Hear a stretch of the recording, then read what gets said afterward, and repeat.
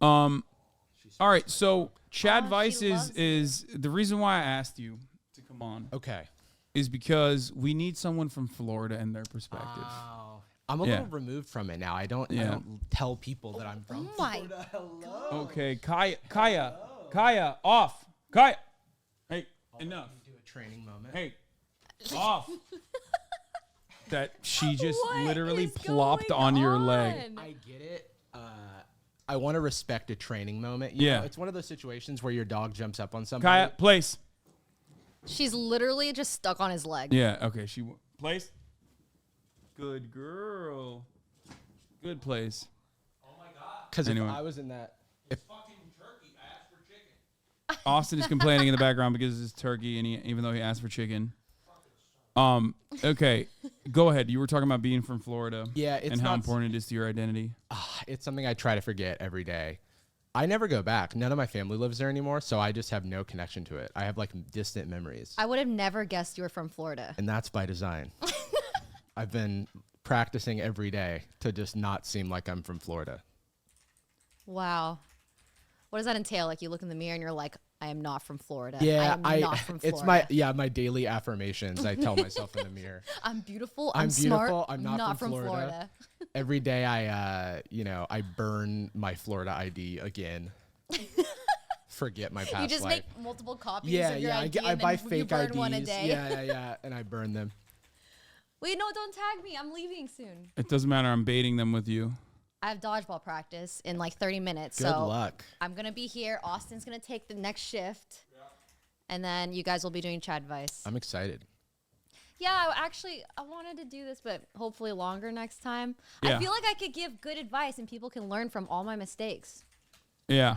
Like life mistakes? Yeah, like life mistakes. That's the whole point. That's why, I call in people who make horrible mistakes. Yeah, a bunch of people who, make the worst mistakes of all time. Mart says, skip dodgeball, you'll be fine.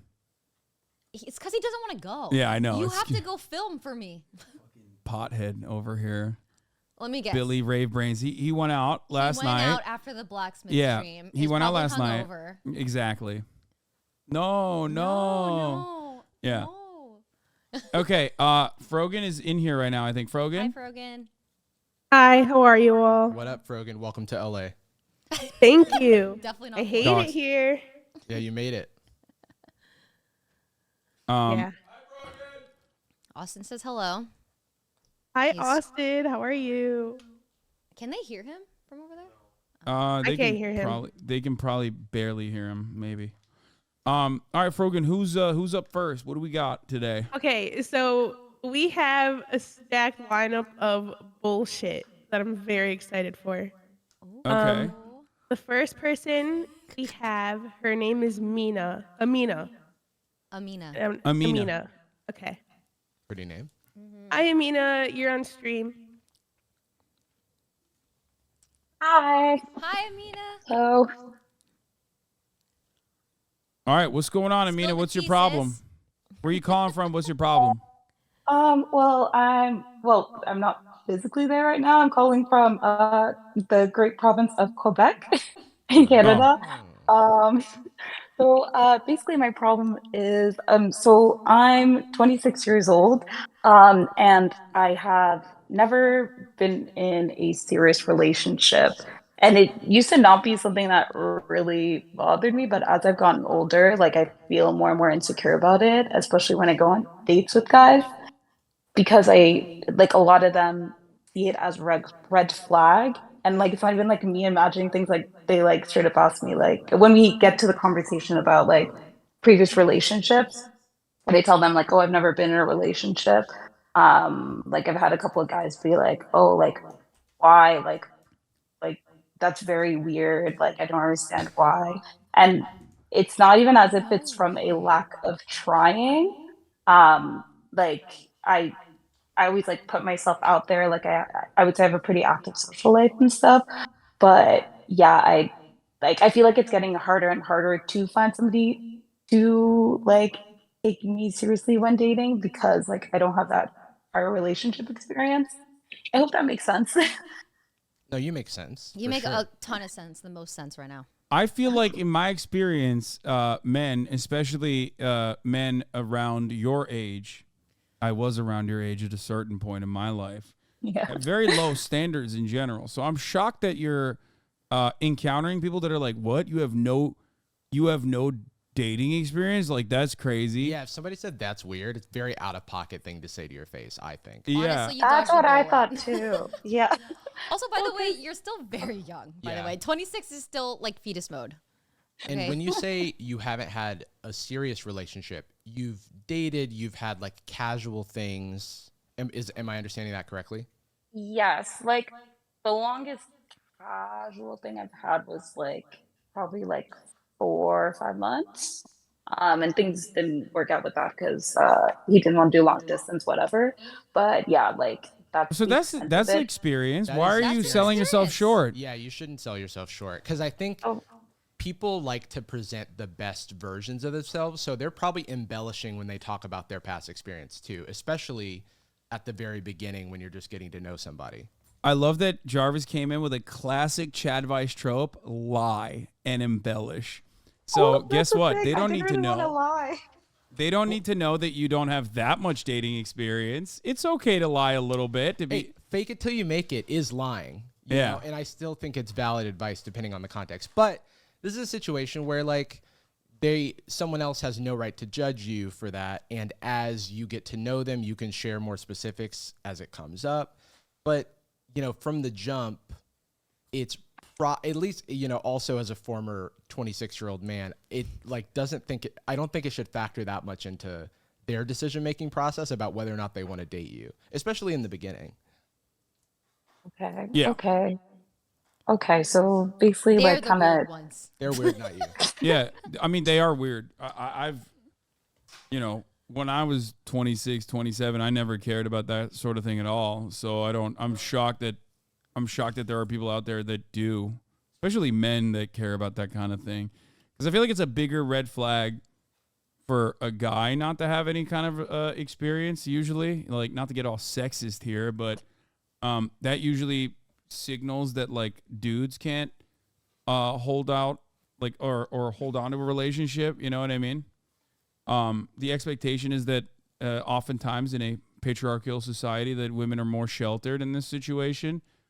So I'm shocked to begin with. But having said that, this is not a fault at all, a fault of yours at all, and it's not even a fault in general. Right. And as you also explained, you have had, you know, some dating experience. So you don't have to say to people that you have no dating experience whatsoever.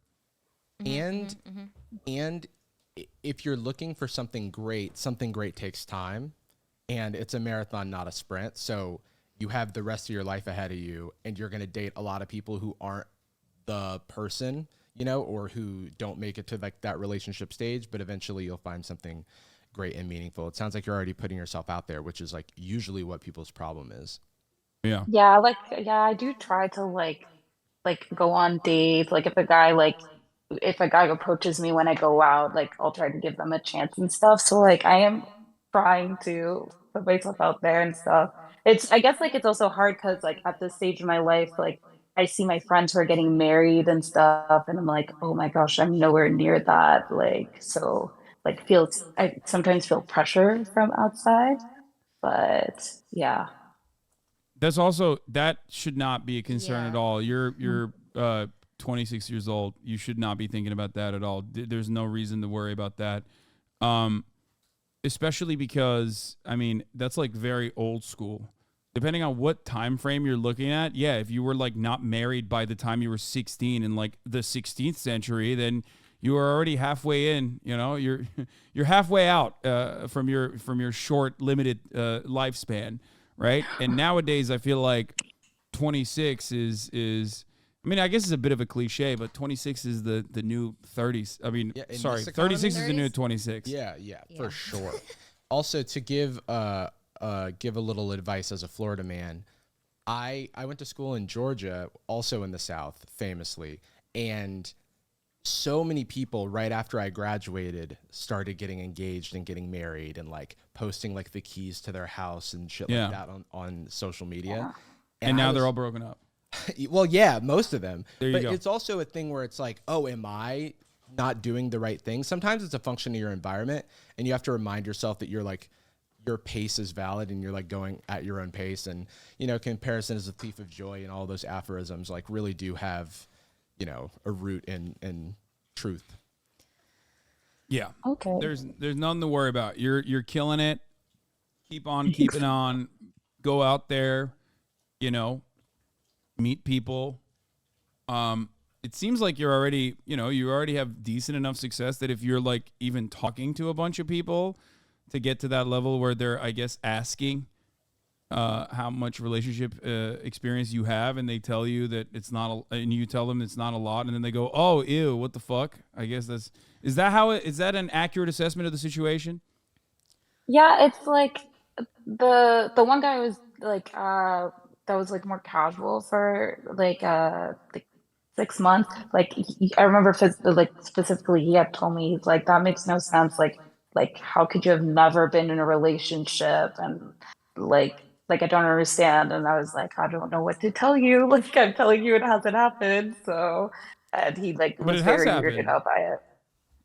But Yeah, it I has don't know why happened. his reaction was. Oh well, yeah, you're right. You're right. It has, Yeah, but yeah, I remember guess Just it say that. was you just one haven't of the found times someone nobody's that's like, met your standards. Yeah. And don't lower your standards. No, don't. You don't even need to say that. Just be like, yeah, I've been Well, in they're some being short. rude. I've been Fuck in that some guy. short. I've been in some relationships. Like nothing that was like super long is a perfectly valid thing to explain. And if anyone finds that to be like a red flag, then that's on them. And you should just keep. You should just keep searching. It'll take time. One final question that I have is, are you approaching people that you're interested in like your, you know, you said you have an active social life. Are you ever approaching people, or are you kind of waiting to be approached? I'm trying to approach more. I'm more of way shyer. That's why I like mean, yeah, I'll use dating naturally. apps more. But like if I'm out like and I see somebody that interests me, like usually I'll just like ask my friends to go talk to them For sure. first. I mean, you're doing everything right. I don't think you have any reason to worry. Okay. Okay. Yeah. I'll try to I guess I just like yeah, I get like two in my head and then when people ask me questions I over explain everything. So That's like real. the less are the better. Yeah, So it's like this feeling is real. I feel like a lot of people feel like this, for the record. And so like I want to validate how you feel, but also you can relax a little bit and not worry yourself over it. okay. Okay. Thank you guys. I was extremely nervous coming in, but your Aw. advice is very helpful. Love watching Hassan you on stream all the time and Frogan and all the mods. Thank you guys so much for organizing everything. So, All right. Thanks for coming on. Thank you. thank you. All right. Who's Bye. next? Bye. The, the next person is Cheeky. Pronouns are she, her.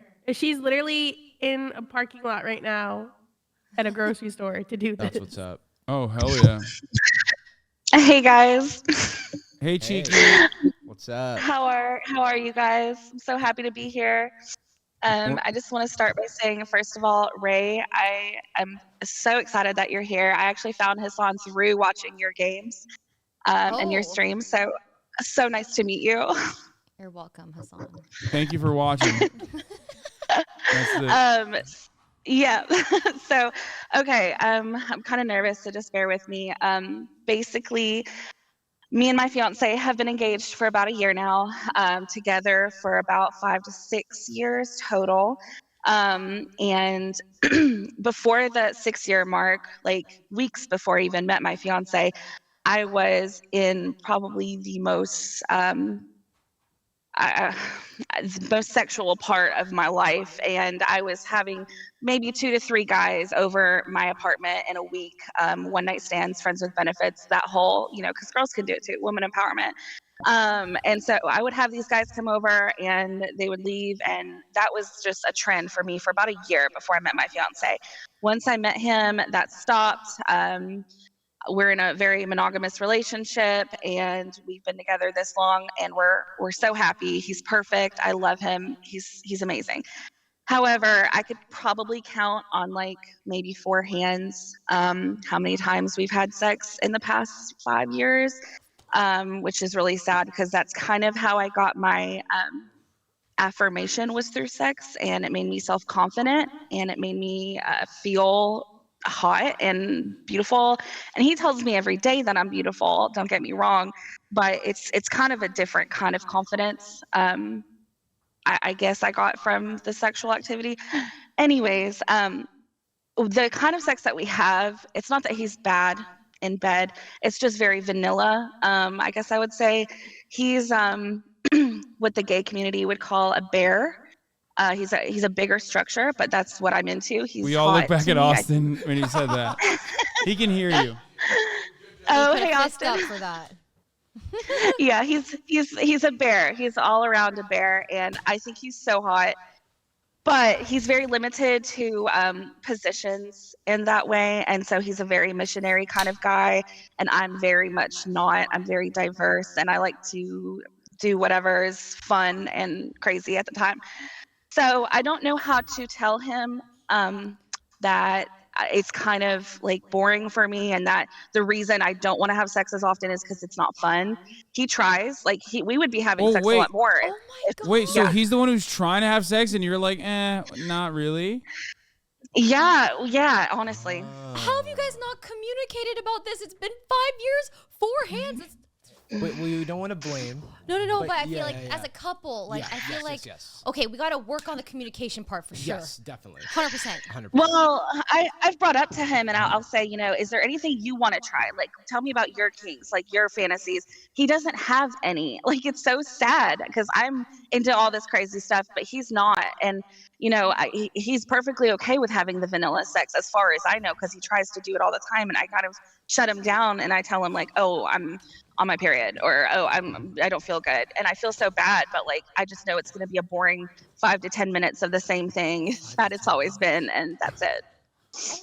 Okay. So there's definitely communication is key. You immediately have to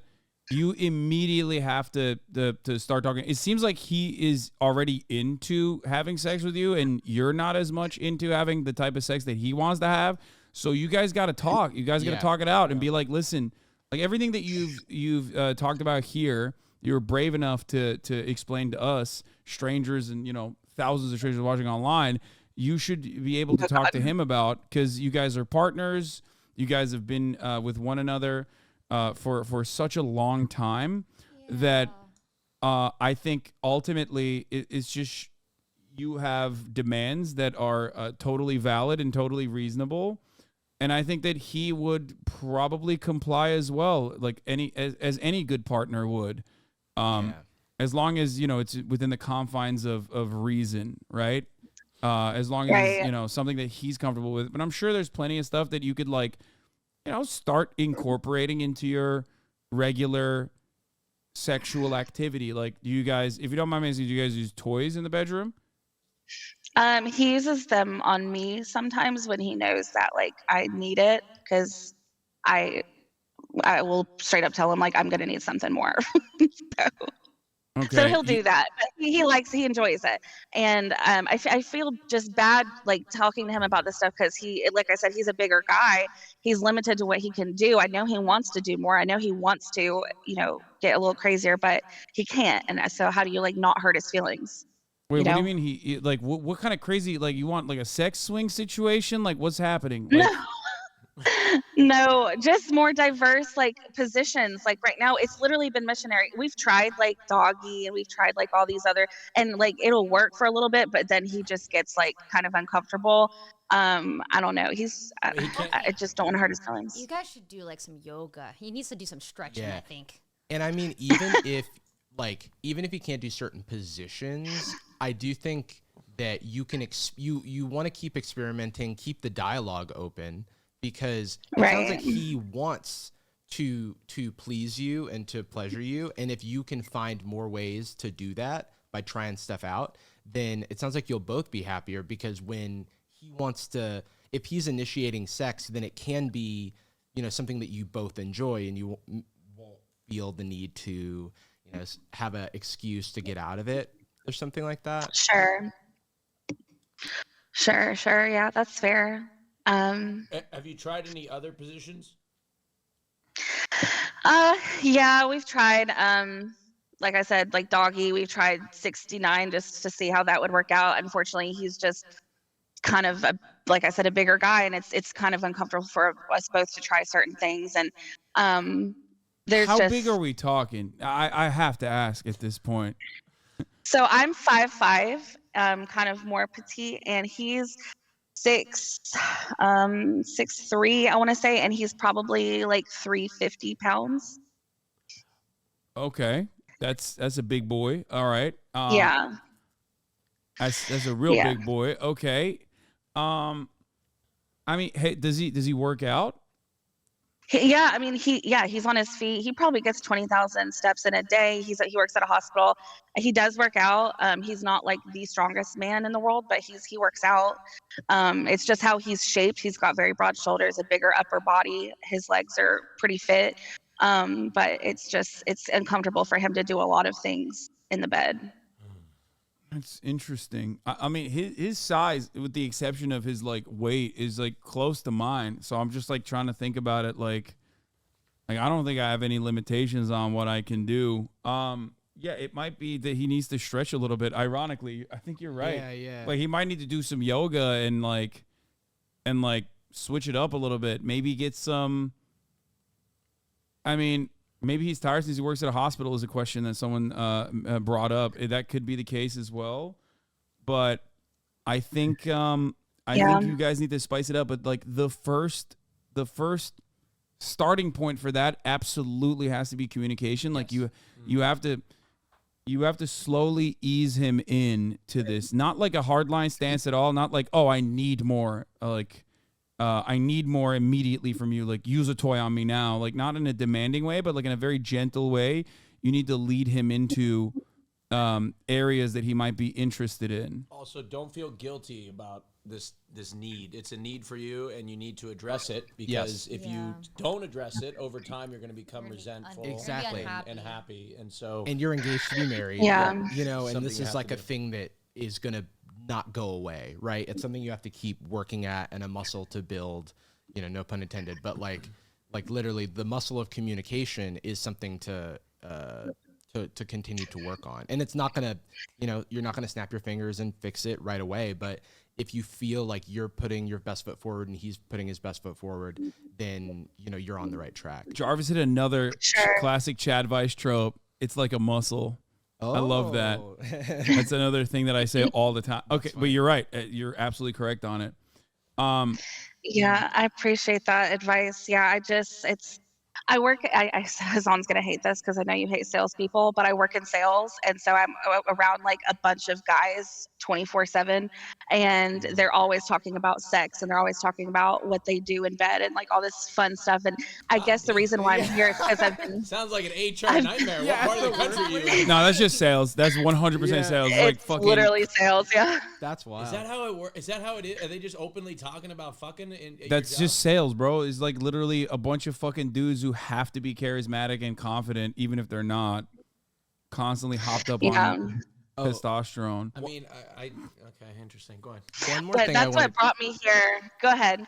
One more thing I wanted to say is you mentioned earlier that like he's perfectly fine with missionary and he doesn't want to be more adventurous than that. I think that that's okay. Like you don't have to get him to be more adventurous from his pleasure standpoint, but as long as you communicate like your needs, then he can, like, if I am a pretty vanilla person, but my partner wants to try something else and wants to experiment, I care so much about my partner and pleasing my partner that like I can like get my stuff done, but then we can also like make sure that my partner's getting what they need, you know? It's a little. Do you also are you somebody who like needs him to be enjoying it to enjoy it yourself? Absolutely. See, is that kind of a struggle that you find is like, oh, like I really want him to do this thing, but I want him to do it because I want to do it, or he wants to do it. Yeah. Right? Is that kind of a struggle that you face? Yeah, I would say, yeah. One of my, I'm kind of putting it all out there right now, but it kind of goes along with it. I have a huge like praise kink, I guess. And like, I like to be told that, okay, this is something that you enjoy while we're doing it. That's what gets me going. So that's 100% part of it. Yeah, no, that makes total sense. I'm the same way. Well, I mean, sorry, it's not about me. No, go ahead. Go ahead. Tell it more about your kinks. No, I have nothing else to say. No, it's. I think again, like everybody said, I'm gonna reiterate: communication. You got to communicate. Start there, to address it. Because does he have any idea? Yeah, I think so. And it's gotten to the point where like he doesn't really try as often because he knows I'm going to shut him down. And I just want there to be like one big talk that we have that where it's like, okay, this is where I'm coming from and this is where I want you to come from, and let's try this, and let's maybe get crazy for a little bit, see how it works for us. Because it's getting to that point, like you said, like I don't want to resent him. I don't want to fall out of love with him because sex is a part of relationships. Sex is a big part of my life. Huge, yeah. It always has been, and so I don't want to resent him, and that's why What I about chose foreplay? to be here. Do you guys do foreplay? We do. The problem is he unfortunately doesn't last very long when we do foreplay, so I try not to as much Wait, with him. I'm confused. No. Foreplay is in like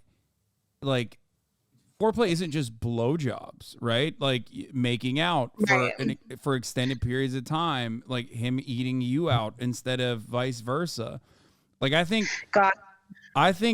Big Dog needs to put in a little bit more work. I'm gonna be honest. Like it seems like he's not. It seems like he's almost oblivious to the fact that there is an issue in general. And to be fair, I think that's a bit on you because Yeah. I don't know if you've like actually communicated this with him because like dudes are simple, right? Like if they're nutting, if we're nutting, then we're probably thinking, all right, we're happy, and if you don't, 6 nuts a day. and if you Remember that don't, lady? yeah. And if you don't actually say anything, like I'm gonna think in that situation, all right, everything is probably fine. I'm nutting every now and then. I mean, I want to have sex. Okay, she doesn't want to. All right, I'm just gonna go jerk off. Whatever. Like so the reality is like you definitely should be you should be talking to him about this, especially considering that he wants to have more sex. One thing that you mentioned, What kind of face are you doing over there? Oh, I was just thinking about nutting. yeah, Men are so gross. I feel so disrespectful talking about this in front of Ray. there's a lot of nut What talk. am I supposed? What kind of face am I supposed to make? It is Like- it is a question that is primarily around nutting and Yeah, the frequency yeah. of nutting. The frequency of the nuts. Yeah, nut frequency is big here on Chadvice. But one thing that I wanted to ask is you mentioned these rejections. You mentioned shutting him down. And when I hear you say that, it sounds a little like aggro, like I'm shutting him up, I'm shutting him down. And then I'm like, "Oh, how does he feel about that?" It could just be how you're, presenting it. But when that situation happens, what is his response? Like, how does he go, "Oh, okay," and he like goes in his little corner. He's like, "Okay, I'll just help myself out." Like, what's that look like? Well, it's usually like when we're in bed together, he'll try to make a move, and I'm not aggro about it at all. Oh, I'm okay, just, cool, I'm just yeah. like, I don't feel really I'm good not tonight, feeling it. babe. Yeah, for sure. Yeah. And he'll just be like, oh, okay, and then we'll just cuddle and fall asleep. Like that's how that works. Okay, He's how never really much- made a big deal out of it. How much do you flick the bean, if you don't mind me asking? Oh, probably like once a day. Okay, he's probably doing the same. What's going on? You guys are in the house just fucking, I feel like you guys could help each other out. Like, Yeah. If he just does that for you, Yeah, we probably need to see a sex therapist. That's probably what needs to happen. Yeah. My big problem is I don't want to hurt his feelings because I love him. Like I love the shit It's out of so him. much and worse. I don't ever wanna hurt This his is so much feelings. worse than that. This is like I'm gonna be very serious. What you have done so far without communicating with them and just like kind of turning him away is so much worse than just not than straight up letting him down softly or even aggressively, as a matter of fact. You guys have to talk. I don't know how sex therapists operate. I don't know. Like I feel like that just seems like a con man, but maybe there's some serious ones out there, like good ones out there. I don't know what the Yelp reviews look like for that sort of thing. But ultimately, even if there is a little bit of pain in the beginning when you're having this conversation, and it is a delicate matter, okay, you don't want to erode his confidence in a way that is like irreparable, and therefore he will not be able to perform. You want to be able to have this conversation in as delicate terms as possible to be like, listen, I'm flicking the bean once a day, okay? And I know you are probably cranking as well, you know? I assume he is, right? Is he jerking off? He has to be. Oh, I'm sure he is. I'm sure. Okay. I don't like to ask him, but I'm sure he is. So that's like, why don't we do that together? Yeah. You know, let's just do that together. Let's just figure it out, and then that's a good established baseline. Have you guys watched porn together?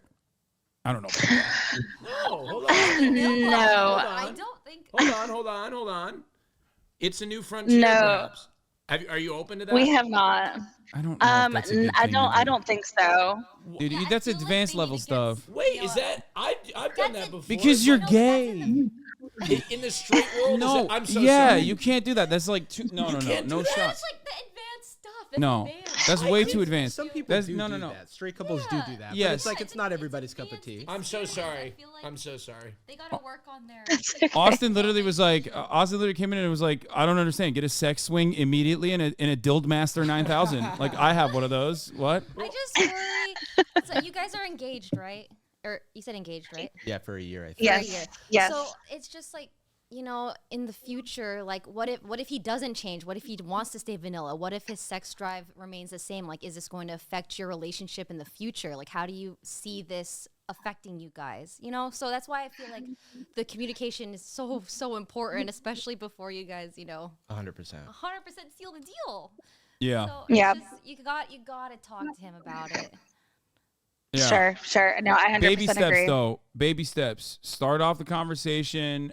Maybe start off with like little things, you know, cranking it together. Someone in the chat suggested showering together. That could be cool. And also certainly circumstances where like maybe only you get off, and then circumstances where only he gets off, right? Things like Right. that. Because you know, a blowjob here and there, or just you getting eaten out here and there, that's not necessarily a bad thing. It's perfectly valid, perfectly normal, good, healthy. So that's definitely something that I suggest you guys start doing immediately, and then work your way up from that. I don't know what your like more kinky stuff that you want to try are. If you don't mind me asking, what are the things that you like to do that he could possibly work his way up to? I mean, I have done it before, but never with him. I personally enjoy the occasional butt stuff. And he has no interest in it at all. He could care I'm not less. a big fan of anal either. That's a, you know, but I humbly disagree. Austin said he humbly disagrees. I don't know if you heard him. But that makes sense. I mean, butt stuff could be not just directly anal, but like toys and stuff that you can ask, Yeah. right? That's a thing that you can ask him to do. Get a fucking. Do you have a butt plug? No. Well, okay, well there you go. That's a perfect starting point. Use a butt plug. You know, that's something you can like absolutely. It's because we've already established that he is comfortable using toys in the bedroom. So a butt plug would only add to that. So no, it's not a lot for chatters who say it's a lot. I think it's not a lot at all. It's something that you can tell him that you would like to incorporate as well. I feel like there's ways to incorporate the praise kink too in all of this. Like if you're masturbating and he's there like as like your hype man, you know, I'm trying to make it non-sexual because, you know, I don't want to get in the nitty gritty, but like there are ways to incorporate that sort of those sort of affirmations with toys and, you know, with masturbation and stuff like that. The one thing I wanted to say is tailoring your expectations. At some point you mentioned you want to have one big conversation and like have that sort of handle everything. That is most likely not going to happen. I think maybe a big conversation can start, get the ball rolling, but it's going to have to be a number of conversations and check-ins over time. Yeah. And it's like, this is fun. You should be thinking about this like and selling this, basically you're in sales, as a fun new venture. After 6 years, things can get very boring. And you guys have an entire life ahead of you, especially if you follow through on this relationship, where you have so much to experience. like some of the ideas that Chatter's actually suggested are pretty good, surprisingly, where you know, you can go to a sex store together, right? And look at some stuff that you guys could use to spice up your sex life in the bedroom. There's so much, you know, there's so much new fun shit that you guys can try that it's actually a really envious position to be in. It's a very you know, I'm doing the silver linings thing here, but really, this is an opportunity for you guys to experiment, and that's actually a good thing and not a bad thing. So that's a way that you can sell that as well. And maybe you'll look back in a few months or a year's time and go, oh, you know, I used to be able to count the number of times we've had sex on 4 hands, and now I need 8 or maybe even 10 hands or more. Yeah. Right. Okay. I like it. I appreciate that. That's good advice. Maybe we can try some stuff like that. It's not hard to do at all. Hell yeah. All right. Yeah. Thank you so much for coming on. You got this. Thank you guys. I really meet appreciate you. it. And Nice to meet Ray, you. again, you're a queen. I love you. I hope you have good sex in the future. We Thank wish you the most Nice sex. to meet you. The most sex. Thank So you, many guys. nuts, all the nuts for You you. deserve it. Good nuts. Thank you. Bye-bye. Bye-bye. Bye. Bye. They can't see you. I don't know why you're waving. What? They could be watching the I guess they could be stream. watching the stream too. True. Also, Oh, you have to leave? no, Ludwig failed to reschedule it for 2:30, so we don't have the time slot anymore. Damn. So, That's so funny. yeah, he's working on finding another gym we can reserve, but That's so fucking hilarious. God, he's such I'm a so excited to practice. We need practice. he is so, God, that is classic Lud. Oh my God. Okay, let's move on to the next person. This is the real Okay, doctor right the here. doctor's in. Felipe, you're on air. Hi, hello. Hello, Felipe. Welcome to the show. Thanks for coming. Hi, Austin. First time, long time. Thank you. Hi, doctor. Thanks for taking my call. Are you an actual doctor? That's none of your business, Austin, but yes, I am, actually. I'm a God resident. damn, I didn't know we were. And I thought we were. I'm not trying to get doxxed and get kicked out of my program for... Bro, your name is yeah, Dr. anyway. Felipe. Has doctor in Yeah, your okay, username. that's actually a good point. I yourself. apologize. And you're here to share intimate personal information about your life. What the fuck do you think this is? These are Doctor? all fair points. Yeah. Okay, anyway, I might get a call, so I'm going to just jump right into it if that's okay. Jump. Come on. Let's do it. So I am in an 8-month-long committed relationship with a woman who I really, really like. We'll Well, call her that's your first Jane. mistake. No, I'm kidding. Oh, Sorry, I'm kidding. I'm happy kidding. for you. Yeah, thank you.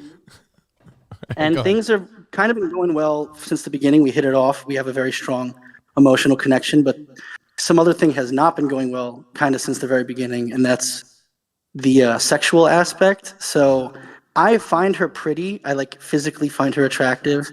And again, I'm going to get into a little too much detail here, but I'm able to achieve and sustain an erection when I am with her, but I can never ejaculate. And this has never happened to me with any other person in my life ever. She can't make me come. I don't know what's going on. I don't know why that is. I've tried masturbating to her. I can't. It just doesn't do it for me for some reason. I can't find her sexually satisfying. I've been in this relationship with her for a while, and we addressed it initially. She brought it up, and I said I'll figure it out, and we kind of just stopped talking about it.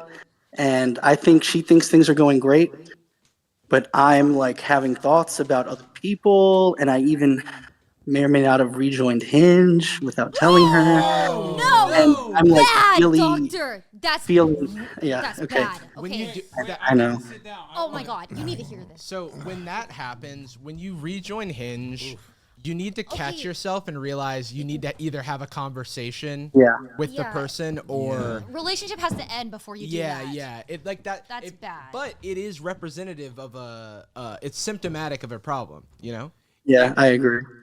So you find her physically attractive, but you can't come, right? That's more or less true. Yes. I find myself finding other women more attractive. And I've even tried to envision her friends when I'm having sex with her to try to make Don't me do that. come. But then I get really guilty. Don't do that. I like yeah. almost get there, and You then I get should a little feel guilty, and then I stop. You But also should feel stop guilty. doing that. That is very bad. Ain't no Yeah, way, I know this is I feel awful. like I you should know, just I break know, up with it's her really now. bad. Yeah, You should just dump her Dr. right now. Felipe, I think. It's over. Look, bro. Is it really okay? Yeah, Look, Is Joe I over? think you to me like she's attractive. She's a Yeah. wonderful looking woman, but it doesn't seem like you're attracted to her. Is that would you say that's true? I mean, I think it's something that I'm having a very hard time admitting, but I Yes. think Yeah, that's probably it is what it accurate. is, right? I think that you're just not Yeah. attracted to her. I think that Yeah. it's 8 months in. It's time to go. Yeah. It's time to let her go. One He's- million yeah. percent. I think you'd be doing you also it's not fair to her for you to continue. Yeah, not It's fair to not her. fair to Yeah. her. And it's not fair to Yeah. you. If you even want to be completely selfish about it, you just said that you're having trouble admitting it to yourself. I would agree with that based on signing up for Hinge or thinking of friends, which is obviously over the line. But like, if I'm to really try to put myself in your shoes, then it's like, okay, these, are easily accessible. Think of porn stars or something else, man. But but all of this stuff is symptomatic of like, I can't get in the mood with this person, and Yeah. even if I can appreciate their beauty from an objective Okay, I have a question. Yeah.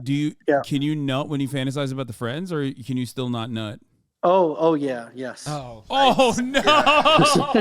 yeah, Yeah. end it, dog. What are you doing? I'll be honest. know, None of it's this, really- none but of he's this so shocks me, bro. perfect. We're men. I'm This is like what men telling are. you. The problem is, I think Literally- the Nothing candor, shocks me. This is the men are candor men. for I don't me is understand. really Like, what's what the fuck- surprising. So It's like, shocking. can you nut Yeah. to the friends? Oh hell yeah, brother! Every day, all the time. no, I don't know. I just sounded way Doctor, too enthusiastic. And Yeah. after you break up with her, This is men please we're don't talking go about, after her folks. Bro, friends. he Okay, said- don't go after her No, friends. I will not go after her friends. Don't I go after absolutely her promise friends, you. I okay? will Because not. you're He's gonna going ruin after- he's gonna friendships. go You're after gonna her friends. you're gonna He said, ruin her. "Oh yeah," like the Kool-Aid man. I know that's bad. Hey, look. I just the thing that complicates things. But I know you probably have to go, and I kind of have to go. But she's perfect for me. Otherwise, like we are like I know, but best this friends. is so big that she's not perfect for No, me. This is she's the thing. not, yeah. And I've been in that situation.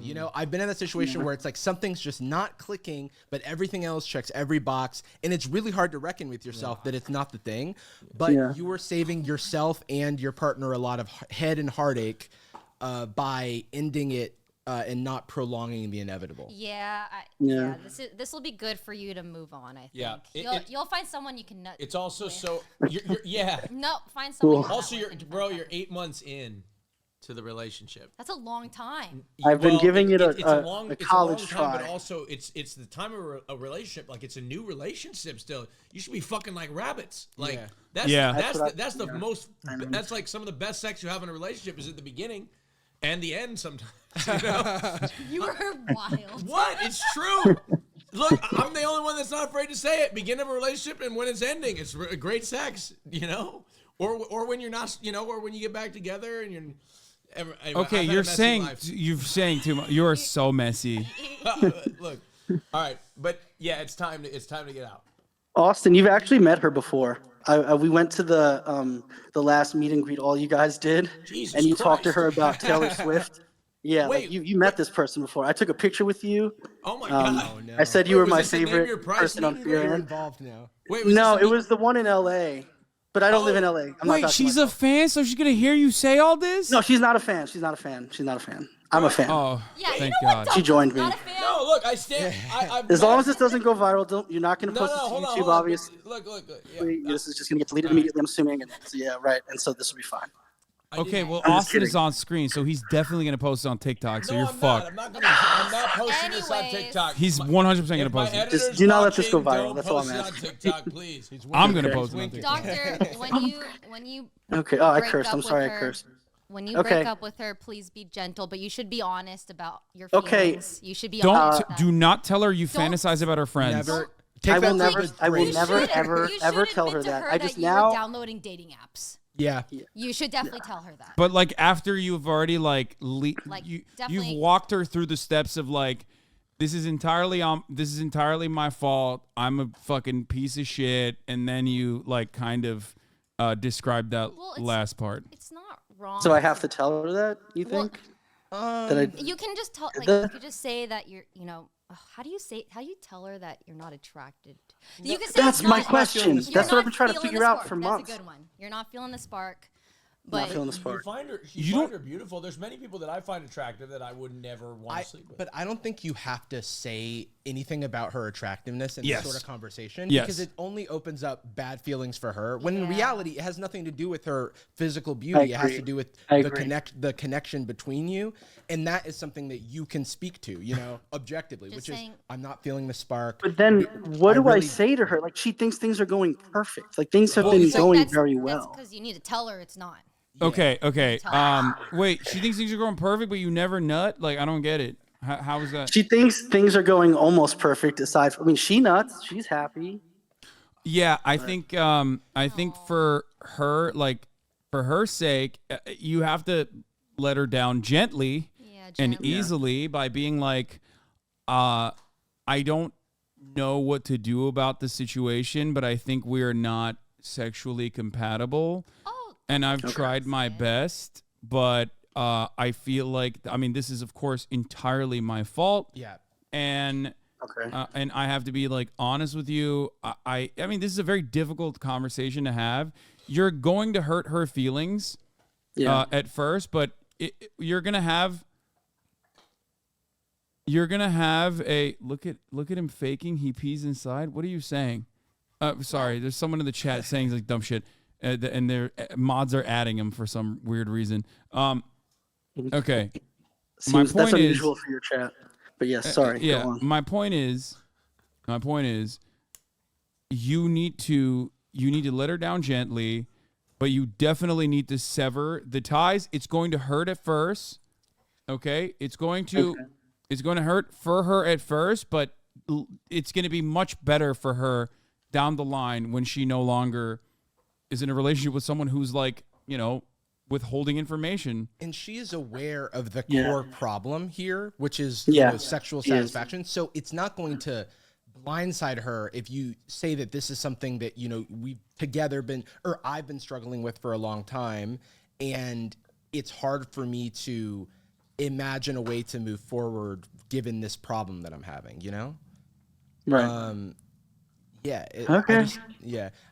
So my last thing before I go. And the reason it's less salvageable, I will say, because if this was at a different state, then maybe you could try stuff. But if you're already downloading Hinge and fantasizing about friends, in your head, you're probably processing the end of things already. And you are, no offense, being selfish by, not letting this person fair. free and like holding on to her, yeah. The timing's been pretty tough. This is the last thing I'll mention, and then I know I'm taking up a lot of time, but when do I do this? Because her Now. birthday is Friday. And I'm supposed to. Well, you Take do her it out before somewhere. her Do it. birthday. You because definitely don't do it on her birthday. don't do it on her birthday Well, and don't but, wait like, till okay. after her birthday. You should do Don't it wait before. till You after. better Just do it immediately. now. You got to do it Right as after quickly this as call. possible. Okay. You got to do Okay. it Right super now. soon. I mean, hold on. Okay. When's her birthday? It's on Friday. It's on Friday. So Wait, let Austin cook. Go ahead, Austin. No, I think you should do it now. Oh no! Okay, you were I gonna knew say he was going to say something something else? different. No, I think you should do it now. What Ray said. And that way you don't have to get her a gift Let her because you gave Fair the the point. ultimate gift. No. you gave her the greatest gift of all, freedom. Yeah. I need Yeah, another great. woman in This is great. Jarvis, Okay. I'm proud of you Well- so far, but Okay. these guys, I know. Well, look, questionable. let her spend her birthday with friends and family and people, and that's gonna like remind her of the support group that she has that does not include you. I think if you were involved in birthday celebrations, that's gonna poison the birthday, especially knowing how things are going or where things are headed. So I think as soon as possible, so she can have, because this is literally like putting her first, right? If you do Yeah. this as soon as possible, she has a few days to get her mind right so she can even think about enjoying her birthday. Oh yeah, you should just Yeah. mention like. You I should think probably I get just her, gotta like, a do this really- sooner than later. You should probably also get her a really nice like "I'm so sorry" gift as well. I think I'll do that. I'll do that. Yeah, That's a good. get her yeah. a big ass gift. Buy her a car. Okay, I'm don't broke give as- her I'm the broke, gift and but then I'll do break that. up with Yeah. her because she's gonna think everything is fine. So do it after. Okay. Yeah. Yeah. Okay. Yeah. Don't give Do her it a after. gift. Okay. Wait, Okay. really? Okay. Well, okay. it's I'm like getting maybe it'll lighten the load a little bit. I don't know. I'm with Ray on this one. She's a gift gonna feels like Okay. Go eye away. roll. Okay, Yeah, a it's gift. like Yeah. it's gonna be confusing to get a gift and then be like, here's some flowers. By the way, it's over. Yeah, That's don't not what give I her was thinking mixed- of a gift. Oh, What okay. kind of gift were you thinking? Like jewelry? Like something expensive to get her mind off of like how bad this shit is. Like an excursion or I'm not a something? real doctor yet. I don't have like real When- doctor money. Oh, you're in med school. No, well, I'm a resident. He's a resident. Oh, I'm residency. I'm an exploited worker. Well, I mean, you're. When you have this conversation, don't make it seem like a date or anything else. Because I've had friends like, Me too. you know, I've had this happen to friends where they think They everything's take them on okay. a date, and yeah, then at the end they're like, "Listen, I just want to take you out, and like, you know, yeah, it's not that's working out. bad. Don't do And that." for whatever reason, dudes are doing that at a record high, and I don't know why. So just do not. You could send a "we need to talk" text, and she'll like be on guard. But maybe that's for the best because you don't have good news. But you do need to talk pronto. Also, don't do it over text. Don't do it over text. I'm thinking No, about no. like my the guy that most would- successful breakups. And they're actually none of them were good. So never mind. Don't listen to me. I think probably fucking having her face to face in your house would be good. Yeah. Well, she was gonna come over Sunday, so I guess I'll do it then. So tomorrow.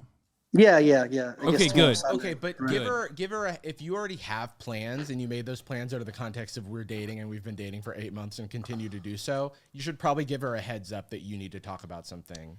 Okay. Yeah. Okay. Because otherwise, Also, it's Yeah. gonna feel like I a- also don't think it should be at either of your places because like you guys are gonna try to hook up. One of you that's- might. I feel like you should almost That- do it in a parking lot and be like, "Hey." What?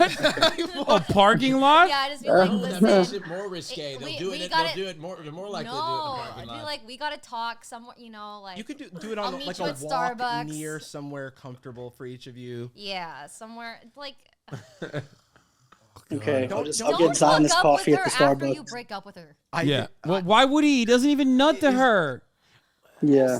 That's- Why would he that's the fuck her? problem. Is he gonna do like one last time so I can think about your best friends? Like what the fuck? I mean, Okay, he if doesn't this have is to what do me does it? dirty maybe like that. he's the But type yeah. where What if he he's was like, finally, into that. I'm yeah. nutting. Well, I hate this.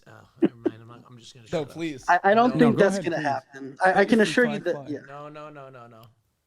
Look. Don't just hold back because of me, break- but I am judging you. break up with her, and do the right thing. Break up with her.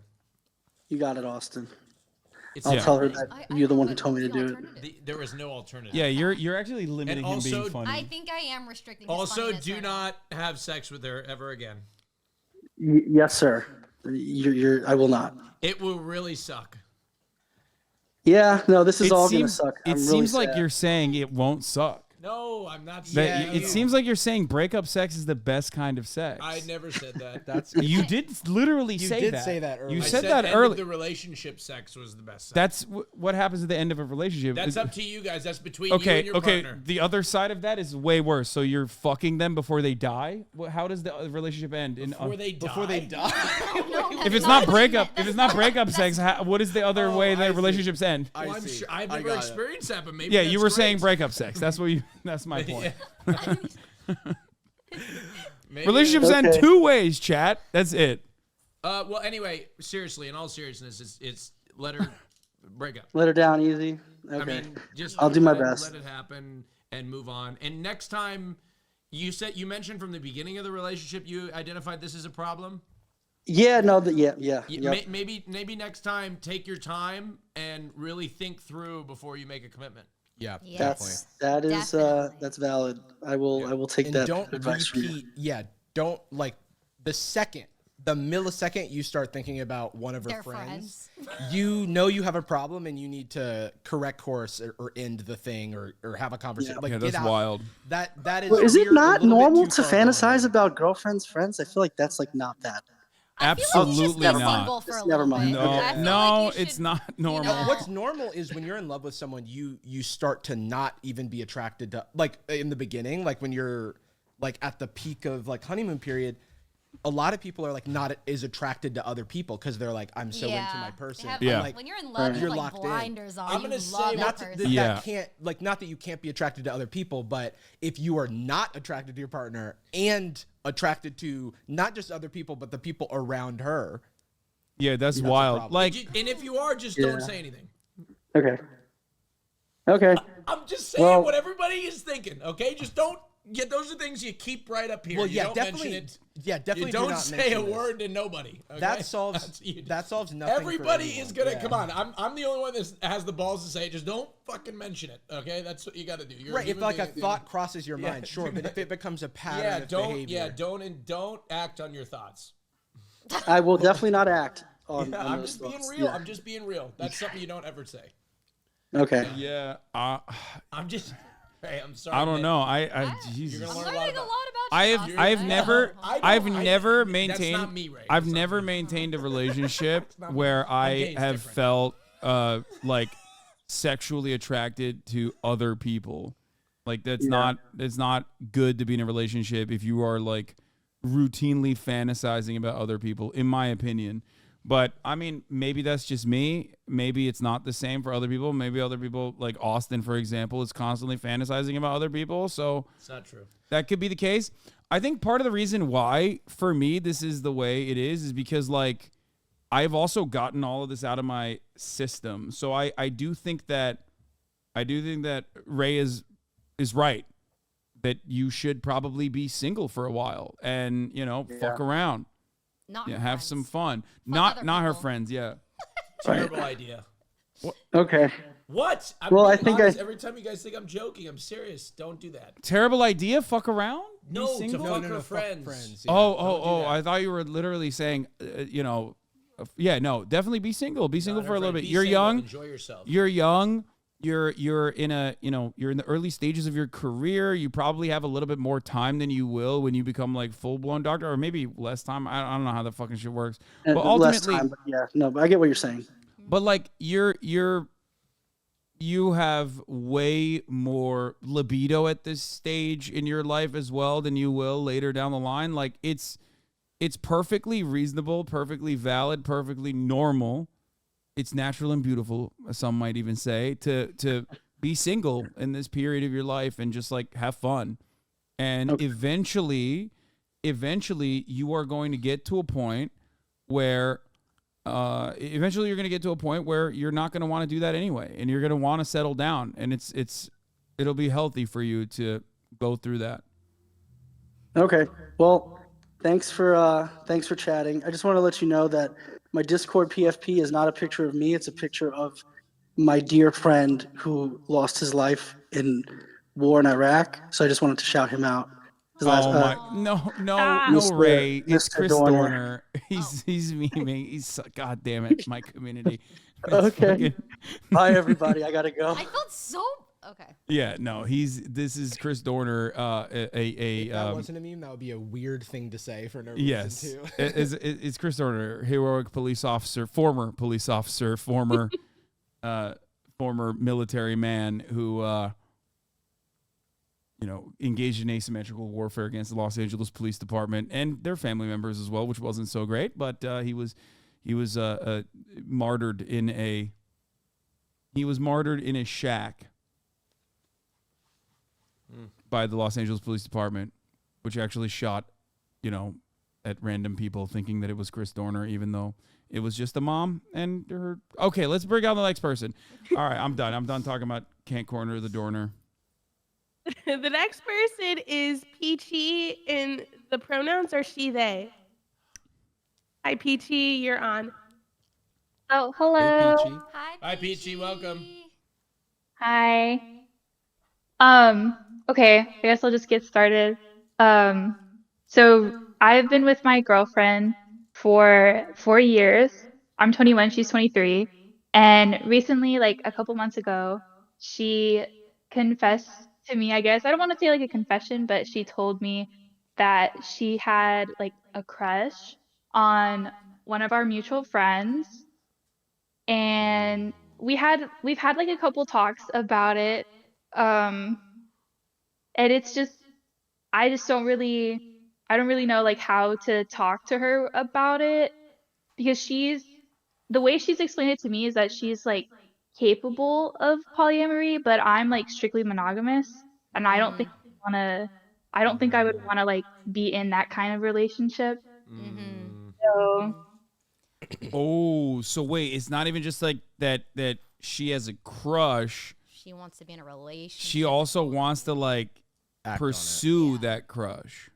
No. She doesn't want to pursue it. I think it's more like I feel like if we had like a really like long talk about it and I was like, okay, I'm down to try it, she'd be like, okay, let's try it together, but not with this specific person. So she had that crush and was like, this is making me think of something that I've been thinking about for a while, and I want to now bring that to my partner, which is potentially I know I have the capacity to, be interested in multiple people romantically, and maybe that's something I want to pursue with you. Yeah. Okay. No, I think that's still a red flag. I don't know. I think the spark of this coming from like a crush on a mutual is a red flag. I think. Yeah. I mean, and no. we all still like hang out and stuff. Like I talk to this person and we hang out and everything. So But they don't want to pursue that person, right? Or no, they've already explained to me like they don't have feelings for them anymore, because when we first talked about it, I was very upfront with like I wasn't comfortable with that, and I didn't want to be like so strict as to be like you can't talk to them anymore, but I did basically communicate that it made me uncomfortable. And for a couple of weeks, we were just like not in like a very good place, I guess. I was just very sensitive about them talking and stuff. So it was just, we were in a really weird place, but. How long ago did she come to you with this revelation? It's been a couple months. Let me see. Yeah, I would say it's been a couple months. And I mean, we've had discussions about it, and it's been like pretty long talks about it. I just feel like they aren't very constructive and they don't really go anywhere. I think I would agree with Hassan. I think it's a red flag, and I think that these sorts of things slowly manifest in the beginning as sort of like half truths, like I want this, but like I don't need this, and then slowly but surely, as time goes on, that oh, I don't need this, it's them sort of in a denial phase of what they actually need, and then it slowly spirals into, a situation where they're like, I actually need this. So that's something I think you need to be keenly aware of, is that in order to protect your feelings, she will probably sort of retreat to, oh no, I don't need this. Actually, like this is something I would want, but like if you don't want it, I don't want it. Yeah. It's sort of like an immediate sort of like pulling the parachute, like okay, never mind. Right. But it may be a denial of her own true feelings as well. So I'll take a different stance, slightly different stance, which could be like I have been in a relationship with a polyamorous person like around the time that they were discovering and exploring that for the first time. And it is a messy conversation. Like our relationship started monogamous, but we did talk very early on that that's something that they've been interested in pursuing. And they talked about their history with dating and how they've always felt like they could be, date multiple people at the same time. And it takes nothing away from like the love that they have for, any of the people involved. And then there's also like a lot of literature that comes with that. There's a lot of like self-discovery and reckoning. So there is a side of this that could just be the earnest coming into these feelings, and maybe they're becoming more powerful, and I feel the need to say something to my partner that I care about. But to Austin's point, my relationship ended because I experimented with polyamory and realized that is not for me.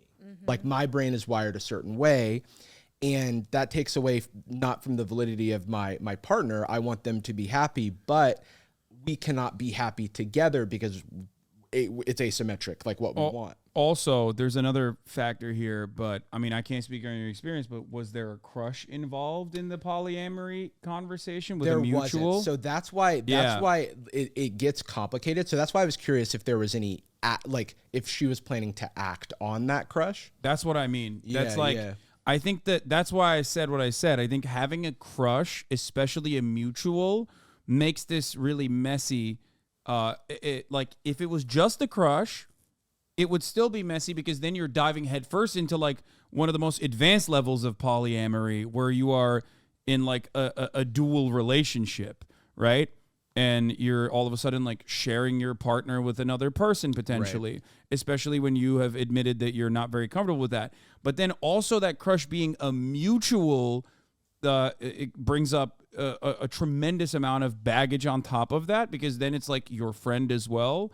So it's not even like expert level polyamory. It's like that will understandably create jealousy. I think it's good that you guys are conversing with one another. It's good that you guys are open with one another. But like the fact that you said that you were like uncomfortable is it might also play might also strain the relationship a little bit as well. Like you on your end and on their end too.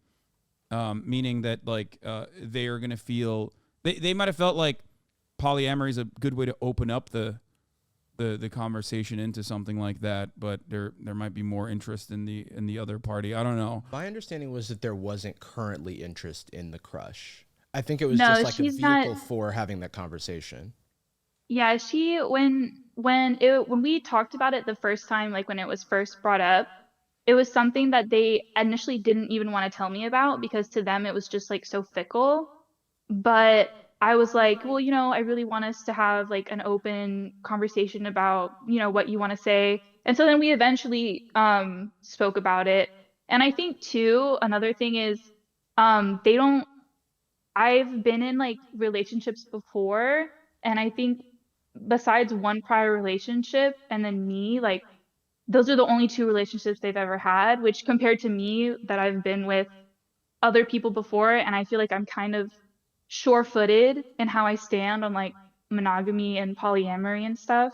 So I think that's also like something. Yeah, it sounds like she wants to explore, but she's afraid of losing you, kind of thing. Yeah. Yeah. Which is a very normal thing, I think, Yeah. especially at a young age. If it's something that you definitely are not into, if you're not into poly, you know for a fact that's something you don't want to do, I would probably let her go. Yeah. Because I feel like she's going to always be curious if she doesn't try it. Yeah. Yeah. And And you it's- should never be pressured to open up your relationship into a polyamorous one. There's no reason for that. It's just like you guys can still maintain a friendship, and it would be healthier for both of you to separate and go your own way, and maybe even explore one another later down the line when you both have different experiences in that situation. It sounds like they need to figure it out one way or another, whether they want to be polyamorous or just explore other people. It's just a journey that they need to figure out. So maybe they need to be single for a while. I've been on the receiving end of that. Yeah. So I've been on the wanting to explore side of a relationship. Oh. And I can tell you that it doesn't necessarily go away.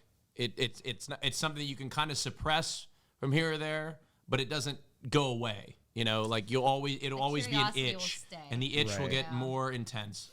Yeah, and it's not their fault either. Like you've already identified that they don't have that much experience, and that this is something that they might be interested in. So I think like you're right. So that's another assessment you need to make as well in your mind. It's like, do I let her, or can I be comfortable with her like going through her exploring phase? Right. And then ultimately she will come back and decide on her own that she wants monogamy. That's not a given. Is that even a gamble that you want to take? Yeah, Yeah, and I think we've been together. So we met when I was like 17. Like we met at my 17th birthday party. So and then we've been together and like talking from then to now. So I feel like they're my best friend. I don't know. I feel like I would definitely if they felt the need that they needed to explore, that would be something that I could eventually understand. Obviously, I'd be heartbroken, but I could eventually understand it. And I mean, like you said, maybe down the line, if we needed to or if we wanted to get back together or anything like that. I don't know. It would just depend. Yeah. It's worth noting that you're very young, and you started this relationship very young, and sometimes things, like, I'm not saying that you have to like end things immediately, but sometimes things just aren't the right time, and you need to go through certain experiences. Like, it sounds like your partner may need, and you have to have this conversation with them, and you can also believe them when they say what they need. If they say that they want to remain in a monogamous relationship right now, and then you can take them at your word and kind of go on with your lives. Or if they feel like they need to explore and that's not something that you can accommodate right now, then it's okay to break up. It's possible to remain friends. I've done it before. You know, people say it's not possible, but like, you can, it's tough, but it's possible.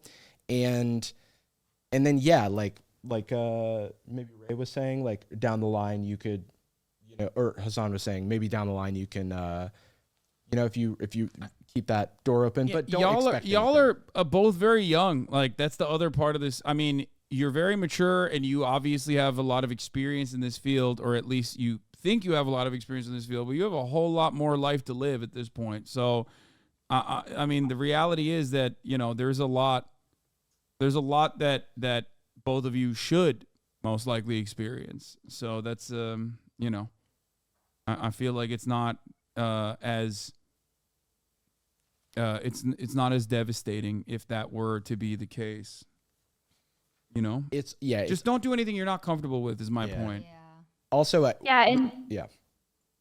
oh, go well, ahead. I was gonna say they're never like pressuring towards me or anything. It's never like I want to do this, and you know, if you don't want to do it, then I'm gonna do it anyways. It's never like that. Like I said, we're always talking and we're always communicating, and it's more like that. Like, they have expressed a wanting to, and I've expressed hesitance, and that's kind of just like where we're at right now.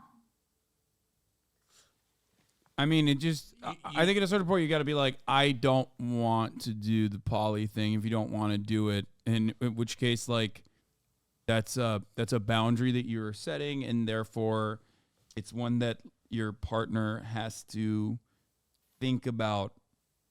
I think that's the right way to go about it, is to have them think about this boundary and whether or not they want to maintain this relationship. And think about it from the perspective of, like, will they grow resentment towards you for what they perceive as like shackling them on their own personal journey? Yeah, I get that. And I mean, I know that they're actually watching right now, so I'm sure we'll have a really good discussion afterwards about this. But Well, I think something to consider, especially since they're watching now, is like something to consider is what they want now and in the future. 2 Hasanabi heads in one household is too much. yeah, well, it's actually so the way that we like bonded in like the first couple of like weeks is we would actually like watch Hassan's like VODs and stream. So that's kind of like how we bonded, and like we would get like talking and doing discussions and stuff. So Damn, I that's a mean, keeper. I take it back. so I can't pick favorites. yeah. These are all my children. Best of But luck yeah, to you. thank Just you. keep Thank you. communicating. Yeah. Yeah. You're young, you can make mistakes. You don't have to make any hard and fast decisions, but make sure that, you know, you just keep an open line of communication. Do they watch gaming? Yes. So Oh, okay. Don't break up the relationship. Keep it going. You know, and watch the gaming portions. There's when The Last of Us 2 came out, you did like a playthrough of it, and we were watching it through, and then you got to like a certain point, and then the VOD is just like lost. Like we can't find it. We don't Damn, know where lost it media. is. Oh no. Is it because you didn't finish? No, I finished it. Oh. I did. We'll figure it out. Little better, we'll get on it. But thank you guys seriously so much. I mean, I didn't think this would happen. And when it did happen, I was immediately like, okay, I need to tell my girlfriend this is happening. So Also, you guys should watch on different TVs. Just like have it open. What is wrong with Maybe on a desktop right next to each too. other. Yeah. Yeah. Also, pop it up on mobile too. Yeah. mobile. Just There we you know, go. Exactly. boost viewer count. Yeah. I'm kidding. All right. Well, thank you so much for coming. Of course. Thank you guys. Thank Luck you. with everything. Thank Take you. care. Bye bye now. Ciao. Bye. Oh, that's so sad. Okay. They have very good communication though. Yeah, and they're young with Yeah. that good communication to start. Yeah. I No feel one like did they'll be anything fine. wrong. I love the Frogan picks on this, like, because it's just like every woman in this community is like it gets special privilege on Chadvice, because like I assume the demographics of this community are not mostly women. I mean, Dr. Felipe was something else, though. Yeah, that's true. Well, that's probably Don't he hit me worry. with the People I are met you. cooking. There are so many more people. Are there gay men in here? But to be fair, when it's women, it's like, you know, a story that is like kind and empathetic to their partners usually, and then when it's a man, it's like I fantasize about my girlfriend's best friends, and that's the only way I can nut. It's like a movie's version of a bad boyfriend.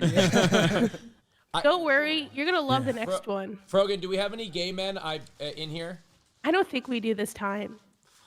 Yes. And you call yourself a diverse community? Wait, what do you mean? We have like everyone is queer women. Sorry that they're not gay men. Well, maybe you should address Pretty much that. everyone's been like, you know. Maybe you should address that, Hassan. Your homophobia is starting to catch up to you. Yeah. Clearly the message hasn't gotten around to the It's queer because female no, community. you know what it is? It's because my gays have no issues in their relationships. That's why gay men are have either issues, not. They usually fuck their way out of them. But Yeah, you know, that's what I mean. Gay men have one speed at the end of the day. It's It's like we broke up, fuck. We get back together, fuck. You know. It is what it is. yeah. Austin did lesbian erasure and biphobia and biphobic erasure. No, I didn't. I just was requesting a specific. Yeah, no, it's fine. Yeah, you wanted to bump up your Next. gays. Next year, I'll make sure it's all gay men. Thank you. Thank you. It would be I the got most you. repetitive Chadvice of all time. Yes, fuck your way out of it. How cute is this? I know. Kaya has her paw on Jarvis's leg. She does this all the time. She's the best.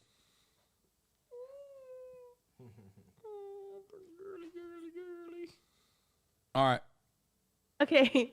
The next person. This is my first Chadvice viewing, and holy shit, this is 10 content. Yeah, that's why we do it once a year. I don't want to give you guys too much good content. The next person, pronouns are he, him, and their preferred name is Obama. Okay. Hey, hi. How's it going? What's up, Obama? Oh, it's going all right. How you guys? We're doing all right. Are you there? Yes. Sorry, I was I had to switch it. It switched on my phone to like the phone microphone rather than speaker. Yeah. How are you? Oh, I'm doing all right. So I guess I'll try and keep this quick because I got like 15 minutes. Yeah. Essentially, I guess my question is, I can understand how this would be like maybe inherently like othering and maybe inherently a little like transphobic, but like I find myself very attracted to trans women like specifically, and I don't know if there's like an ethical way to be a chaser. Okay. I don't- Damn, that's a banger issue, Chadvice issue. I don't know how to. So that, I mean, I guess the point what I would recommend is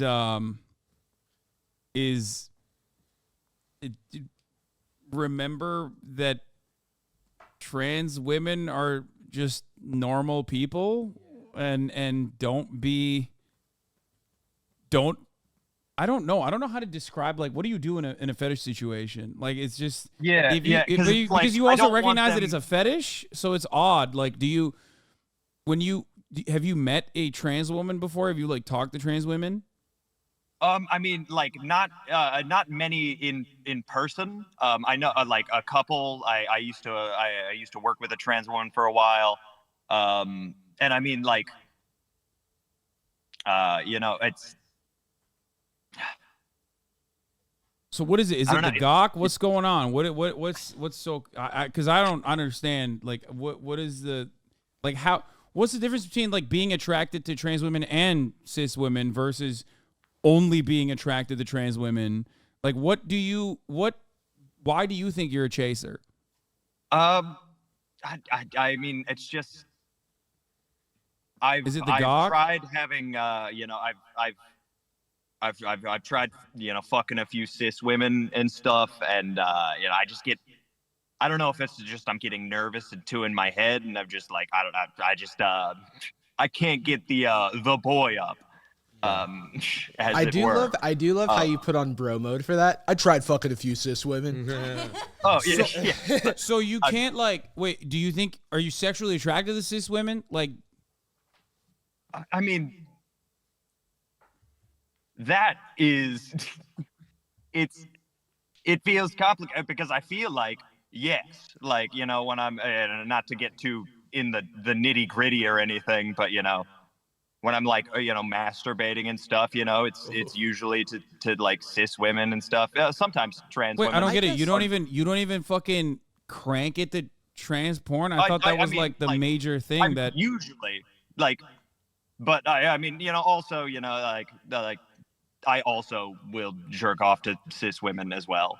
I guess my question is, why is the reproductive organ important? Like, because if you were just getting, because like you don't start with like attraction doesn't start from like what's in someone's pants, right? Yeah. So you like see somebody, you're like, oh, this person seems cool. I feel like there's probably like more to what you're attracted to, the spectrum of like what you're attracted to, than just like what's between someone's legs. Maybe, I don't know, or I'm wrong. Yeah, I don't know. It's I don't know. It's complicated and tough. Yeah, it can play a role, but I certainly think it plays a role. I don't know where to start here. Yeah, it's me neither.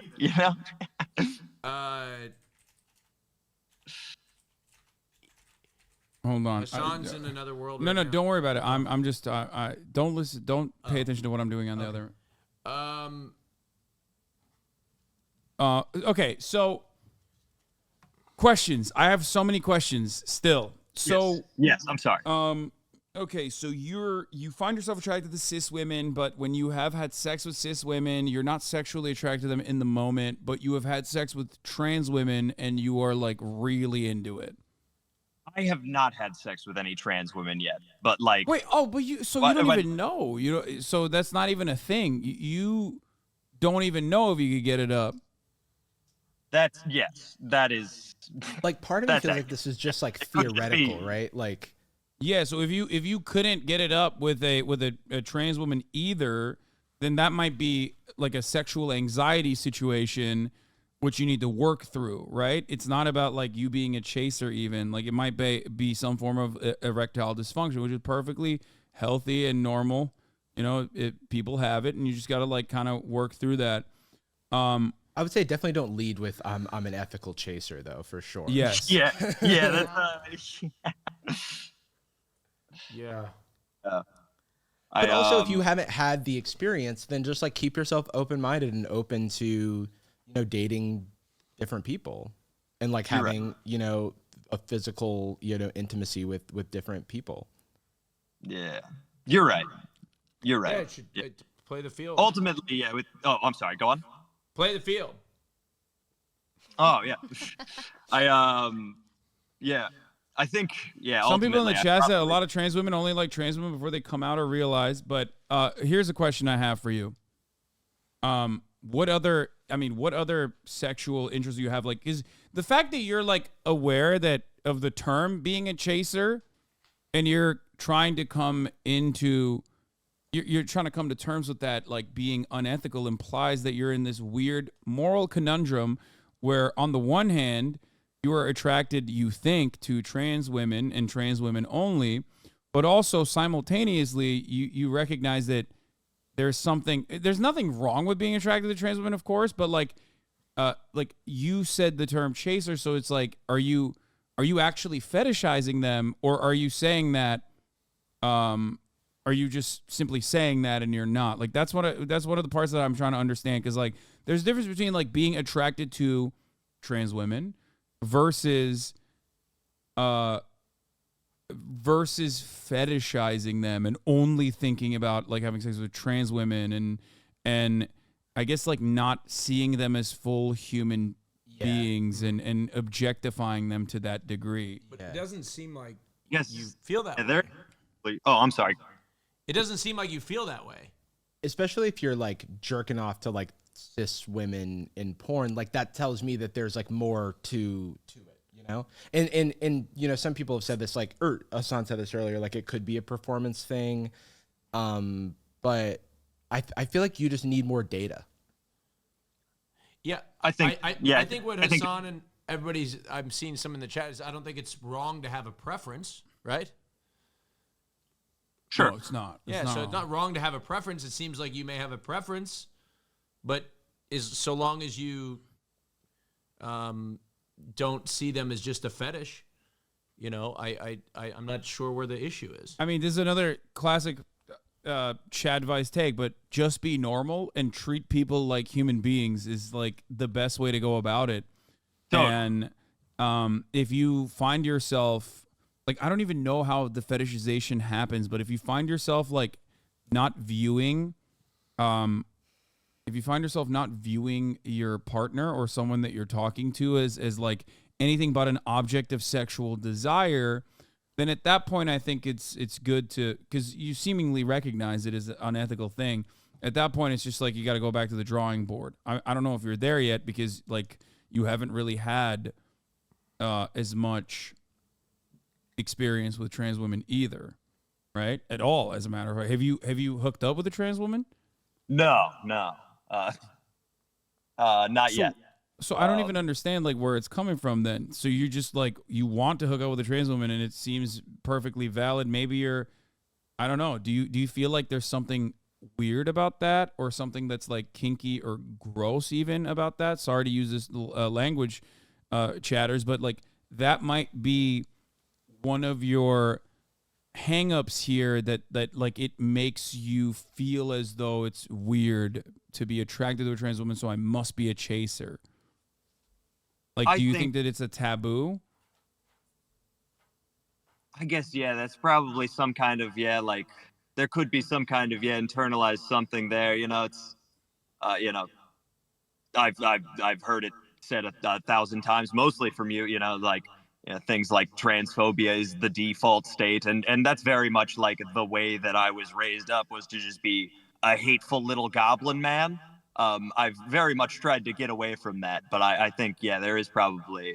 Well, but I don't get it. Like, do you view trans women as like women? Do you view trans women as like normal people? Like, you've met trans women, you said, or you work with a trans woman. Like, what do you think about? What do you think about her? Like, do you think she's just like a regular coworker that you're attracted to?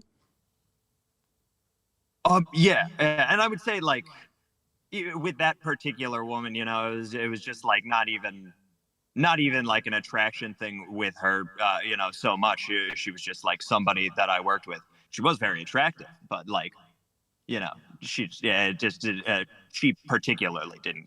So I don't think you're a transphobic person then, right? And like I feel like a part of being a chaser comes from that, like being transphobic, and then like Alex Jones is a chaser. Like he spends a whole, or Joe Rogan, you know, like there's a lot of people out there who are openly and outwardly transphobic, but simultaneously want girl cock, Ray.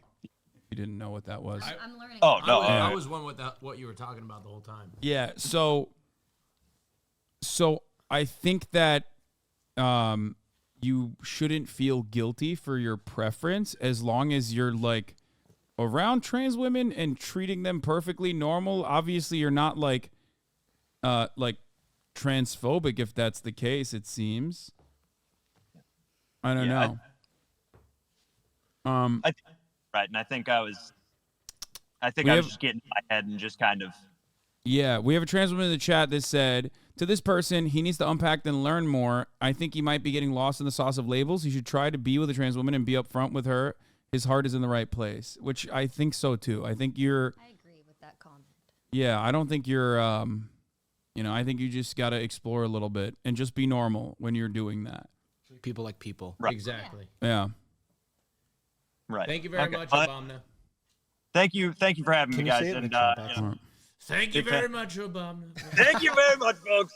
Thank you very much. Believe me. All right. I really appreciate you guys having me on. Good show. All right. Thank you. Ciao. Gawk. All right. You're learning stuff today. Yeah, I haven't heard See, of that one. this is why we have Chadvice to learn and help people learn more about Educational. themselves. Yeah. Mm-hmm. All right, Frogan.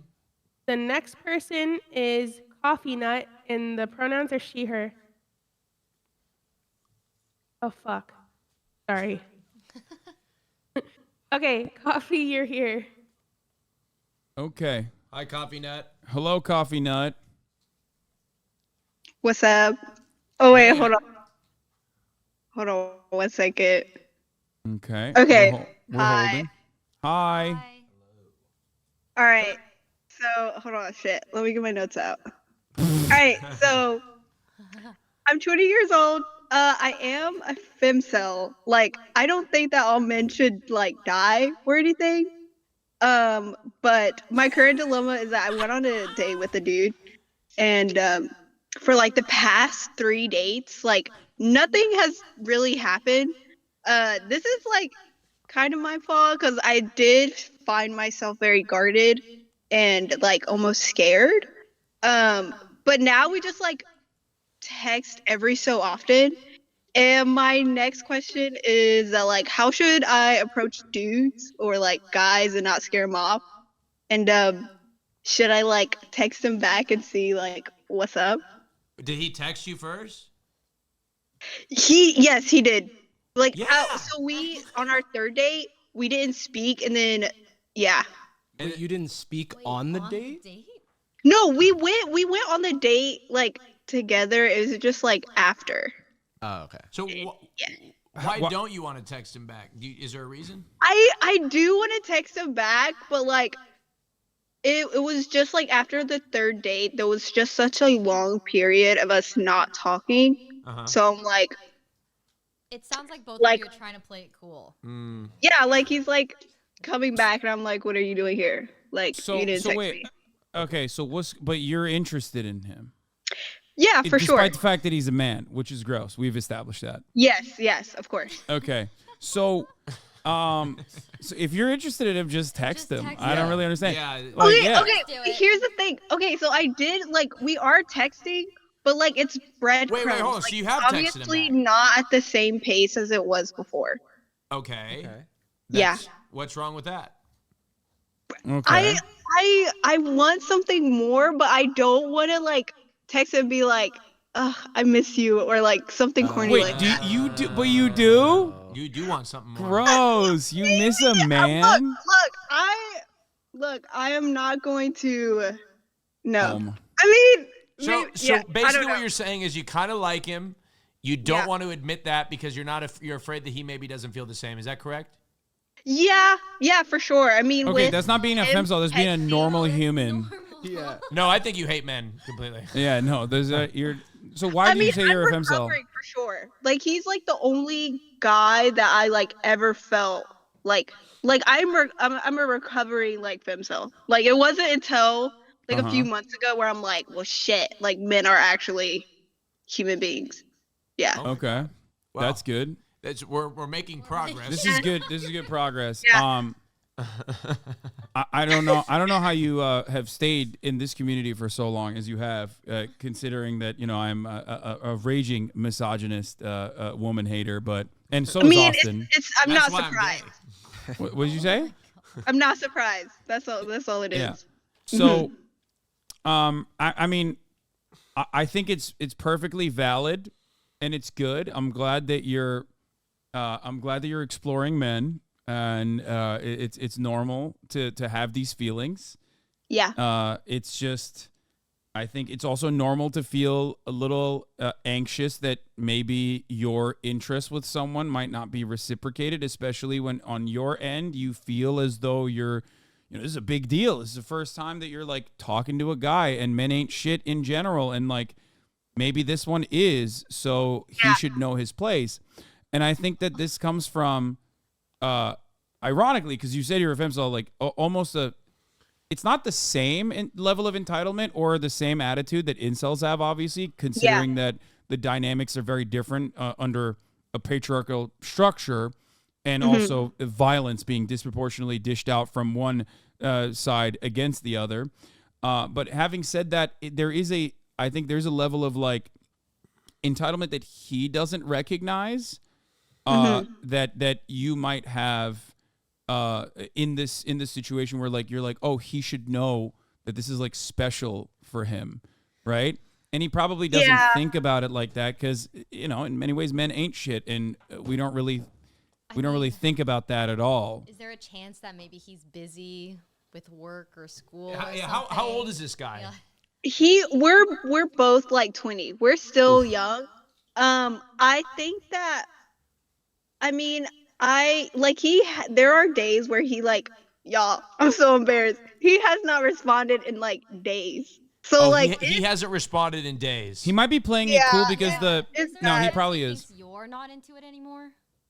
I don't think he is, and I think that's what I'm like trying hard to deal with. But you know what? Like I think like I'm slowly getting past over that.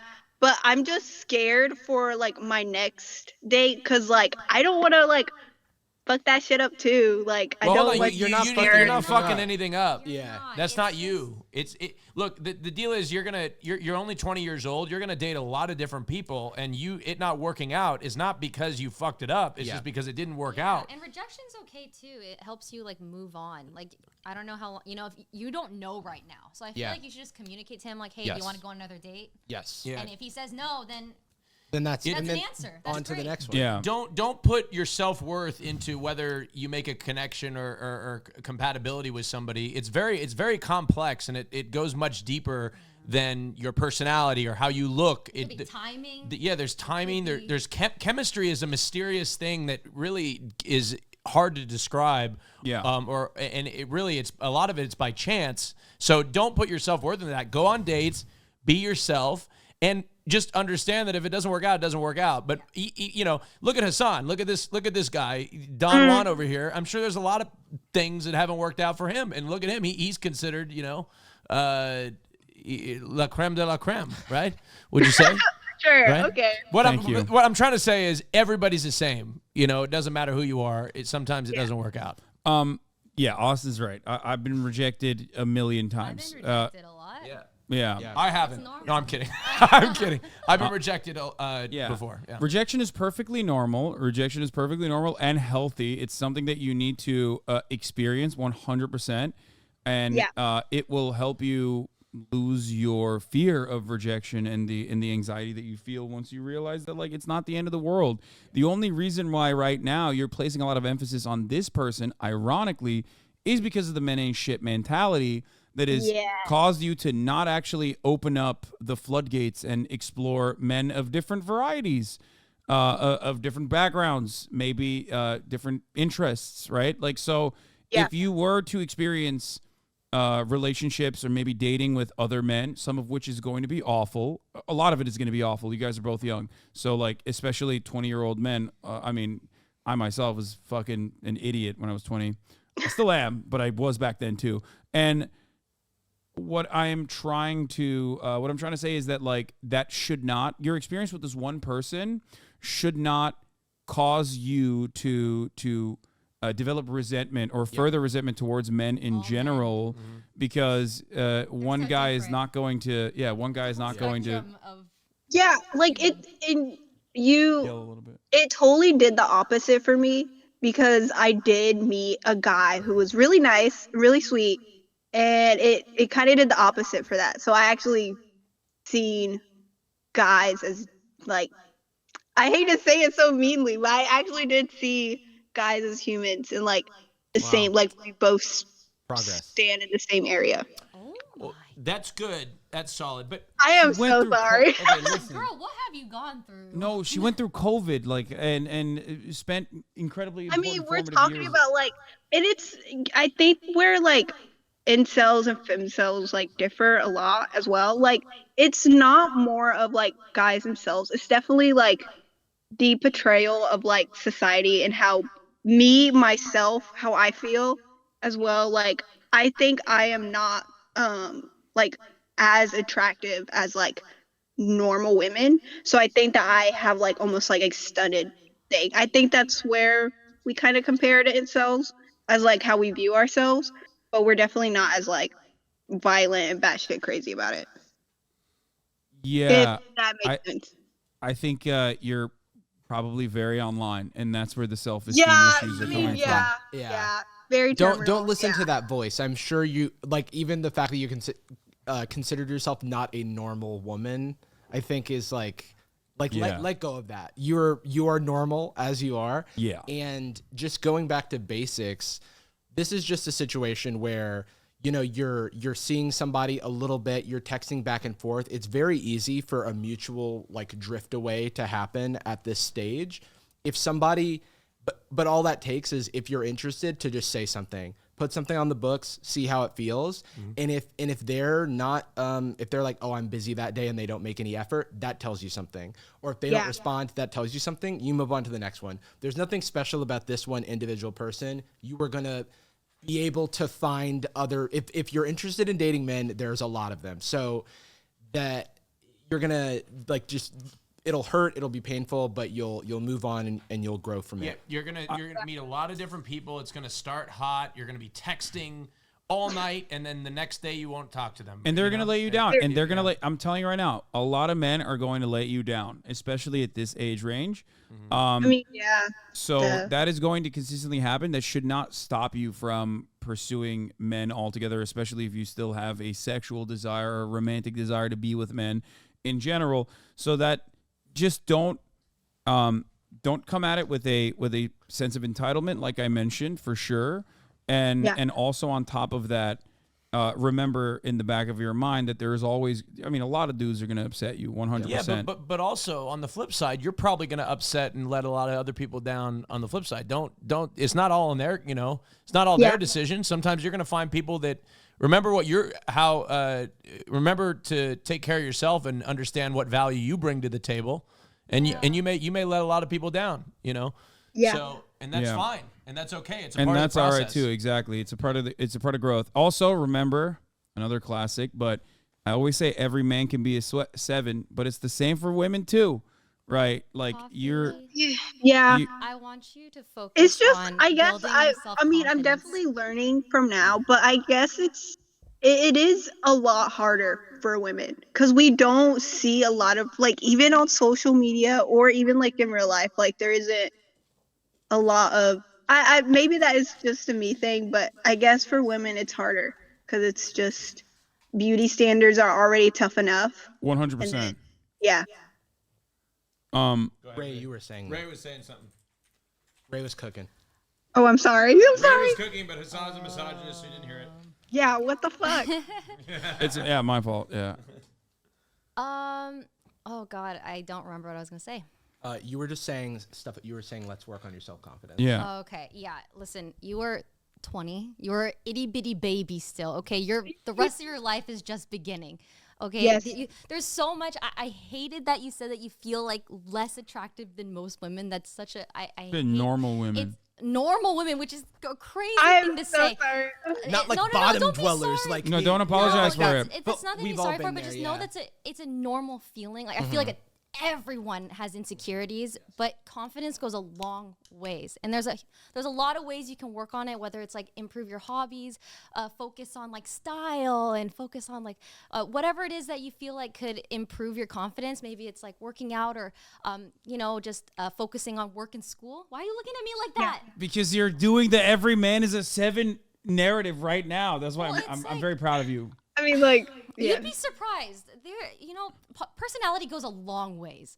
There's a lot of people that are attracted to different things. It's a huge spectrum. And so when we're all on it, okay, I never want to hear a woman say that you're not any better than any other woman. That's horrible. But this is a valid feeling. Like it is valid. Like everyone feels it.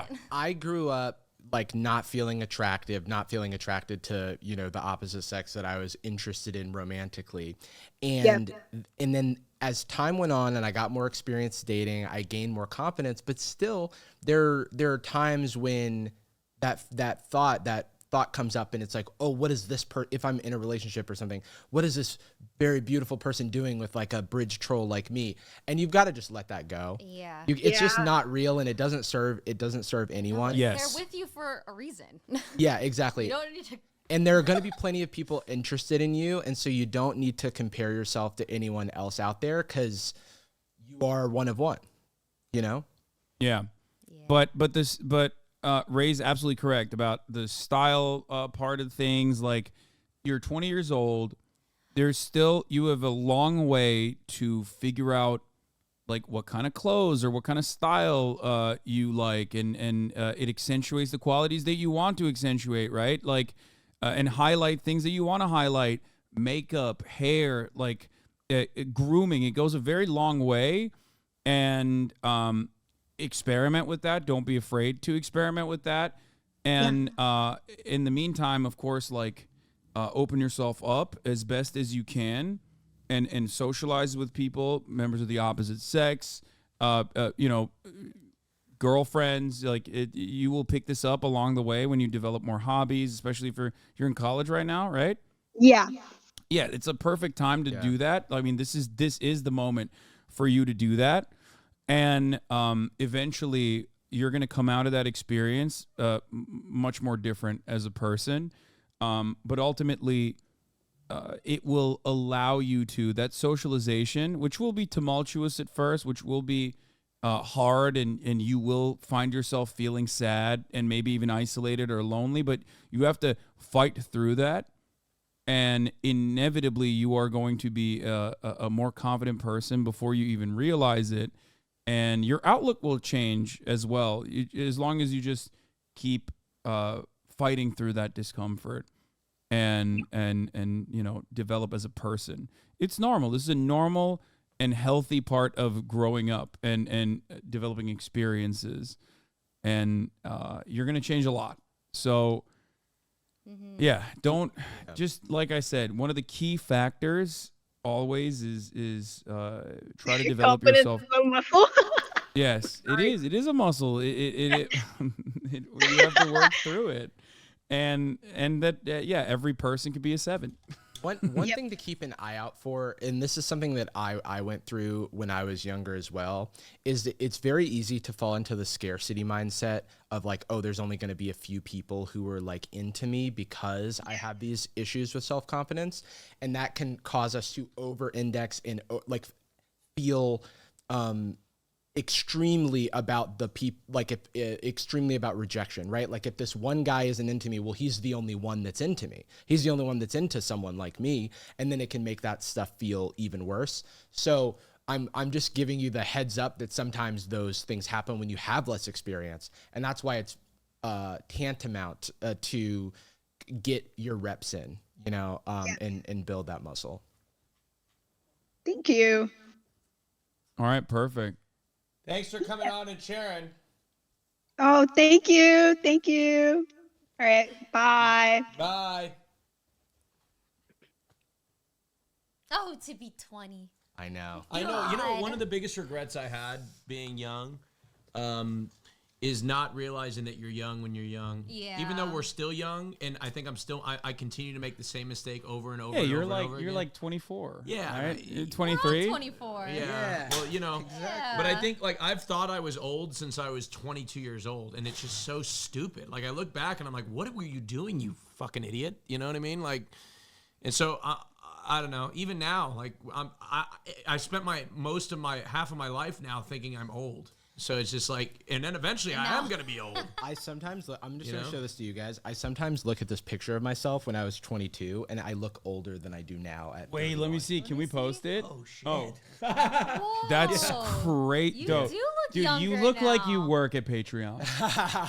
You literally, you look your job. Yeah. Were you at Patreon at that point? I was at Yelp. Oh, exactly. Okay, even better. Wait. Let me see if I can find it. It's archived now, so He I don't. doesn't want to show Oh, it. you don't want I don't. Were you in the Bay Area? You don't want to I show was, it? Yeah, I live in San Francisco. You don't want to show it? I don't want to show it right now. He said Okay. he wanted to show us. I was there from. I interned the summer of 2013, and then I joined 2014 September. We saw a bit of it off until camera. 2016.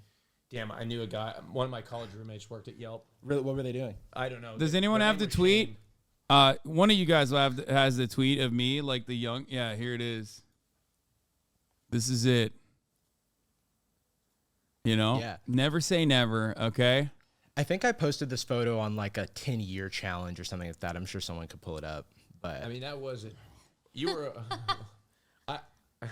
I compared his childhood to the 9/11. He did. He said it was tragic.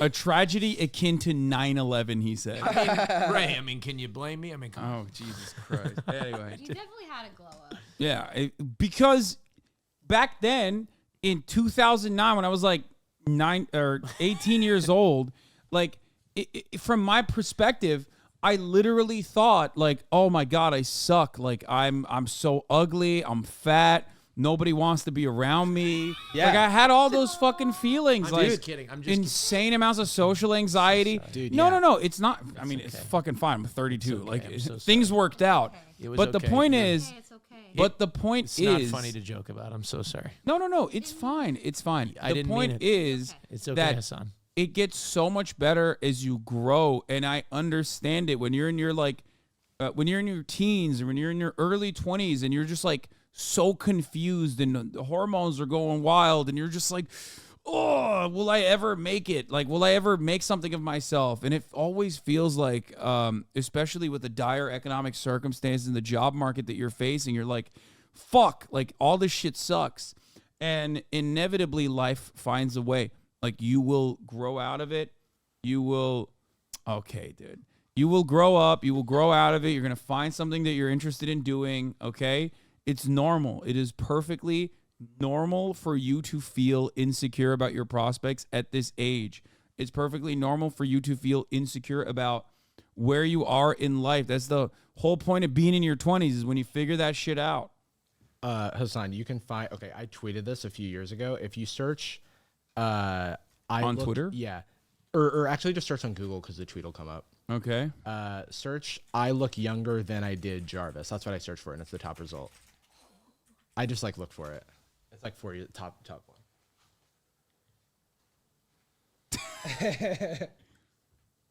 Okay, to be fair, I think this version is also I know. So but there's been another Yeah. transformation since that was 2019. this was the most like, oh my God, this is so nerdy. It is very. You are like way more swagged out than this Jarvis. I still worked in tech at that point. yeah. So. This is like the actually, Oh yeah, for sure. like that's what you're giving here. You keep aging backwards. I don't know what the fuck's going on. Yeah, but listen, but that's a perfect example. Like 2019 till now, that's not that much time, right? Yeah. And the thing is, like you figured out not to have the classic nerdy light skin black eye haircut. So that was good. That was a big improvement. Yeah. And facial hair, No, I mean, like, jewelry, some of that stuff, things like- that he's wearing. Is like some of that stuff is it's embarrassing to go through it at a later age too, because I had to go to like a curly hair like specialist and go, I don't know what to do. Oh, that's the other. Yeah. You know, and you have to, it's like, it's embarrassing, you know, because it's like at this big age, I haven't ever grown my hair past a certain point and figured out like what to do with it, you know? Yeah. And like it can be humbling, but that like momentary pain is so worth it for like the long-term benefit that you get from like investing in yourself and learning about yourself. And yeah. And it can do wonders for your confidence. True. I mean, the hair thing is just like, it's so obvious that you're in a predominantly white area with what's going on right here. Yeah. It's just like, you don't know. But exactly. But that's actually hugely important as well, especially for black people and brown people in general too. Like, oh yeah. Like the hair thing is massively important, especially, listen, if you're young and you're black and you're in a predominantly white area, it is not, I think, as far as I understand from my friends, it's not weird to ask for advice on that particular. I mean, even if like I grew up in a predominantly black area, and I think it just comes down to self-care, you know. Yeah. And it's like and the degree to which because I wore a buzz cut for the majority of my life, and just because that was like what everybody else was doing, and I just didn't care, and that's fine. Like if you don't care, you can still have that confidence. But for me, I wanted my like my outside to reflect my inside, and that's when it comes to like, okay, I want to take care of this. I like that. I want. You're so swagged out. Find new ways of expressing I'm looking at you right now. This is. But it's like it's all the bare. You know, it's like the basic essentials are like there, but you get more confidence over time, and you know. Sean said, listen to Hassan chat. He's worn a do-rag before. Dude, listen. Oh, and if you have like a hair type like mine, get a silk pillowcase. That's the other advice. Oh yeah, or just in general, I think everybody should get a silk pillowcase. Because like bonnets are also cool. Like I have a bonnet and I'm happy to rock a bonnet, but it falls off my head when I sleep. So like getting the silk pillowcase. Silk pillowcases are great for skin as well. Yeah, it's great for your skin. And also wash your pillowcase all the time, folks. Use a laundry detergent that is non-sensitive. All right, we should keep these advice to like when chatters are in. Oh, okay. So we're just blasting. Let's find advice. A chatter that we're blasting advice. we're yeah. Okay. Next chatter, Rogan. I have a question. Yeah, here hit me. Not like a Chadvice question, just like how long do you guys want to go for? So we can go till. I mean, my guess, I don't know, but I can go till 6, and Austin 6? can go till 6 as well, whether he likes to or not. Okay, yeah, cool. I don't have any. I cleared my schedule today. Yeah, I'm just. There's a NBA game I want to watch at. I'm good till 6, or probably 5:30 is when I'll bounce. I'm watching the in-season tournament final between the Pacers and the Lakers. It's gonna be good. No, Ray's just. Ray's still here. She's just Ray says she wants to go till 8. Right, Ray? Okay, cool. So the next person. Yeah, I know we're in LA. I'm looking at chat. Sorry to interrupt, Rogan. I know I'm looking at chat, and I know we're in LA. But Tyrese Halliburton, the Pacers. Ooh, I want to see him win it. All right. There's a mini EUF, I guess. There's some server issues, but let's continue. All right, let's bring on the next person. Okay, the next person is Psycho Red. Psycho what? Red. Psycho Red. Psycho Red. Psycho Red, you're on the air. Hello. Pronouns are he, him. Hello. Give it Psycho up for Red. queer men. Huh? Let's give it up for queer men. Yeah. All right. Wait, are you a queer man? Or Yes, you just... sir. All right. Perfect. Yes, Finally. sir. Right? Finally. Representation. Finally, somebody I can relate to. Okay. Honestly. I'm just kidding. I'm joking. Yeah, me. Come out with the wildest story, Yeah. and you're gonna be like, yeah. Unfortunately, Step my aside. fiance- So anyway, I'm at the surgery table. Step aside, heterosexuals. Oh yeah, please. Unfortunately, so my fiance and I from day dot have been having like the kids conversation because that's something I know that I want future in life. And you know, initially she wasn't on the same page as me, and then throughout having like 4 years of this discussion, she's And like, you're Canadian. and I'm Canadian, so you know that tends to help me out, right? So she has now come around to going, okay, let's have one kid. Well, a handful of days ago, she went on a big excursion with one of her coworkers. And for 6 hours, all that conversation with her and her coworker was about the Chinese government. Okay. On how they have a lot of power. They want Taiwan back. They want China to be for the Chinese. And through this conversation, it has now freaked her out so bad. She doesn't want to bring children? She doesn't want to have children anymore. Oh my God. I can't tell if you're fucking with me or not. So no, Wait, is she Taiwanese? She's from Brunei. She's from Malaysia. Okay. Okay. Okay. And Number so one anti-American country on the planet. Big ups to Right. Malaysia. That's right. That's right. Hold on. I don't. And so that's my question. How do I keep Kami Winnie the Pooh from taking power away from my significant other and get back on the stage pay with her? Okay, no. Are you being for real or are I'm you... being so fucking for real. It's not even funny. Okay, so obviously multipolarity should not impact your personal decisions. Just in that your big scale, life. that macro level has now freaked her out.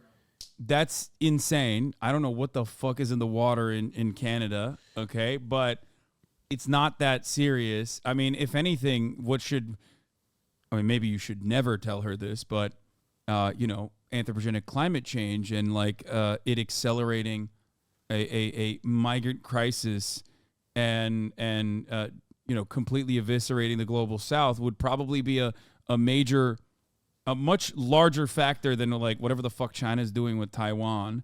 And because through you and through your big conversations about politics, I've been able to talk her down a little bit so she doesn't think the world's going to explode or anything. But now I can't cross that bridge into, okay, let's get back on the same page about raising a human in this world. I'm like, okay, but 40 years ago, there was a Cold War and people had kids then. Exactly. And also there was a World War II when the United States kicked ass and took names.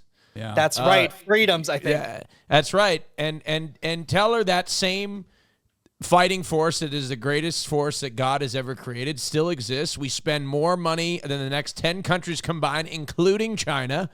And tell her she's got nothing to worry about. Yeah, all jokes aside. I'm serious. All jokes aside, I think she just doesn't want to have kids, and she's just using China as a reason. Sounds like an excuse. Yeah, or if she doesn't want to have kids, you got to respect that. But it's like if it really is so simple as someone explained something and then it completely changed her whole worldview, then maybe something as literally as ridiculous as China's policies in Taiwan. Does she not want to give birth, or does she just not want to have children? Is she afraid of the pregnancy process? No. We got on the same page of the pregnancy process, and so she wants one biological child and then one adopted child, and totally cool with that. Does it have anything to do with her fear of the process? Not that I have talked her through, because I've asked her these questions is it a pregnancy thing? Is it you don't want to go through that? You're scared of the birth end of that? And she's like, no, I think I'm okay with all of that. It's okay. It really is just big macro level. Okay, that's what I was going to suggest. Maybe surrogacy, if maybe that was an issue. But it seems like she's open to adoption. Yeah, and if you're open to adoption, I don't understand. Yeah, that doesn't introduce new kids. Oh, So yeah, I'm that's like- interesting. Yeah, okay, yeah, So, that's a good point. Does she want to adopt from China? What's going on? Yeah. I don't understand. As far as I was aware, she wants to go through whatever system is here. Yeah, have you asked her that question? You said, well, you don't want to bring new children into this world, but what about children that already exist? What does she say to that? What's her defense? So she wants to adopt because her big thing is she wants to help a lot of people. She's got just a huge, huge heart for helping people. Mm-hmm. And that's where a lot of the everything comes from in her head is, okay, how best do I help people? Right. Which is amazing. And Well, that's awesome. if Which she is wants the West really to great. win, you have to have more children. That's what I'm trying to say. And Yeah. I'm white and she's Asian. And Well, there's that's gotta white be just more of genocide, us. though. That's Yeah, you should be ashamed of yourself. yeah. by That's the way. she's doing white genocide. But And she's doing queer erasure. Let's not forget. yeah, Yeah, that too. exactly. Exactly. Yeah, exactly. Messed up. No, I mean, all jokes aside, I think that the China thing is probably not that big of it can't be that big of a real consideration that she talked to her National Endowment for Democracy Foundation friend on a camping trip and was like, I'm China pilled.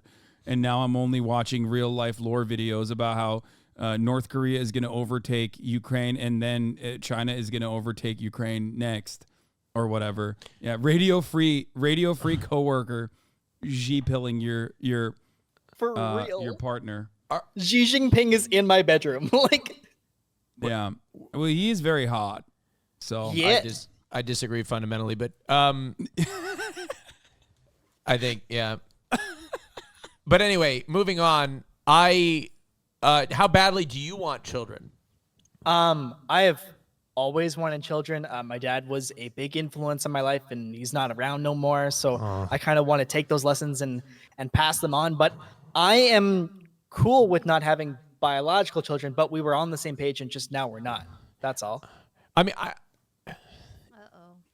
do think it's a big issue, right? Yeah. And it's one that you need to talk through and address because, like, at the end of the day, like, this is something that if you really want it, I don't think this is exactly like a, you know. And she mentioned couples therapy, and it's like, but we were on the same page. I mean, you should maybe take. No, her up you guys on are it. not on the same page. Like, We were. No, I know, but that's not how that works. Like, Things can like change. she was most likely managing the relationship because she loves you and doesn't really love the idea of having children, it seems. So Listen, I watch you. She must. What? I watch you. She must love me. Okay, I don't know what that means. Sorry, I'm. Yep.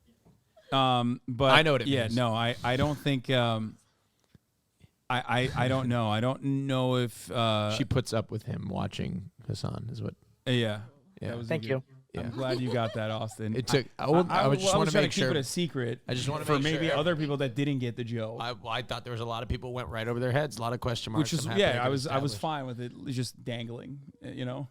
She thinks that. Yeah, I'm he annoying. thinks that this is a bad thing, and but she tolerates it. But I think it's a good thing for the record.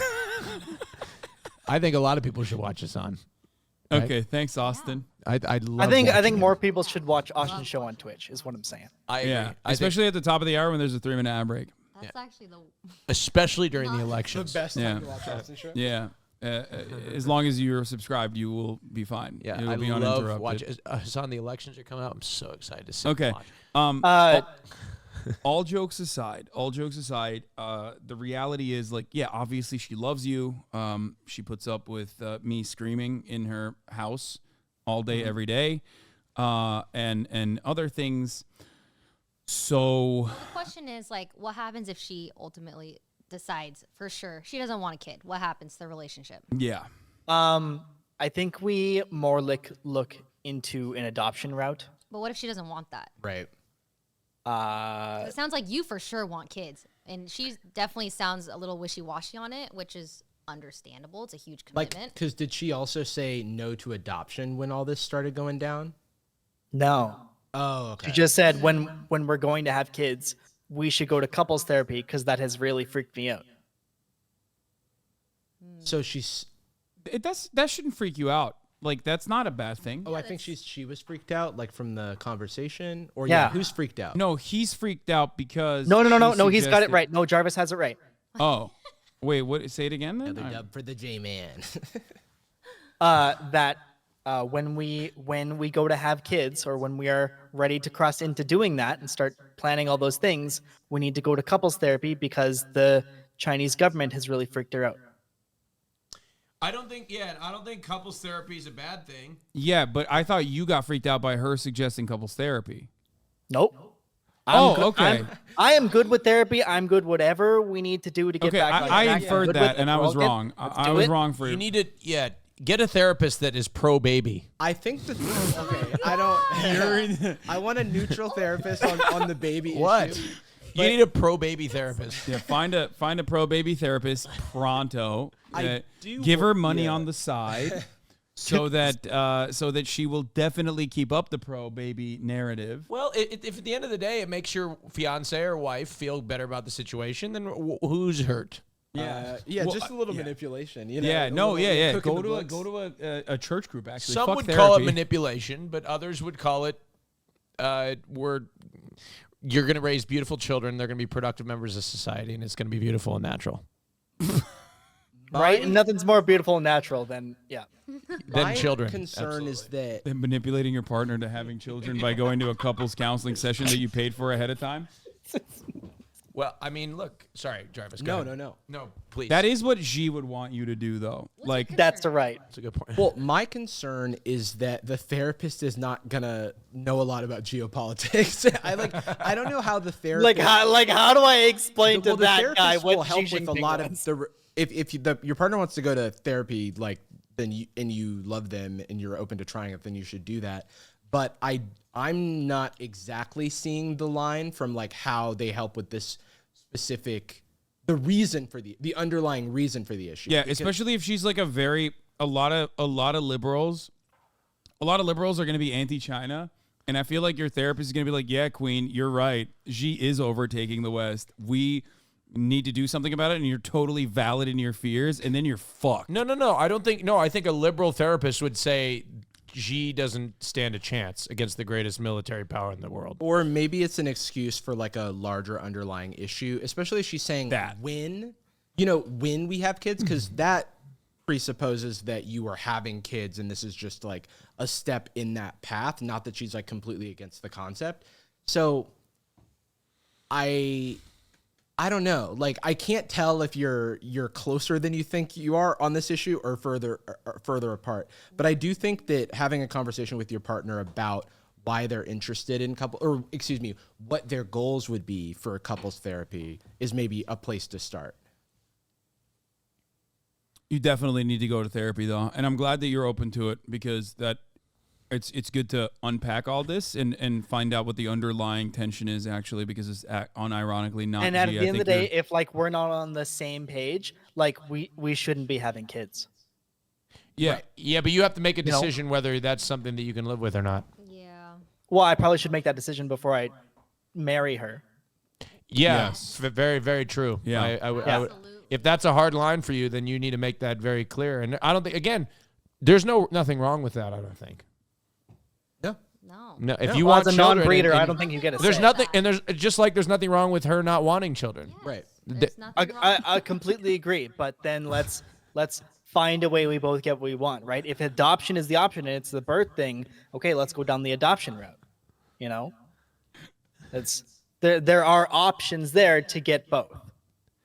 Yeah, there's lots of options. I think just having a mediator in the form of a couples therapist may help both of you like kind of express where you're coming from. And so, you definitely want to figure out something so monumental before you get married, obviously. Yeah. Or here's another suggestion.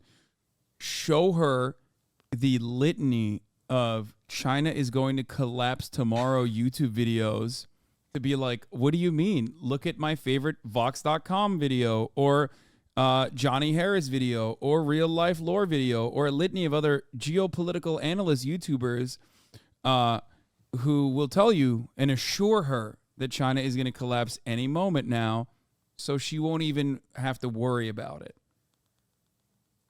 Ray, do you got thoughts on this? I just don't believe she's being fully honest with you. Yeah, I about don't- I this don't kid either. Situation, and I think she's scared. I think she's nervous. I think maybe she's not ready.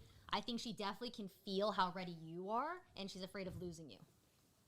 Or being on the wrong page as you. I feel like she just, I think you guys need to talk. Yeah. Therapy it is. Yeah, there's nothing more fulfilling in this life than raising children. How would you know? Yeah. How would you know? How are your kids doing? I'm gonna have children one day. Yeah. You're gonna be such a bad dad. No, Oh I'll my be a God. great father. You probably should. I'll be there from the ages of. I'm now the anti-gay adoption. I think Austin will be a good dad. I'll be Just so there you for my can children adopt. from the age of 6 through 18, and then they're on their own. No, take back what I I love said. the cutoff because at least he's honest. He's like, yeah, until 6. I don't know what to shit. do with you until you're 6, and then you can talk and walk, and then we'll have a conversation. But then, until that point, it's nanny duty. Oh my God. Okay. They won't know me. They won't we have remember. a lot more people that are waiting in line. Okay. Okay. All right, Thank hopefully you so we're much able for to your help you time. out. Can I order like a bite, or do you have like a cracker or Okay. The next person. I will order all of us food. What would He's you got a like? protein shake. Can we get something? Jarvis is hungry. Yeah. No, I'm gonna order food right now. Yeah, I'm Something sure. low sodium. He's starved. No, I'm gonna. Yeah. Don't worry. I'm What's up? really watching my sodium. Frogan. Frogan. Who's next? Lexi. Pronouns are she, her. Hey, Lexi. Welcome to the show. How are you? There are snacks. Hi, very well, thank you. Hope you guys are doing good as well. Yes, we're doing great. What's going on? Okay, so I was in a relationship for 2 years that has ended about 6 months ago, and it's kind of something that I've reflected upon after the relationship as well as like during the relationship as well. So like I'm a white woman in my early 20s, and I had a boyfriend who's also white, and he was around the age of 30. And the relationship ended a few months ago, as I said, but before we got together and as we were together, we often like discussed our political orientation, our political beliefs, as well as like our moral values. And we agreed on stuff like socialism, feminism, anti-racism, and so on and so forth. But after we had been together for some time, I noticed how he would like tolerate misogynism and racism, or like misogynistic and racist behavior in his friend group, particularly coming from one friend. And when I then brought up my concerns about him associating himself with someone like this, or kind of like wanting to prompt that he addresses that potentially with that friend or that person, he said that he didn't want to do that, or that he wanted to remain friends with him without bringing it up because it would potentially alienate him from the friend group. Plus that friend had like proven his loyalty to him over like the years that they were friends, and that like led to a lot of disagreements and like fights and arguments between us. And I think, at least from what I can see, was a contributing factor to why we broke up in the end. So what I would like advise on are like two aspects of that. On one hand, like how can I kind of trust or gauge if what a partner or potential partner is telling me about their political beliefs, about their moral stance, ethics, all of these things. And if they would like hold true to that, even when it would like mean compromise or has like consequences for them. And on the other hand, or is that like something where maybe it's all right to have a friend like that in their friend group, or should I like intervene or like draw a line? Like how should I handle a situation like that in the future, and how do I trust that what people tell me is like true? So those are the two aspects of that. I hope that made sense. So Yeah. Makes sense. It makes sense. I think, I mean, we might even have some disagreements on the panel here, but I think that having friends that have differing opinions, I mean, it depends, I guess, on like the infractions, but having friends with like differing opinions is perfectly, I think perfectly valid. I would even go so far as say healthy, unless they're like, so incredibly toxic that it's like, that you feel as though it genuinely reshapes your opinion of your partner, right? Because like to a certain degree, I mean, I talk about this quite a lot, that obviously as a byproduct of existing and growing up under a patriarchal structure, under a white supremacist one, there are going to be a lot of people that hold on to values such as that because that's what they've learned, right? And not everyone is going to immediately go down this journey and try to unlearn racist, misogynistic opinions that they have, and depending on like how bad it is, I think it's somewhat permissible if it's not like, if your boyfriend's best friend is not like if they're like in the Klan or something, or whatever the version of that would be in your country, like if they're in the EDL, then that's a little different, right? But if they are, making offhanded remarks, if they're making offhanded remarks and that frustrates you when you are around that person, that's one thing. But if they're making offhanded remarks and it's like not the worst, not like unimaginably cruel rhetoric, then it's okay to have a diversity of opinion in your boyfriend's group of friends. Are there remarks towards you, or just like in general? No. So I guess like providing some example would maybe help to clarify. So one of the instances that like was a major like point of contestation between us was that we were at dinner at an Asian restaurant, and that friend like pulled his eyes and stuff. Oh. And yeah, so it was not like Yo, that's like, I don't know, like it was not like it was very overt racism, Lexi, if that makes sense. if my boyfriend did not correct that in the moment, I would be heavily disappointed, and that'd be a red flag from all of them. Yeah. That is. So like my boyfriend was in the bathroom when that friend did that, so he didn't see it firsthand. Of course he was. Red flag. Yeah. Wait, so should have been there. did you say wait, what? So that's such a funny way to be racist, because it's like it's like it's an insane like what is this? Cartoon racism. Yeah, what the fuck? That's like Steven Crowder levels of racism. Like 50? Yeah, or like 15. You know what I mean? Like it's like such a middle school type It's thing. old school. Yeah. So Lexi, when Was he in a car crash? Like what happened Do you have to any? your Do friend? you have any examples of when he was there? well, I'm curious what happened like, after it's- she told him. Oh yeah. Wait. Yeah, can yeah. we finish the Yeah. dinner? What happened after you told him, and then a second to that, is there any other examples where he was there and he didn't address the behavior? So the thing is, like, he agreed that it was wrong what he did, like, but it was more so that he didn't want to address it with his friend as well, because he said that, well, has been so loyal for so many years to me. I don't want to jeopardize like the relationship. I don't want to, because they are all part of like a friend group from school, Oh my like God. from Wait, university. Your boyfriend's a pussy. Okay, that's a bit Like of a red flag. ex-boyfriend, That's definitely. ex-boyfriend. That is Just to be so- highlight this, it's my ex-boyfriend.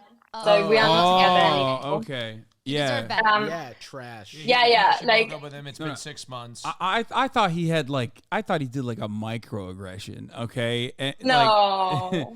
or maybe Like like a the- collection of microaggressions or something. Like I didn't realize it was like that. Yeah, in that No, instance, No.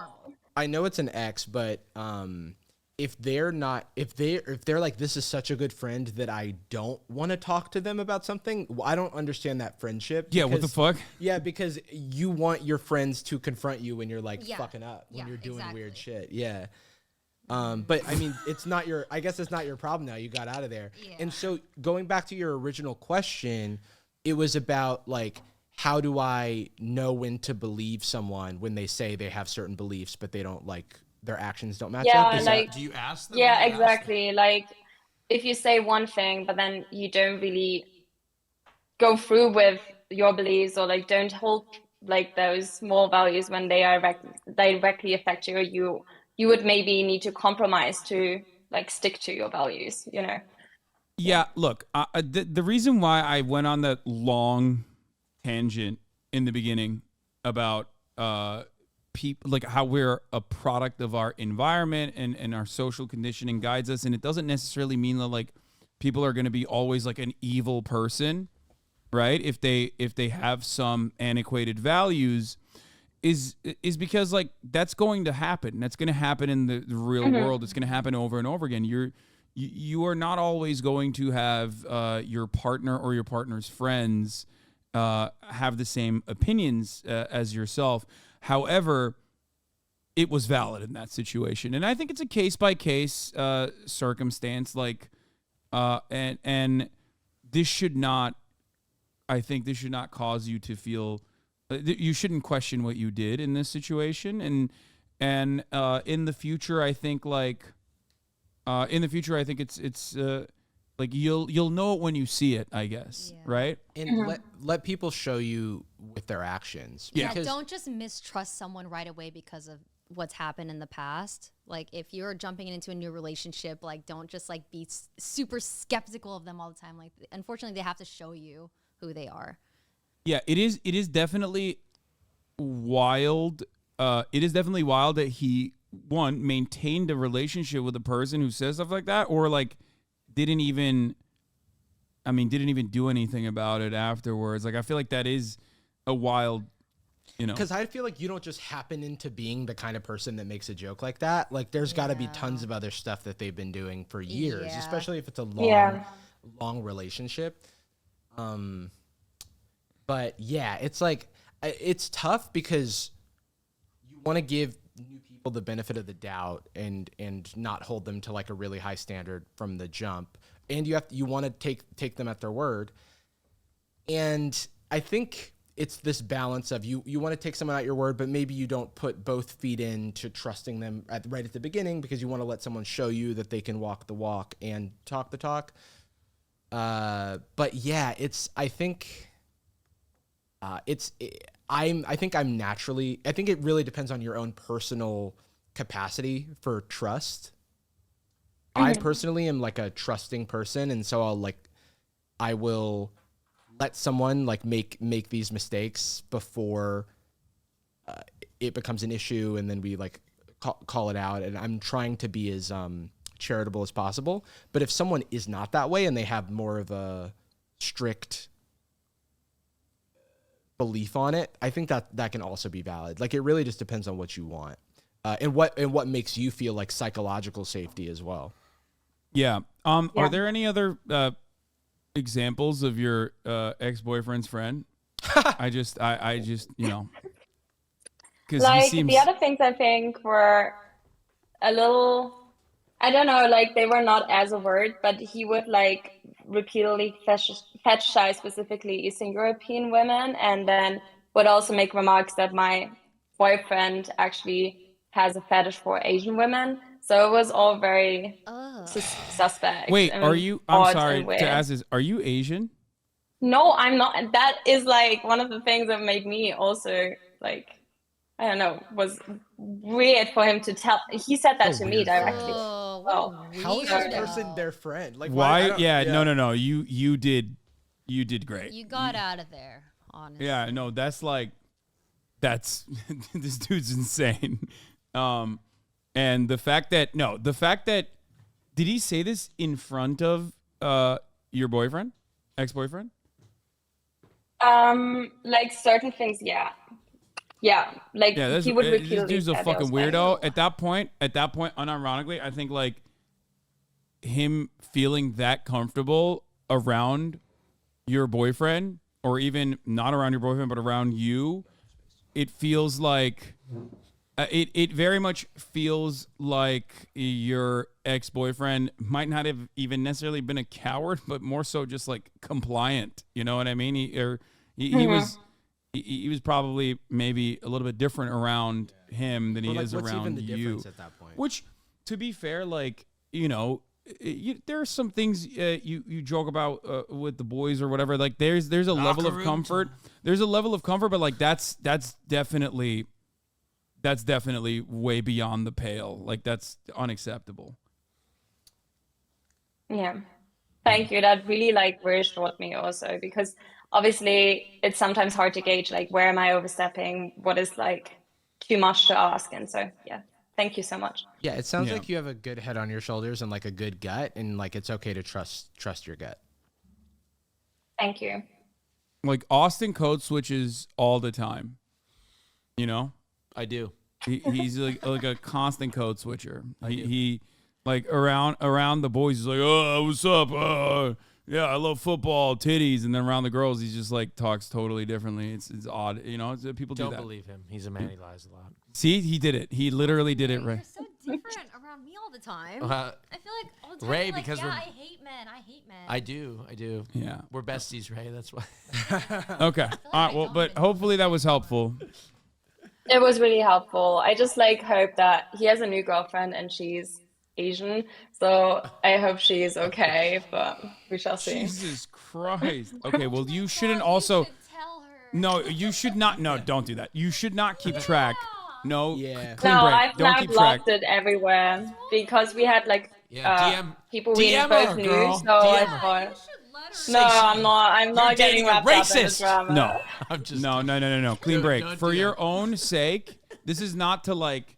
For your own sake, clean break. You already are doing it. Don't listen to to Ray or Austin here. You're doing a great job. Stay away. It's great. It's done. Thank you. Thank you, Okay. Lexi. Thanks, Lexi. Thank you. Thanks Bye. for sharing. Have a wonderful day. Bye, Lex. Thank you so much. You too. Bye-bye now. That was insane. I just, Your suggestion was if I was a crazy if I was person's getting- suggestion. If I was like talking to a guy and he was like, fetishizes Asians, I would, it would be really nice seeing a DM and be like, hey, listen, I dated this guy for a while. Like, From I the got a fetish. ex-girlfriend, no shot. That literally only will hardline her position. She is going to come to that recognition if there's truth to it. If there's truth, if there's truth to it, she literally will find out, unfortunately through personal experience, that that's insane. It's nice to know. I do see where you're coming from. Yeah, the white ex-girlfriend being like, hey, by the way, just so you know, your current boyfriend I used to date and he fetishizes Asians is going to literally have the exact opposite effect. Plus, on top of that, it's unhealthy for her. I only care about the Hasanabi head in this situation, and I'm protecting. Obligated to. I'm protecting my Hasanabi head in the situation. I think she should tell him everything. I do. Tell her everything. I and do also say that generally- he has erectile dysfunction Oh my god. I definitely and don't. performance issues. All right, who's up next? The next person is Mark C. Pronouns are she, her. Mark C, you're on air. Hey, how are you, Marksy? Welcome to the Marksy. show. Hi, Marksy. Marcy's muted right now. Sorry about that. Hi. Not a problem. Welcome Hey. aboard. Wow. Okay. I'm very nervous. Don't worry. You got this. Don't worry. Don't be nervous. Great advice. Sorry. I'm already getting the advice. Okay. Okay. We're all losers, just, right? I mean, not Ray. Ray's the best. Okay. We're losers. The All men right, Marcy, Go ahead. what's your issue? Talk to us. Okay. So I just recently went through a pretty upsetting breakup. I was the one to break up with my partner, and I've never had to do that before. So that's, a whole new experience in itself. And I also I was in a polyamorous triad relationship, and my other partner I've been with for 8.5 years, and he wants to remain in a relationship with my ex, and I'm really struggling with that right now.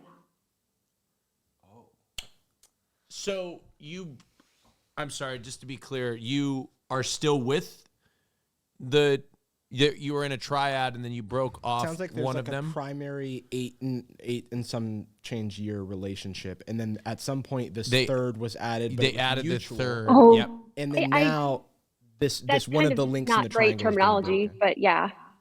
What's the right terminology? Because we don't know. I don't know. A third just kind of implies like a lesser partner, right? Okay, so That's fair. an Yeah. equal stakeholder. Yes. Got it. And Okay. I didn't go into the relationship with that intent. It really came out of the blue for me. My long-term partner is a man, and when I met my ex, they told me that they were a lesbian. So this was something that was like very surprising to me, and I didn't know how to deal with. And I also am not. So the really thruple. So the Sorry, thruple. Wait, yes? sorry. It's confusing for us mere mortals. I but apologize. So the thruple formed after how many years? 8 years. You and your male partner Yep. were together. So I'm 24. We've been together for 8.5 years. So like since high school, and in college, I had other polyamorous relationships outside of ours, and I never really wanted to I never wanted to be in a relationship that was integrated with my first relationship, if that makes sense. Right. Yeah. Like you instead of want, yeah, it makes having sense. okay, yeah. Like you So didn't want to instead of be in having like a triangle, triad it was situation. Yeah, a triangle yeah, situation.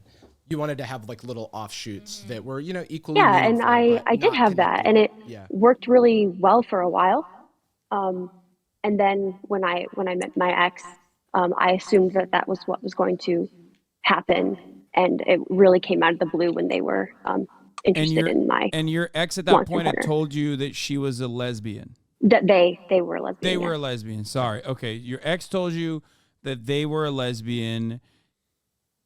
However, they did they slowly reveal that they were bisexual, or did you even know that they When did they get were involved with your hooking male up partner? with your male partner? Especially if it started as just between the two of you. It did just start between the two of us, and then we had it was a vulnerable conversation, and I was, it caught me off guard, but I wasn't,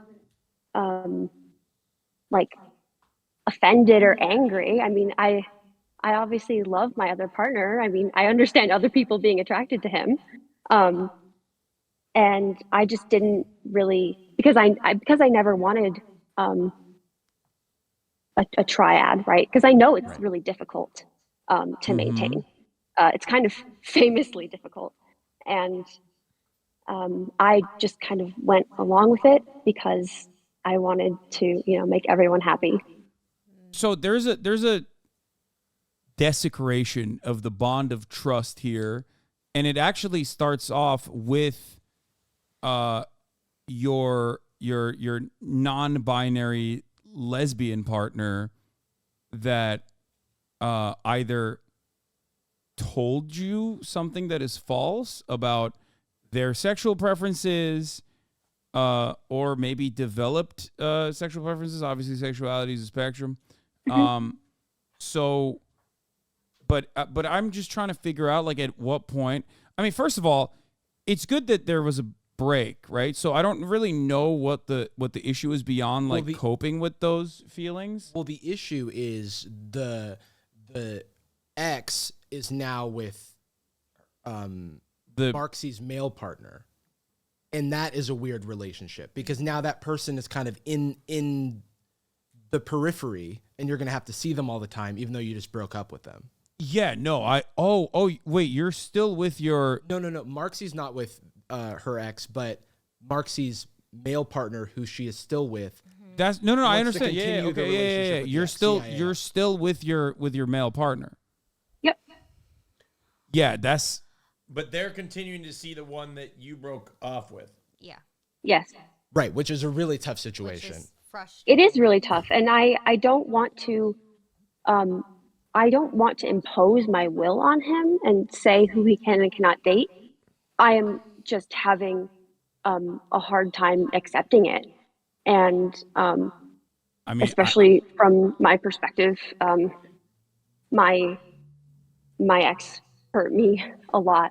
I would have a hard time accepting it, for the record. Yeah, no, are valid. you're incredibly Like, valid. It's okay to feel hurt about this. And I do believe that, well, I'm no big city lawyer nor an expert in triads. However, I will say that your male partner that you are still with should have been understanding of your boundaries. Did you establish boundaries with him?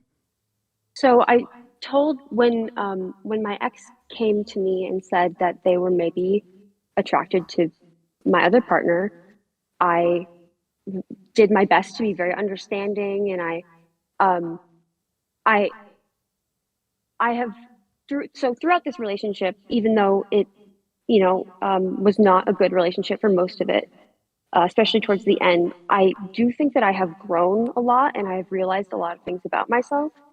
And one of those things is that I really struggle with boundaries and asserting them, and it I gave a lot of soft no's in the beginning of this. Okay, walk me through that. What does that mean? Like what? Give me an example because I need to understand what you mean. Like not. Sorry. I'm understanding it as not being enthusiastically into the idea, but kind of letting things develop, play out. Yeah. Yeah, but what I want to hear the language that you used to see Well, to I get a said better a lot understanding of like the mentality of your partner. Does that make sense? Like I want to know if this was him being enthusiastic and just kind of like wishy-washy and not being considerate of your feelings, or if there's a little bit of responsibility that is on your end. And I do accept a lot of responsibility for sort of allowing this relationship to happen the way it did, because I wasn't as firm as I should have been in maintaining that boundary. When this was brought up to me, I was, being understanding and, even the gender issue for me was not that big of a deal. The only thing was that it was so out of left field because of what they had told me, right? Yeah, If that makes sense. They manipulated your. I think that they definitely. I mean, they clearly, seemingly lied to you, right? Yeah, I mean, I'm not. I'm really not sure. And I really, I mean, I did like apply for this to get feedback and input. So it is really valuable, especially because, you are totally removed. You have no idea who I am. But I don't know if it was malicious or just negligent. And it seems like a lot of the problems in our relationship that led to did they it say they were ending. lesbian? Like, I'm just gonna ask very straightforward questions. Did they say they were lesbian and like show no interest in your male partner at all, and then develop an interest to your male partner? Did you know about this interest in your male partner? Did your male partner actually communicate with you that they were that he was sexually engaging or even romantically engaging with your non-binary lesbian partner? Like, these are all important things for me to understand here so I can make a better assessment. The first time that I that I knew that something was or unexpected was happening was my ex and I had gone to a concert and we came back home and we were both, intoxicated, and we were all three of us. So even before my other partner, even before a triad formed, we all hung out with each other all the time. There's good chemistry. We all got along really well. And we, you guys hooked up. there was like a, we were like kissing and making out and whatever. And then I saw that while we were doing that, the other two were holding hands. That's and the that was first the first time. That's the first time that you figured it out. Yeah. Okay. Yeah. I'm gonna keep it $150 with you. Okay. Yeah, do it. The male partner of 8 years is he's got to go. Men ain't shit. Yeah. Okay. I feel like he's doing some dishonest stuff here. Yeah. For sure. The they them mussy got him acting up, but also at the same time, no, he's not good. He's not good. Like, obviously the other person in this situation also violated your trust and like the relatively understandable boundaries that you may or may not have created. But ultimately, after all, like the fact that they didn't communicate this with you from the jump, as it was like developing, is definitely very strange. And the fact that he's still with this person while they're in a relationship with you means that he's a little bit selfish. Not even a little bit. He's very selfish. He's not respecting your feelings on it. Yeah, he wants the comfort of the 8-year relationship that he has had with you. And sorry to say this, but you're kind of letting him walk all over you a little bit. You gotta be. I'm using very strong language on purpose. I understand. because you need to you need to cut it. You need to cut this. Oh, so one aspect of this that we haven't heard about is, Marksy, when you spoke, like, what was the first communication you had with your male partner about the triad as it like was becoming a thing? Because this hookup sounds like it was before the triad officially was ratified, you know, and there were the charters, right. Yes, polyamory has a very liberal, like, contractualist bent to it. but at that point, like, I guess when you see they're holding hands, you had not had any conversations with your male partner about your ex, No, them having that night I had this really horrible spiral, and like felt sick, confused, didn't know what to do. But then and then when I you ratified a confronted contract. them, sorry, what? But after all of that, you ratified a contract. It seems like there is a history here of you eating your feelings over and over again in order to satisfy your partner of 8 years, which is understandable. Being or an to keep 8-year the peace. Yeah. Being in an 8-year Right. relationship. Yeah. Yeah, and it's very comforting for me. He has been my, like, the most stable part of my life for a very long time.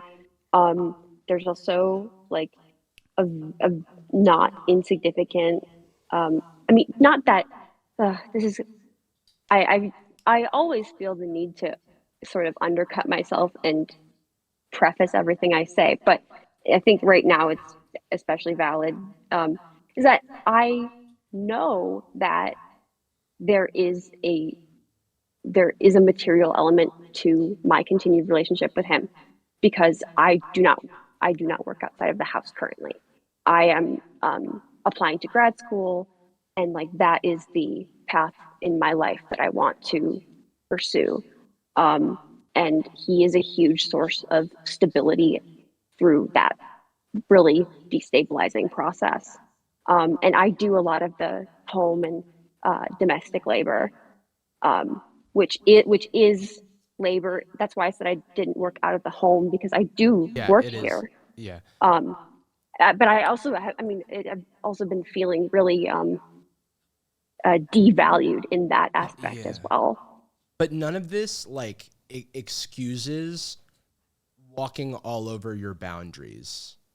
You know? Yeah. No, you got to rip that Band-Aid off. It's more unhealthy. It seems like it's now become an unhealthy power dynamic. Oh, yeah. Right? No, I think it was an unhealthy power dynamic from the jump. Now, and I feel like that your comfort to him is like very valuable, obviously, and I feel like he's taking advantage of that. Yeah, you got to run away. Okay, maybe not run away, but you gotta set up a separate living situation for yourself, and I think you gotta get out of this relationship. I mean, you're young. You were with this person through formative years. It's a very long time and a very important time in your life that you like developed feelings of comfort towards this person.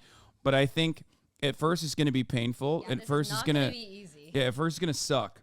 However, I think every single step you take in the right direction away from this person is going to open up new avenues for you. And you are going to slowly but surely, maybe a year down the line, maybe a couple months down the line, you are going to recognize that the liberty that you have now is going to allow you to become your own person, and it's going to be much better for you. It's a deceptive comfort because it's, I imagine, hard to see your life outside of this relationship because it happened over such a formative period of your life. But there is, a completely different and fulfilling life outside of this relationship, and there are solutions to, all of the problems that would come with breaking things off. Mm-hmm. Yeah. Obviously, it's not easy to hear all this, but I really appreciate it, and I appreciate you all. I'm sorry, I'm getting emotional. Taking the time to listen to me, because it hasn't felt like I've been listened to very much.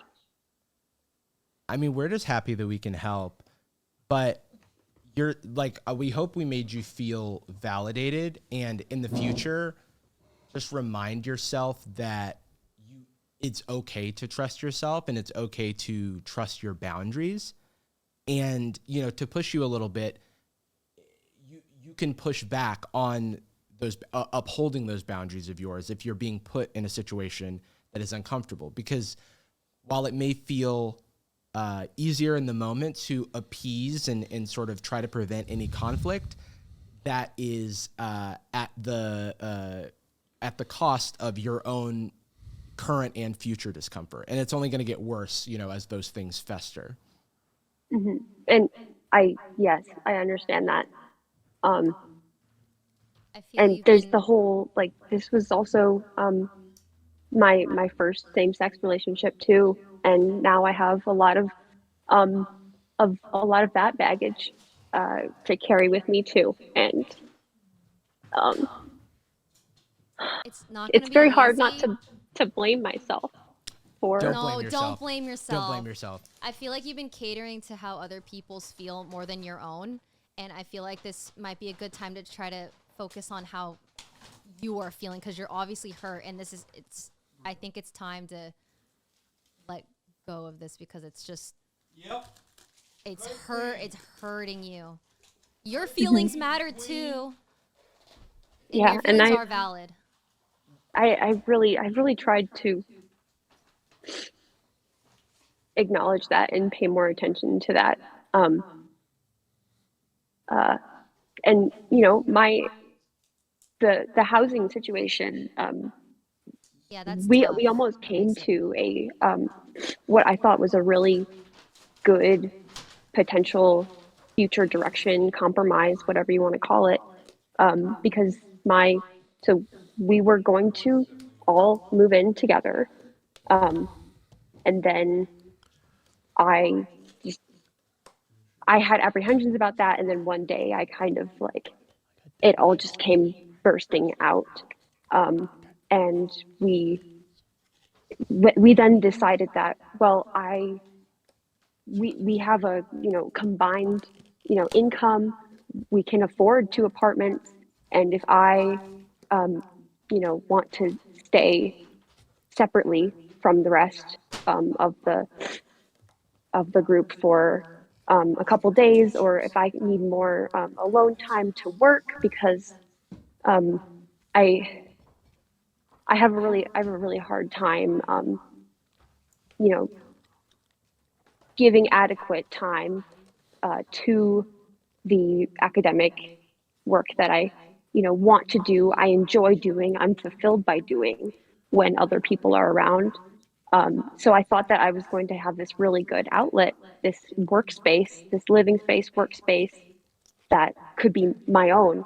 And then I found out from like, we had found an apartment, we had already talking about like when I would move in. And then I found out that it was never really a sincere offer. And that was really devastating to me. They didn't trust me. They didn't trust that I would be okay being the one to live apart.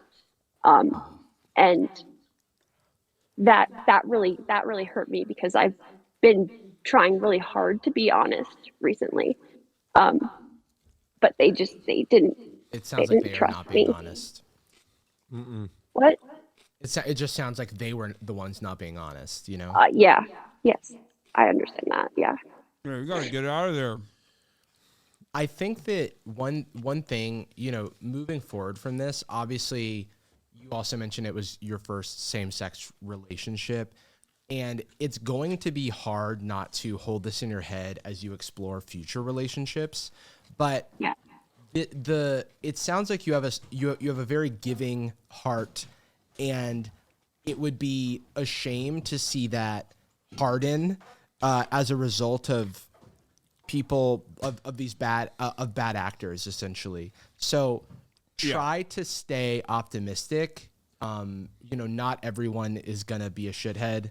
And you can still be cynical. You can still ask the right questions. You can still, defend and uphold your boundaries while keeping yourself open as you are now. So try not to let this experience define you. I know it's easy to say that and it's harder to do, but yeah, trust yourself and you will be okay. And you have like a bright future ahead of you. Obviously, you're going to grad school. You're going to do really cool work. Absolutely. Thank you. Thank you I for really coming appreciate on, it. Marksy. Yeah, thanks. Appreciate it. It's very brave of you. I'm so sorry you're going through this, and you definitely deserve better. Yeah, you should also probably get a therapist. One college. I knew it in the chat, in the voice chat beforehand. I said, I'm worried that they're just going to tell me to go to therapy. I'm already in therapy. Okay, get a new therapist. Because this one ain't cutting it, and they're not telling you what to do in the situation. There's a very clear cut if they haven't. Okay. Not all therapists are good. Remember, that's another thing that you like. A lot of people establish a bond of trust with a therapist and think like, okay, well, I've already dumped all my trauma to this person. I don't want to go through that again. This is going to be that's going to be a really long process and a tumultuous process. And it's like, well, maybe you might not have the best therapist unless they know. I mean, unless they don't know anything about everything that you just explained to us. Because if you did tell your therapist all this stuff and they didn't see the warning signs, then you might have a shitty therapist, and that's fine, Mm-hmm. Be more selfish. Thank you for the advice. And Hassan, I admire you so much and your style on how effective you communicate. And you're just a really big inspiration to me. So I wanted to say thank you. Thank you. Thank you for saying that. I don't know how to take compliments. Oh, yeah, I have a hard time too. Don't worry. Say thank you so much. Thank you so much.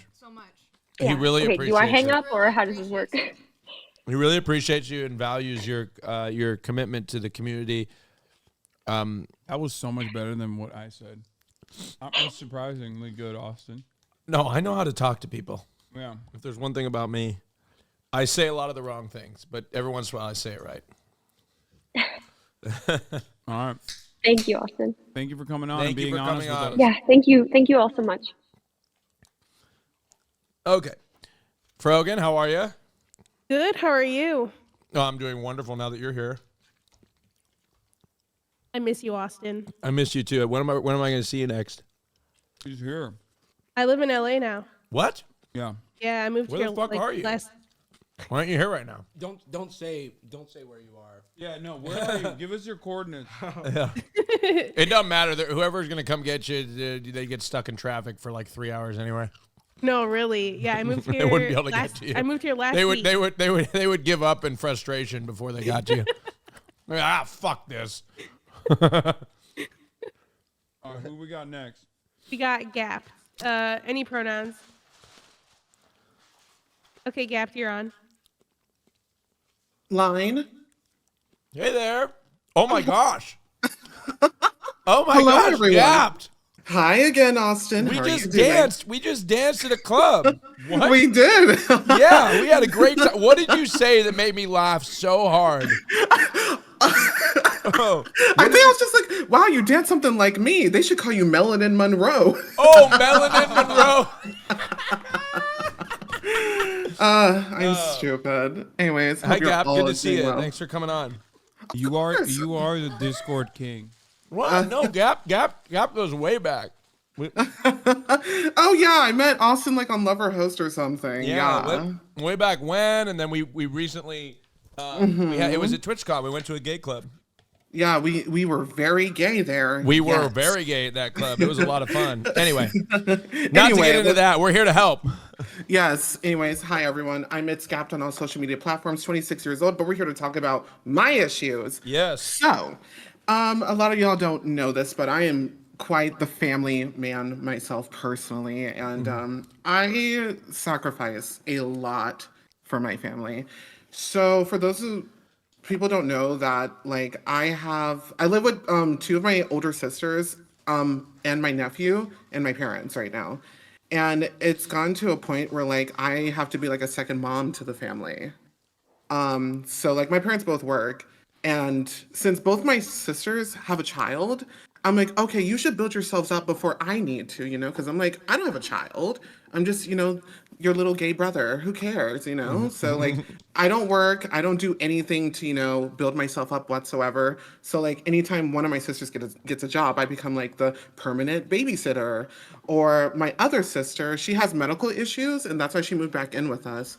And the medical issues are like so serious to the point like she has Crohn's disease, epilepsy, a brain tumor, and like other stuff to the point like sometimes I will have to like get off a stream to like go take care of her and like, make sure she's all fine and whatnot. And it's gone to a point that I haven't been able to focus on myself at all. And they tell me all the time, like, no, it's okay. Go do what you need to do, live your life and whatever. It's like, okay, you say you're going to be fine, but I'm the only one who has enough free time to take care of everything that needs to be done. And it's gone to the point that my boyfriend, whom actually I have to thank Austin for helping me meet, actually. Oh, my shit. boyfriend is getting. Did you meet him that night? Oh, no. Well, after the lover host, kind of. Oh. Yeah. Oh, I got you. Sorry. Yeah. But yeah, it's gone to the point like I met my boyfriend on Twitch, and I have never met him, and we've been dating for 2 years. Oh my god. And I'm too afraid to like leave my family for like long periods of time. Oh. And like I really want this relationship to work, and like it's gone to the point that he started asking me to have sex with him in VR chat.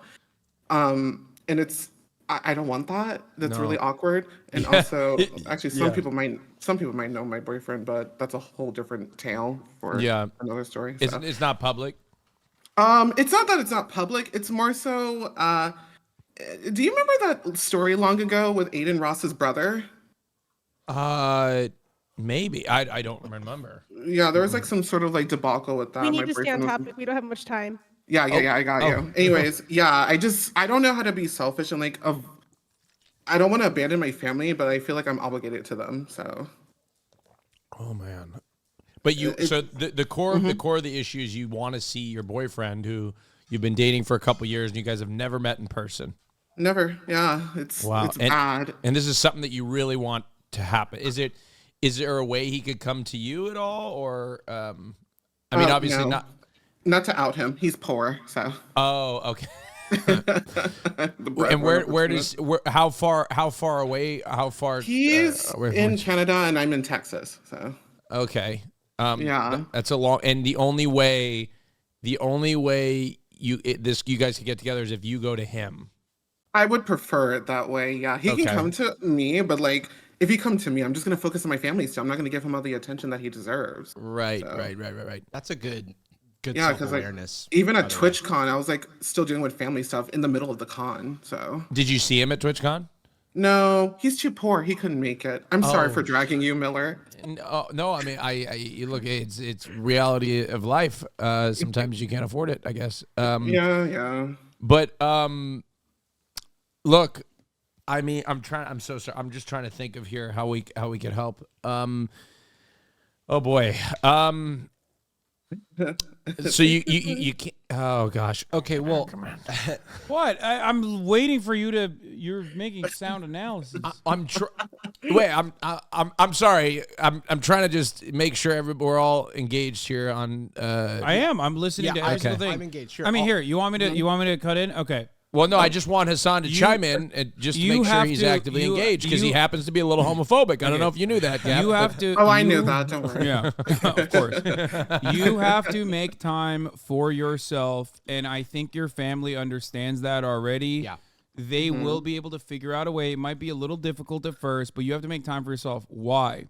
Because if you want to be the best person for your family, if you want to be there for them in their time of need, you also have limits as a human being. Yes. Yep. And if you do not, and if you constantly find yourself, being incredibly selfless for your family, there is going to be a moment where you don't have enough bandwidth remaining. Yes. It's going to take a toll on your mental health. It's going to stop you from being there for your family when they need it the most. which is why you definitely need to take some time and be a little bit more selfish and you know, stop working yourself down to the bone and go out and, you know, fuck this guy. Yeah. Yeah. And like at the get a little nut off.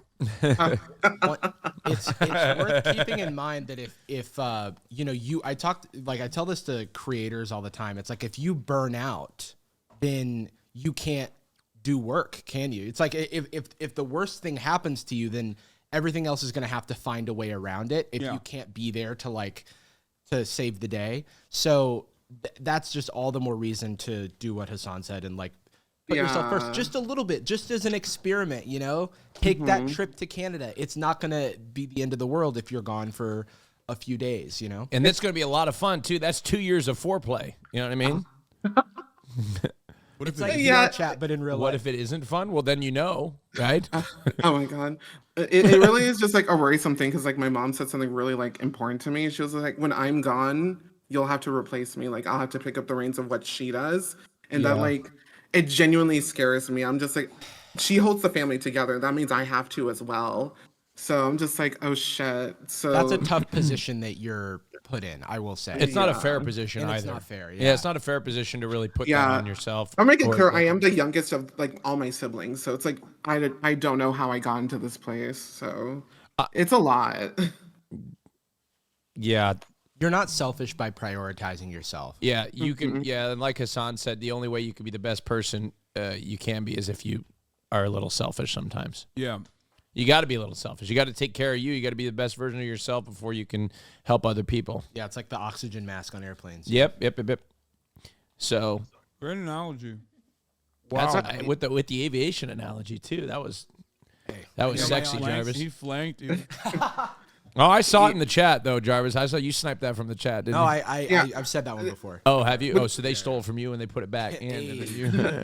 Would you say there's like any advice? And trust and believe, I do have an ego. Is there like advice for like not feeling like guilty about being selfish from time to time? Because like even when I took my trip to TwitchCon, my sister was just like, "Well, I don't have a babysitter now." And I was just like, "Oh shit." Well, yeah, but like I think truly it is the state of mind change, like shifting from like, "Oh my God, I'm not going to be there for my sister," to I owe myself this so that I can come back and be the best version of myself for my family. Like I need this to make sure that I'm gonna. It's like when you take a vacation. It's like I need to recharge my battery so that I'm more productive when I come back. Right? Look at these things when you take time off for yourself, you go travel. Look at these times as a way to be improve yourself. Not just like don't look at these things as wasting time or being away from your responsibilities or anything like that.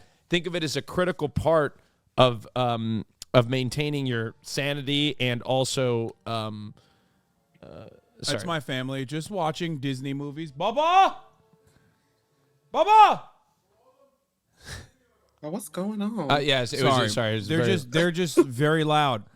You're fine. And old. It happens. Okay. So anyway, but it's very important to take care of yourself.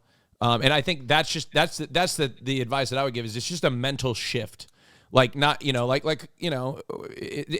is a different situation, but like if people feeling bad for taking time off of work, for example, obviously Austin never feels bad taking time off. No, but and some people like myself, it shifted a little too far to the other direction. Yeah, but that's how they get you is like Yeah. make you feel guilty. But okay, just real quick, at the risk of, I really want to be careful and not like critique your familial relationships, but just substantively. No. I'm still not going to do that. I know what you're going to say. But I'm going to say if someone is something. guilting you and they're saying, oh, now I don't have a babysitter, cut and dry, that's passive aggressive. It's not cool. Absolutely. Whether or not they're saying it, I'm not telling you to tell them that. I'm not telling you how to behave, but I'm just going to say that's what that is. And that was a work trip for you, technically. So if they're doing that shit for a work trip, yeah, sure, it's fun too. But if they're doing that shit for a work trip, that probably is also stopping you from wanting to do that for a fun trip. You know what I mean? Yeah. And so I, as someone with I have like a fairly estranged relationship with my family, but I do sometimes get passive aggressive messages, and you just have to let it roll off you and not impact. You're at TwitchCon, you're living your best life, you're taking one of the few times for yourself. you've got to just like keep your eye on the prize, keep your eye in the moment, and you are the babysitter 99.9% of the time. You'll be back.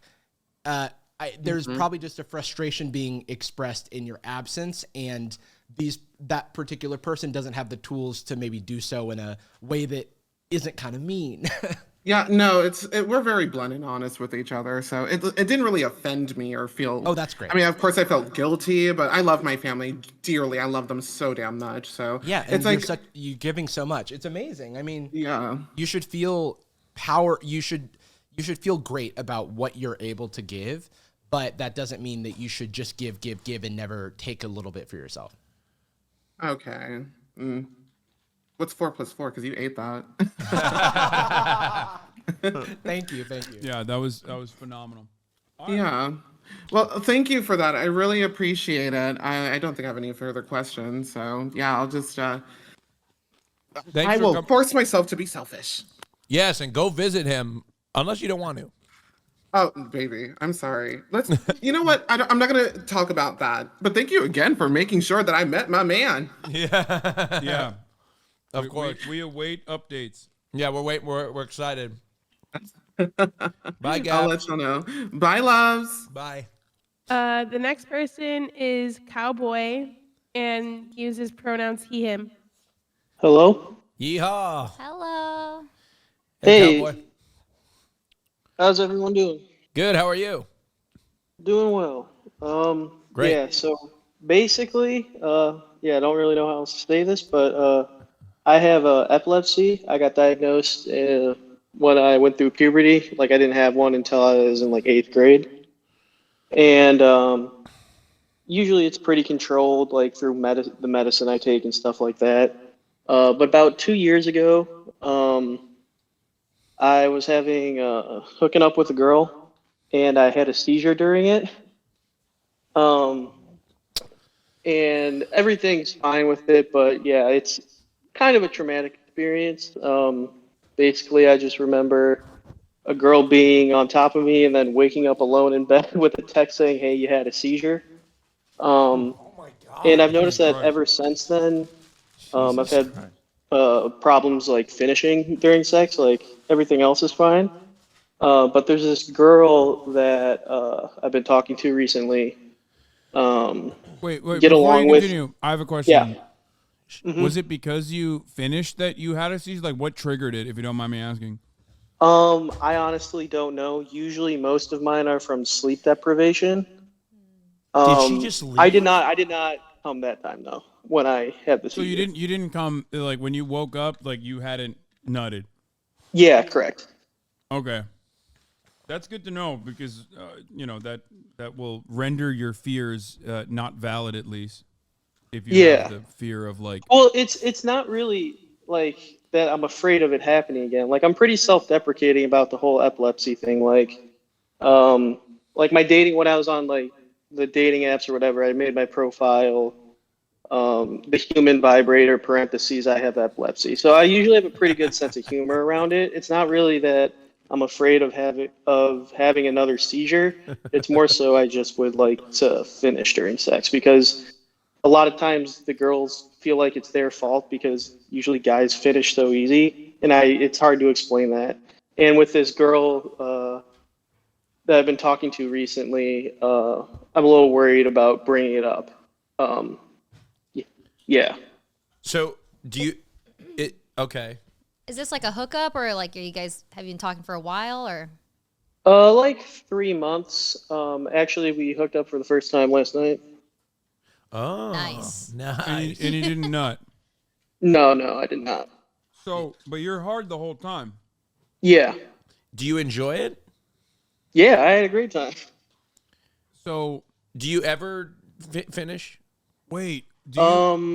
Oh yeah, that's a good question. Sorry, go ahead. Since then, I think one time I was able to. Like, but usually you masturbate. Usually it just ends up do being. you jerk off? Yeah. But you can do it then.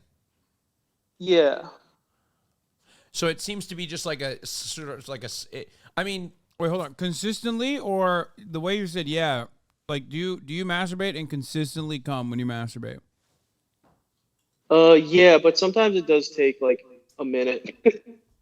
Okay, so that means have you talked to your doctor about like the epilepsy medication that you take? Is there a side effect that Yeah, might it's a give good- it's a you very good that point. might stop you from? No, but I do take Adderall, and that has caused ED before, I know. But the problem isn't like that I can't, you know, get hard. So Yeah, but there's I'm not a doctor, for the record. Wait, you're not? No, I know. yeah, but you spend enough time on IMDb. I feel like that I should defer to you. Oh, I'm a professional hypochondriac, and I can tell you that there is a positive correlation between erectile dysfunction and not being able to reach a climax. Actually, I have no idea, but I'm guessing that could be a possible correlation. I don't know if they're related, but I would maybe talk to your doctor about the Adderall being there. But also, it's a very if you get in your head about something when you're trying to finish it, sometimes it'll never happen. So we've all been there. Okay. Yeah, the main problem, or at least that I feel like, especially with this situation, is I want to make sure the girl knows that it's not them, because I've had that before where I can tell the girl thinks they did something wrong. Yeah, I get that. I mean, it's hard. It's You could just tell her, like, give her a heads up, like, hey, how it's been in the past. Yeah. So how did she receive it when you guys hooked up last night? Pretty great. I mean, like, I just kind of like just stopped after a while, and then like we cuddled. So.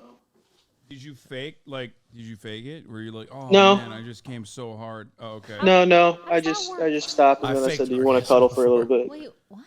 Okay, so she didn't have any question marks about you not coming?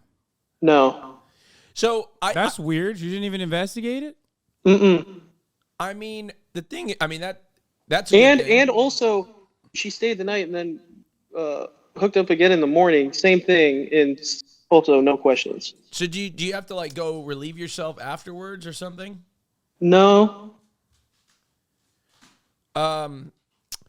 Look, I think it's a candid conversation, being like, "Hey, it's not you, it's me."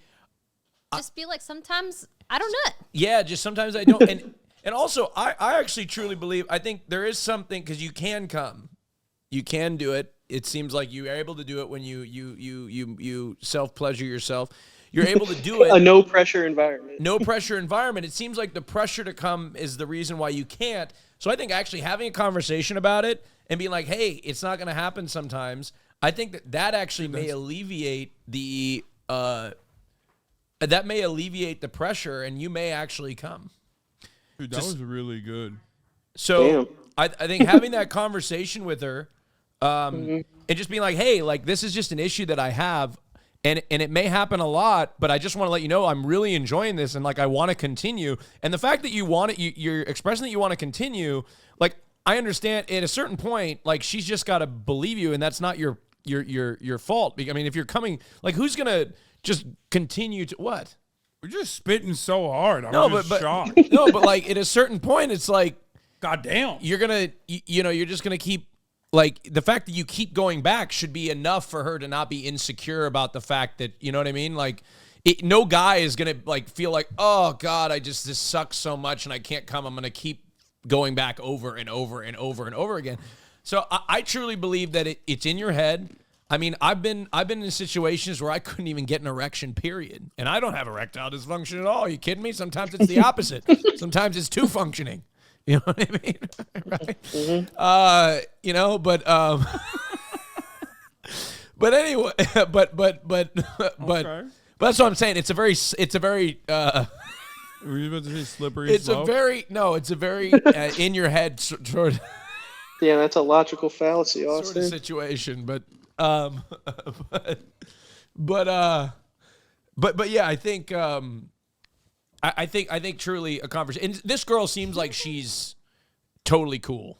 You know what I mean? Yeah. Totally cool. Yeah. You Also, know, shout out to her for being into the nerdy sports stuff I am. Just Aww. That's so sweet. That's Is cute. is she listening right now? What is going on? No. Oh, Oh. Just in general. Just shout out to her. Yeah. Just giving a shout out in general. Okay. Yeah, I yeah. mean, yeah, it seems like you got a good thing going. You know, keep it up, and eventually you're gonna nut. Yeah, I think you will truly, but also talk to your doctor about the Adderall thing. Yeah, I would still Yeah. talk to her about it though. Like, you know, we don't know how she's feeling. Like, she might be in her head about it. Like, oh, you know. Yeah, no, definitely why, talk why to her. this man no nut? You know, she might just need to hear from you that this is how it's been for a while, and it happens, and that it's not her. Just tell her it's not her. Someone in the chat said, "I think I'm the girl he hooked up with, Lamau." What is his name? I think I'm the girl. Oh my God, is she a Hasanabi head? What is? No, this is a current. Oh, Okay, the what's other Wait, hold on. What kind of things can you say about the situation that would be like only she would know? No, we have to chatter. No, wait. No, if we're talking to the chatter, there's a lot of men that can't come. Okay. No. Hold on. I don't know. Did she come over to my place last night and then stay the night and then hook up again in the morning and then leave? To be fair, she needs to present the information, not the other way around. Yeah, like I don't know. What kind of nerdy sports do you like, chatter? Like fantasy football. No, don't stop. No, not you. We're trying to figure out the girl. That's not nerdy sports. That's bro sports.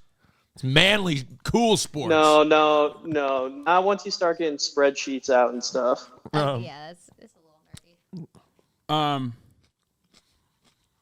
Okay. I mean, it's more so. I want to ask. Well, this chatter you know where what? I'll definitely know because if it is, I'll get a text probably pretty soon.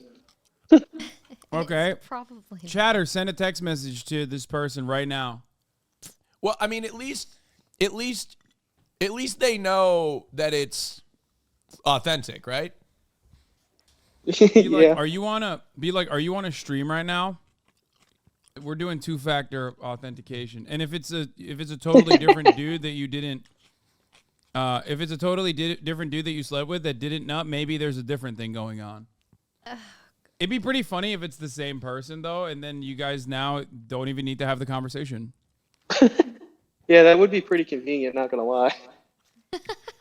You got this. It seems like she's into you. Yeah. Tell you're into her. She said, "Okay, I will." 07. Mine was. If you got a text message, that means is. Yeah, if it's already sent, then no. It's a different person. Oh, never mind. Different person? Mm-hmm. All right. Well, thanks for the advice. And also, shout out to Hassan for sharing my political views along with Chapo and Kyle Kalinske. Hell yeah. I, What up, Will? I remember the first time I saw you was on Secular Talk about the America Deserved 9/11 thing. Oh, really? That's a good introduction. He regrets that statement a lot. No, I don't. All right. Well, thanks anyway. Yeah, now. 7. All right. Have a good one, Chatter. Okay, I'm gonna go. We're going to go? All right. Thank you so much for coming on. All right. Bye, Ray. We're swapping through the gifts like crazy. Bye, Chad. Bye, Hassan. Bye. I got a hurt hand. Oh, I was just gonna. What happened to your hand? Did you put your body through something else? No, I caught it on a sanding belt and it. Oh, yeah, that happened yesterday. Christ. Jesus. What up? Well, Neff is here to give some powerful advice. Oh, yeah. I think, Will, I think you could have been a therapist. Yeah, probably. I think, like, if I could read. Fuck You don't need to read. You need to read. Yeah, I can read. You missed it. I went to therapy one time. Austin was giving banger advice like crazy. Really? Yeah. It was weird. It kind of started to go downhill when I said I could get a powerful erection. Yeah. And there was nothing wrong with it. Yeah. You had to be there. A little context for that. All right, let's rip this open. I'm ready. Yeah, you ready? I'm set. Yeah. How bad is your Okay. finger?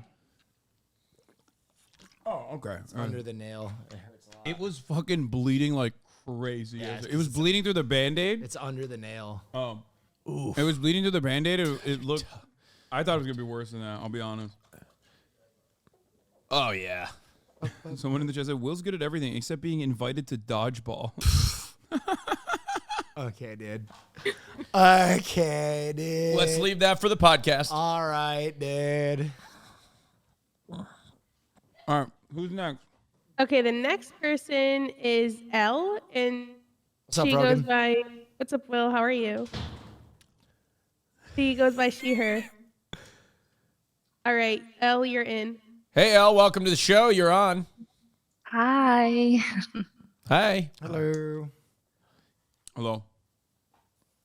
All right, what's your problem, Mel? Talk to us. Can we get some Death Okay, Note music on? So, so I have had a boyfriend for about 5 years now, and I'm 21. He's 21, and I just spontaneously we're open about how we keep our phones and stuff. Like it's no problem. And I got this spontaneous idea to look through his email. So, not the email. So, He's fucking around so- on his email. What is he, 80? 21. So I guess we're just so good at keeping things secret and delete things. So I went to the email and I saw OnlyFans transactions and accounts. Accounts, And- plural? Yeah. So Wait, he would what? use like his middle name and different names. I mean, That made us a gooner to that degree. You got multiple OnlyFans Keep accounts? going, keep going, keep going. And so whenever I confronted him about him, it was like middle of the night. We were not even at home. So after that, I told him about it. He said it was my fault. Said, "Why are you looking at the right email? You're so weird." He gaslit me and said that it was my fault and that I shouldn't be doing that, and that now he's just been acting weird about his phone. Okay, he's not wrong about saying, why are you looking through my email? That's correct. So, Elle, can I ask what your boundaries in the relationship have been regarding pornography? No boundaries. There's no boundaries. But I feel like along the lines of OnlyFans, that's a boundary. And also, I totally forgot. It was somebody that I knew that we went to school with that he subscribed to. Oh. Okay, I mean, yeah, I see. It's always interesting to me the distinction between pornography and OnlyFans because there is like a parasocial element, I suppose, to OnlyFans. I think the level of his engagement with this person from his past really is going to kind of color it in a different light. If he had like super morbid curiosity and he's like, that person that I went to high school with, I want to see them naked, I understand it more than him having like a parasocial anonymous relationship with a person he knew. It's like very disingenuous. But yeah, I think first of all, from this point forward, you have to set the boundary that you're not comfortable with him using OnlyFans if that is the case, right? I do think that couples should have this conversation. I actually know a friend of mine who had this same conversation where he got in trouble for OnlyFans, but his girlfriend was okay with pornography. And then there was a distinction set between the two, and they eventually couldn't reconcile it, and they broke up. Another real gooner. Yeah. There's some real fucking heroes out there in the goon cave doing the work that other people are afraid of doing. Okay. One thing I have to stress here, and I hope you understand this, you are in the wrong for looking through his email. Just because you found incriminating evidence in there doesn't change that. You recognize that, right? Yeah. I know I probably shouldn't have went. The email was weird. It was a weird step for me to take because it kind of felt like I was looking for something.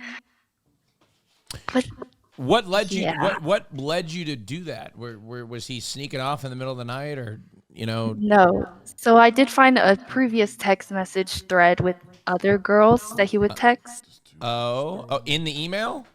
No. Like just messages on. So this and what did you do that by looking through his phone, or did you see it pop up on his phone?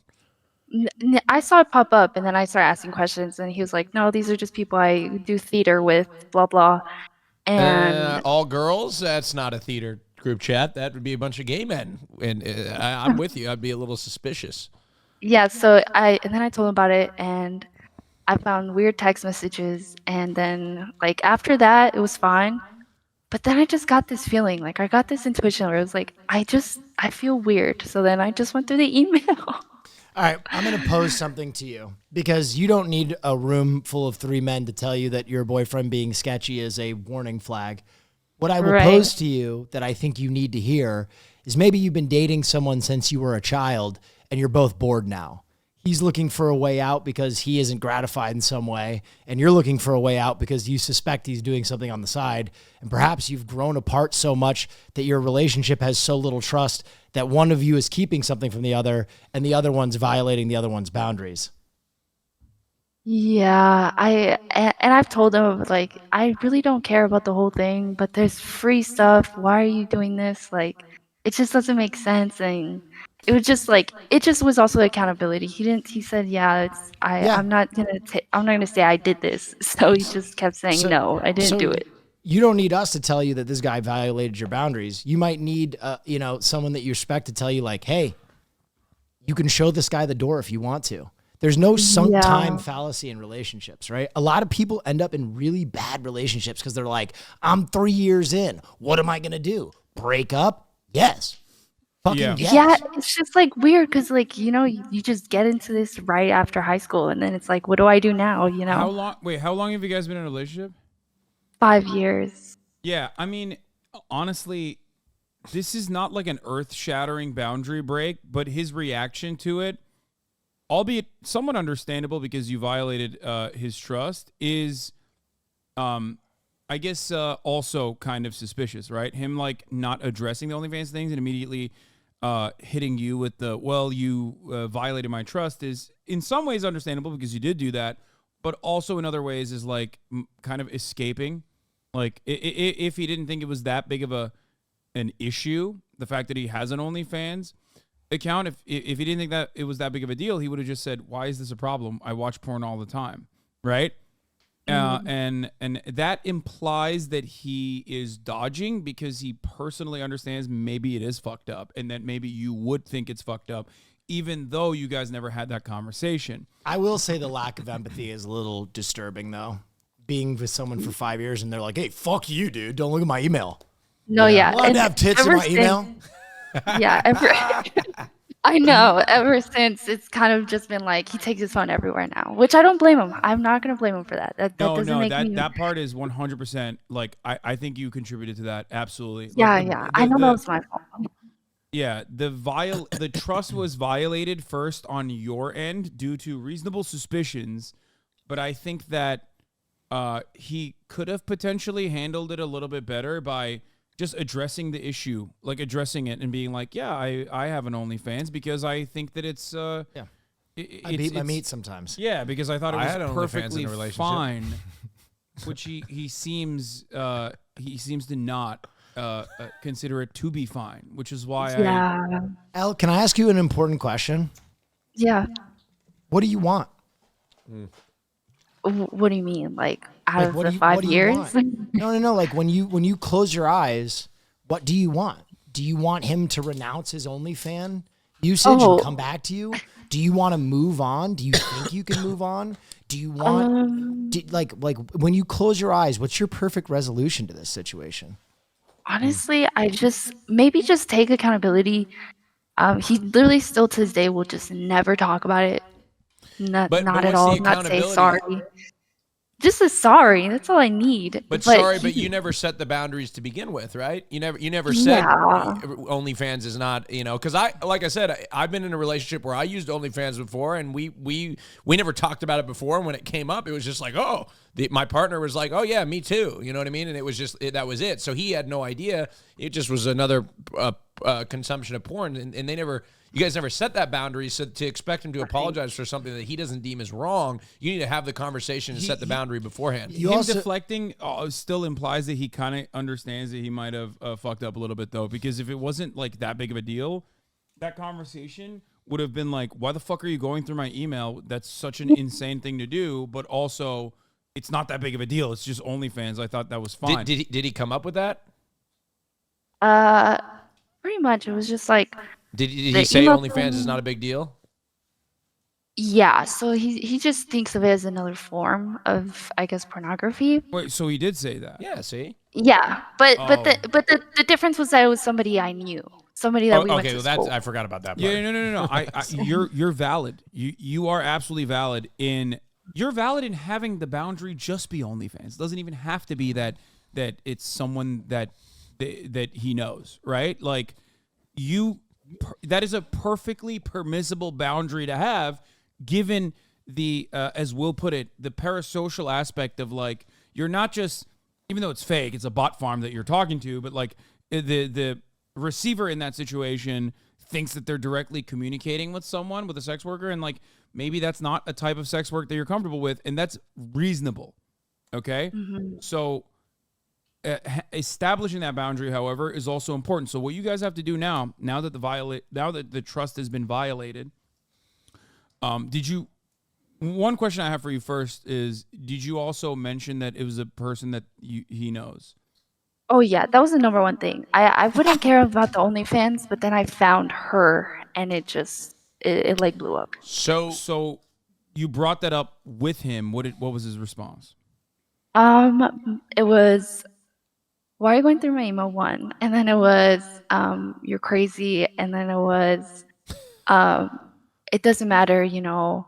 And then he sent her a message, and I asked about the message, and he just denied. It was the attack me. I'm not going to talk about me. So he didn't talk about his actions. He only talked about what I did.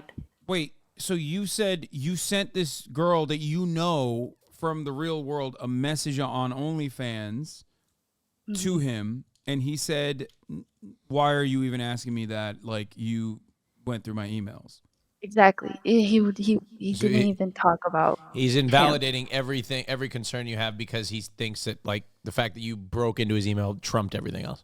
Yeah. Yeah. I think one thing I will take into account here is one thing you are kind of needing perspective on is you're asking what I assume to be a 21-year-old cis het male to take accountability. This is like asking a white male to dunk. It's not impossible. It's just rare. So I think, some white dudes dunk. Okay. Rare. I was able to at a point in my life. Well, I never saw it. You did. You were there. You were there when I dunked. You were there. Dunk is a loving term for what you did. That's fucking insane. Yeah. It's slanderous. You're Okay. 6'8". How can you not You will dunk? be sued for libel and slander collectively. Listen, Al, I think you need to have an honest conversation with your partner.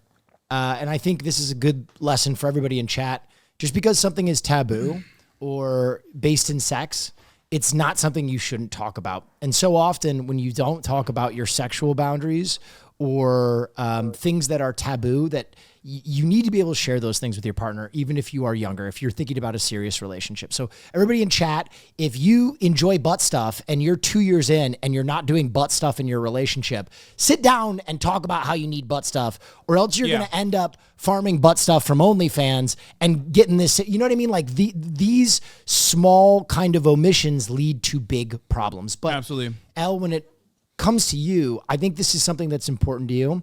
I think you've set a boundary, and I don't know if your partner has reciprocated. So I think you need to sit down and set an ultimatum with him where you're like, listen, we both need to make concessions in life to keep the other person around. A concession you're going to have to make for me is you're going to have to stop using OnlyFans. You can look at hardcore, you can look at porn on Reddit, even Tumblr's fine, but OnlyFans is my line. And if he doesn't reciprocate with at least an effort to meet your needs, then I think you have to kind of start moving on or begin the process of consciously Wait, uncoupling. hold on. There's one more thing. You need to also own up to your side of this bargain as well, because I think a good way to diffuse tension when you're about to have this important conversation, communication is key, Will is absolutely right, is by saying, I want to start this by apologizing for looking through your phone. And that's going to be an L that you have to take, I guess. But it's valid to apologize for that, because I think that is a major violation of trust in general, and that is the reason why he's taking his phone everywhere. And if you want to be in a healthy relationship, you're not going to be able to continue being in a healthy relationship if he literally doesn't trust you, and you don't trust him. and it's going to take some time. And what you need to do in that process is like sit them down, have a conversation with them, and say, in order for us to reestablish mutual trust, I'm going to start off by saying, I'm sorry for looking through your email. I should not have done that. I'm sorry for doing that. And having said that, I also want to establish that, you know, maybe you didn't know this, maybe you kind of figured it out, but I don't like it. I don't think it's appropriate that you were going on OnlyFans. There is a way more personal component within OnlyFans that is not permissible for me, that like other forms of sex work I'm perfectly fine with, that you can engage with all day, every day. Last but not least, I do still have additional concerns. Now that I've said my piece, now that I've apologized for my end of the bargain, I need you to tell me, if you are curious still, why you went after this person that you knew already. It could be personal fascination, or it could be something more, and you need to communicate that that's not appropriate at all. And the fact that he did not want to offer you transparency that you deserve in this circumstance was also inappropriate. Yeah. Al, is he the first guy you've ever hooked up with? Second. Dump him. Move on. Go explore the wide. Go explore the wide world of dick. It's listen. I gave you the good advice, like the real advice. Set your boundaries. Talk to him. And now I'm going to give you like the human advice. Dump him. Go explore the wide world of dick. I mean, you're 21 years old. Having two relationships thus far, like two partners thus far, is definitely like you have a lot more room for exploration. So hey, Will is right. Will told me the same thing, and I'm fucking living. All right? All right? Okay, I just want to let you know. Two, for the Hassan told me a lot less, but it was, I can show you the world. I'm just kidding. I'm kidding. Both of them told me to go explore the wild world of everything, and I've been head first. Listen, at the end of the day, all this advice is just advice. If anything resonated with you, I always say this: good advice is something you already knew. You just needed to hear it from someone else to be like, oh my God, I'm not crazy. Oh my God, my feelings are valid. Oh my God, my gut instinct is real. So we just gave you a whole menagerie of things to choose from. Whatever was the most attuned to your situation, and you know your situation. Maybe this is your forever partner. Maybe this is just a bump in the road. Or maybe you need to go explore the wild world of dick. I don't know. One of those is going to resonate with you, and you're going to make that decision, but make that decision with confidence. And when you set boundaries in your life, respect yourself. If he violates those boundaries again, if you decide to give him a second chance, respect yourself and do what you said you were going to fucking do and get on that dick carpet ride. You know what I mean? Yeah. Right. Or if you're comfortable in a 5-year relationship that you've been in, this last conversation should most likely happen regardless, because it will give you closure so you can healthily go on the dick carpet ride. Why'd you say it like that? Dude, I was just using the terms. You said it like Tucker Carlson. Popular leftist said dick carpet ride. Yeah. My dick is not a ride. Someone in the chat said you can't violate a boundary you didn't know about, except like there are still things you can know that are not permissible in a relationship, like even if it's not a well-established, well-defined boundary. Like OnlyFans being one of them for sure is in the no. It's the friend. OnlyFans is in the gray area. A friend's OnlyFans is not. He knows is not good. That's precisely the reason why he didn't address that. Yeah. He said, "Oh, OnlyFans is just porn," but then the friend thing he didn't address. Clearly, he knows it's not good. All right, Al. I hope we helped you. All right. Thank you. Thank you, Al. Have a wonderful day. This is Matt. He goes by he, him. What's up, Matt? What's Matt, your problem? how you doing, brother? Hey, guys. You guys hear me okay? We can hear you. Yep. Matty, all right, cool. Yeah, all right. So I'll try and keep this brief. Earlier this year, my parents split up. My mom waited until I moved out of the house to break the news. She gave me a list of reasons why she couldn't be with my dad anymore, and I respected her and her decision wholeheartedly. A few months after their split up, I found out from one of my sisters that my mom had been seeing someone on the side for some time before the split up. And not only that, but the person that she had been seeing was a family friend, quote unquote, who she had over our house multiple times. She had him eat dinner at our family dinner table together with me and my dad, like all this stuff. And, you know, I don't have a problem with her seeing someone else. The affair doesn't really bother me because, like, my parents' business is their business. But the fact that she had this guy over, like, eating meals with us, playing us all for fools while seeing him behind closed doors, and coupled with the fact that she has not admitted any of this to me to this day, I just find it hard to, like, just forgive and let go. So most of my sisters have done their best to kind of like cut her off from their lives. Like they don't respect her decision at all. They don't want her around them or their children, my mom's grandchildren. And I feel like I'm like the link between my mom and the rest of our family because I still talk to her, but she doesn't know that I know everything that happened. Like we act like everything is normal and just pretend like things are fine. So recently when I asked her, like, what are your plans now that the old house is sold and you're out on your own? And she responded by saying, I'm not making any more decisions for myself. I'm just letting God guide me. And so no. Wait, is this a new development? Is that a new development? Or Yes. So my mom was always a Christian, but we didn't go to church and like after I turned like 8.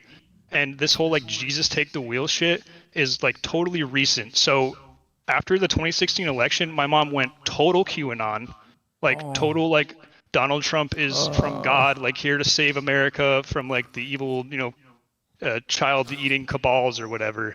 And ever since then, she just takes like no accountability for anything that happens as a result of anything she does. Like if you try and call out that one of her theories proved false, once again, she'll employ like Olympic level mental gymnastics to like deflect away from it. And then if you try and call her out on something in her personal life, she just gets like upset and defensive. Like she's always deflecting and always playing the victim. So my question for you guys is, am I petty for wanting to see how long, if ever, it takes for her to come clean about what she did to my dad, to my sisters, to the whole family, and like finally take accountability? Like, do I confront her with the knowledge I have?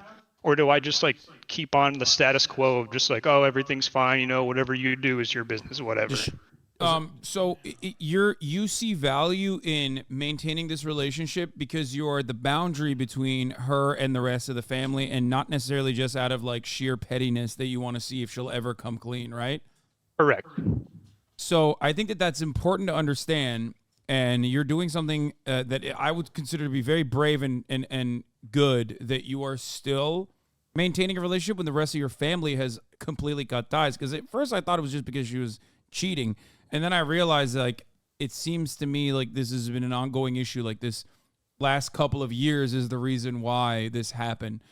Since 2016, as a matter of fact, that your family has like was much easier to like let go of her, I guess, and cut ties with her completely.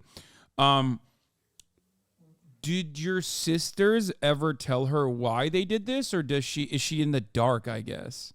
Yeah, so she's in the dark. So like the way that they found out was, so my mom had been living out of her RV camper up on like a campground, and she invited 2 of my sisters over to like come hang with her. And unbeknownst to them, and I don't know, maybe unbeknownst to my mom, but the guy she was seeing just showed up while my sisters were there, and they were like, hey, like, who are you? And so that's how they found out that she was seeing somebody. And so ever since that, those 2 sisters in particular were like, this is really fucked up. Like, you can't just like spring this on us like this. And like, we have our kids here, and like, this is not cool. Like, wait, and the guy was the family friend? Yes, correct. The guy she was having this affair with. Sure. Did the family friend not communicate to the mom that like the sisters saw him? You know what I mean? Has she kept him a secret?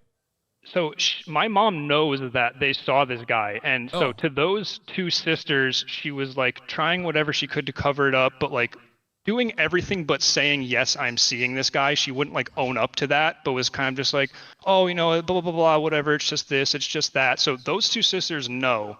But again, she's never said anything about this to me. She never said anything directly to my dad, who has since found out from my sisters. So the only reason that anyone even knows about this was through a complete accident. Oof. Hey, Matt.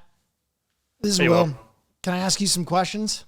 Absolutely. Have you spoken with your dad frankly about it? Yes, I have. What do you say about his relationship with your mother? Was he completely blindsided about it, indifferent, angry? He was completely blindsided. He was really upset. He wasn't really angry. He just felt like I'm such a fucking idiot for like not seeing that this was going on, and like I'm such a fool. Like he was really, like hard on himself about it. It's not his fault. So, no. Yeah. Matt, first thing I'll say is when people very close to us in our genetics or in our family do something like this, the first thing that plagues us is, are we capable of this as well? At least that's true for me. Let me tell you that you are not doomed to repeat the actions of your mother. You have every capability of being an excellent partner that doesn't cheat or anything like that. So let me just first absolve you of that lingering fear that I'm sure you feel. The second thing is your parents are human beings, and they're not infallible. And one of the hardest parts of growing up is watching that infallibility melt away, right? The first time that you see a parent cry or make a mistake or do something that really, really upsets you is a intense growing moment that almost is tied into our own like mortality, right? You're no longer a child. You have to make your own decisions. And those decisions sometimes are going to stand directly in conflict with those people that raised you. You're always going to feel indebted to the people that provided a home to you, especially if you had a nice, home growing up. Did you have a pretty good growing up experience? Yeah, absolutely. That's one thing. Thank you for bringing that up, because my parents were excellent to me all throughout my life. Like we weren't super well off monetarily, but I never realized it as a kid. It's only now afterwards, looking back, that I realized like they did everything they could to provide me a stable, great home life. So I'm going to tie something in with that. Sure. You didn't know that you weren't well off. You also didn't know that your mother had fallen out of love with your father probably years before. Your mother having an affair when she had one and leaving your dad when she did is because she was keeping it together for you guys. Yeah. I don't think she's been in a romantic relationship with your father for a very long time. And she saw that light at the end of the tunnel, you leaving the home, and as soon as that hit, she was gone. Now, that's tough, because you love both your parents, and knowing that one of your parents fell out of love with the other is a tough pill to swallow. Now, all the QAnon and conservative stuff, that's really, really tough. Almost more tough to swallow than the affair, in my opinion, because it will lead people to do and say things that are very hurtful to people like us that are progressive and feel like everybody has a fair shake. And ultimately, those things stand kind of in contrast with one another. I think that also signifies more of a mental decay than like what you just described, which is like a desperate attempt to keep the relationship together, versus that other thing is like, what the fuck? How did this person like lose track of the reality so such a devastating fashion? Here's what I'm going to tell you, Matt. Again, this is a situation that's very delicate. Only you know the players. I have just a 10-word painting of them, and you know them intimately from years of experience. I think ultimately the thing that will help you most is pure honesty. I think you need to have a sit down with your mother and ask how these things happened, how you've moved so far away, and really admit how hurt you are, because I can hear and I can feel just how palpable that pain is. And then once that honesty is out there, then I think you'll have the tools to move forward with either trying to forgive your mother and reincorporate her into your life, or move on without her, both of which are going to be extremely difficult. There's no easy fix here. Right. Yeah, no, I think that's valid. Sorry, go ahead. Yeah, no. You can respond to that. Sorry, I was just gonna say conversation is key here. Like, before you cut ties. But I don't think you will cut ties regardless. Yeah, I again, it's not like I feel personally slighted. I don't. I'm just kind of more like upset on behalf of my dad, who I know is just like really struggling with all of this. And, obviously it's just like supremely unfair to him, and he kind of just has to take it on the chin. And, he has no recourse throughout this. And so I guess if I had to like psychoanalyze myself, I think what I'm really looking for is for my mom to just take accountability. Like someone has to answer to these wrongs that were committed to, not just against me, but against the whole family. And, these broad repercussions of her actions that are permeating throughout our family. Like I just can't see a way to just let that go. Do you feel like your dad is upset that you're talking to your mom, or no? No, not at all. And he actually knew about the affair before I did, and he tried everything not to tell me. And my dad, God bless him, he's never once in my life said a single ill word about my mother. And to this day, he won't speak illy on her. He totally wants me to maintain a relationship with her, and he doesn't want anything to change for me. But, I know that he's kind of just doing that out of the goodness of his heart. And, again, like, but what's going to happen? So, my dad just kind of gets fucked over and then we just move on. Like, that just doesn't sit right with me, Yeah. Can I get your dad's number? He sounds like a great guy.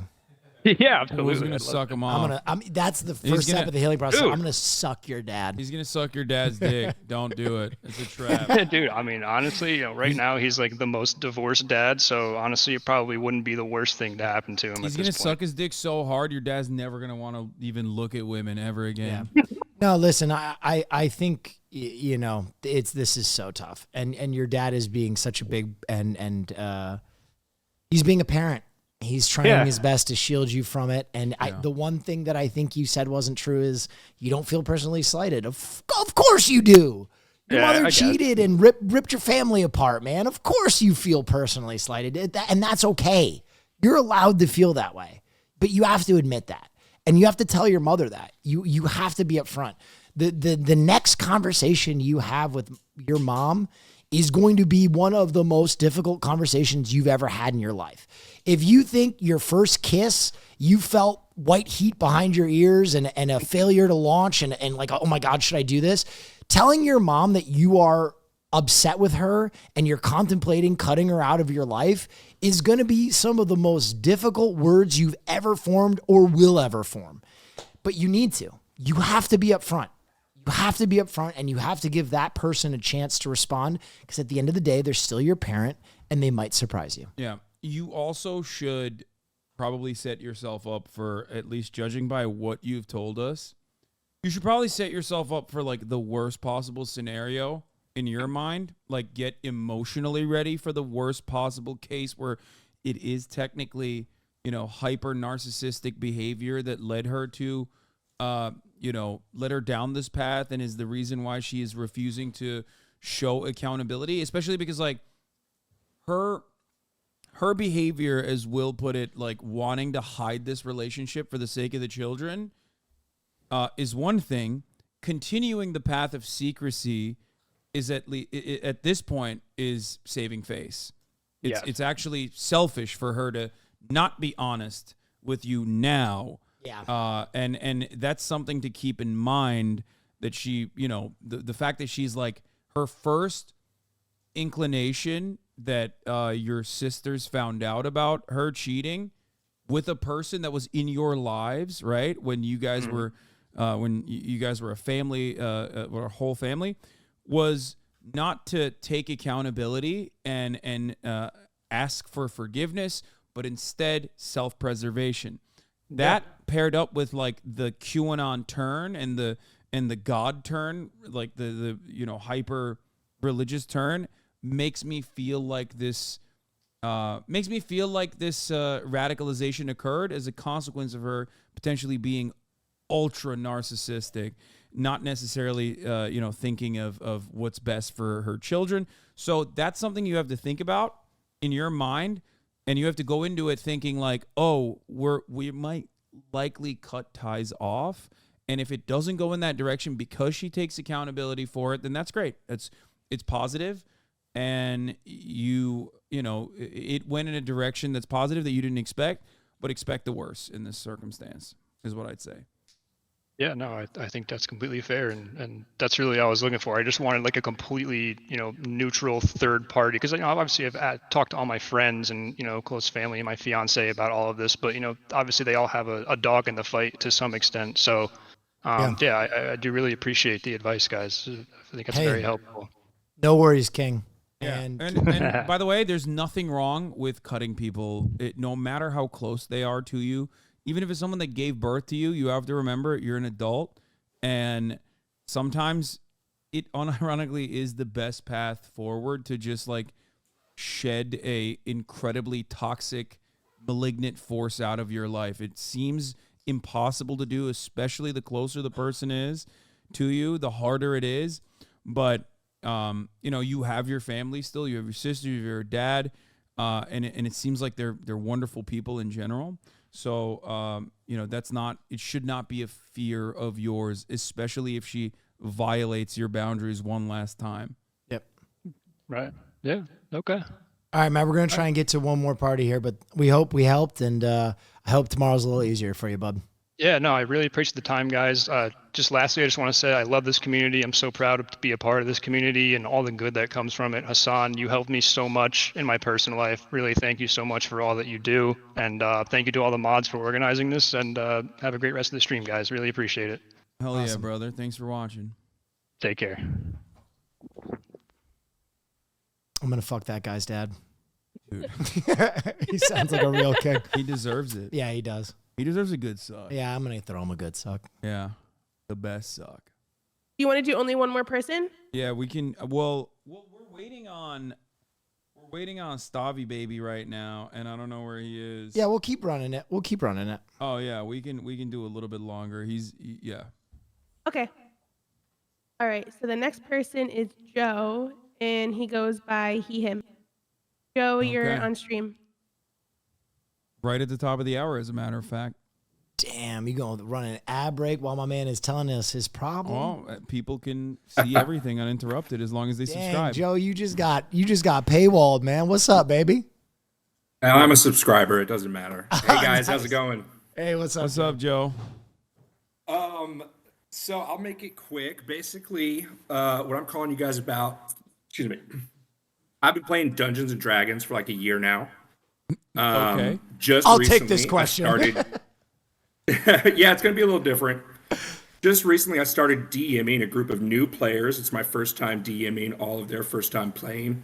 Sure. While I was planning out my world, writing the campaign, just following some sort of generic fantasy stereotypes, I realized that I was writing a world that was kind of problematic, a bit racist, a lot of hierarchical suffering going on.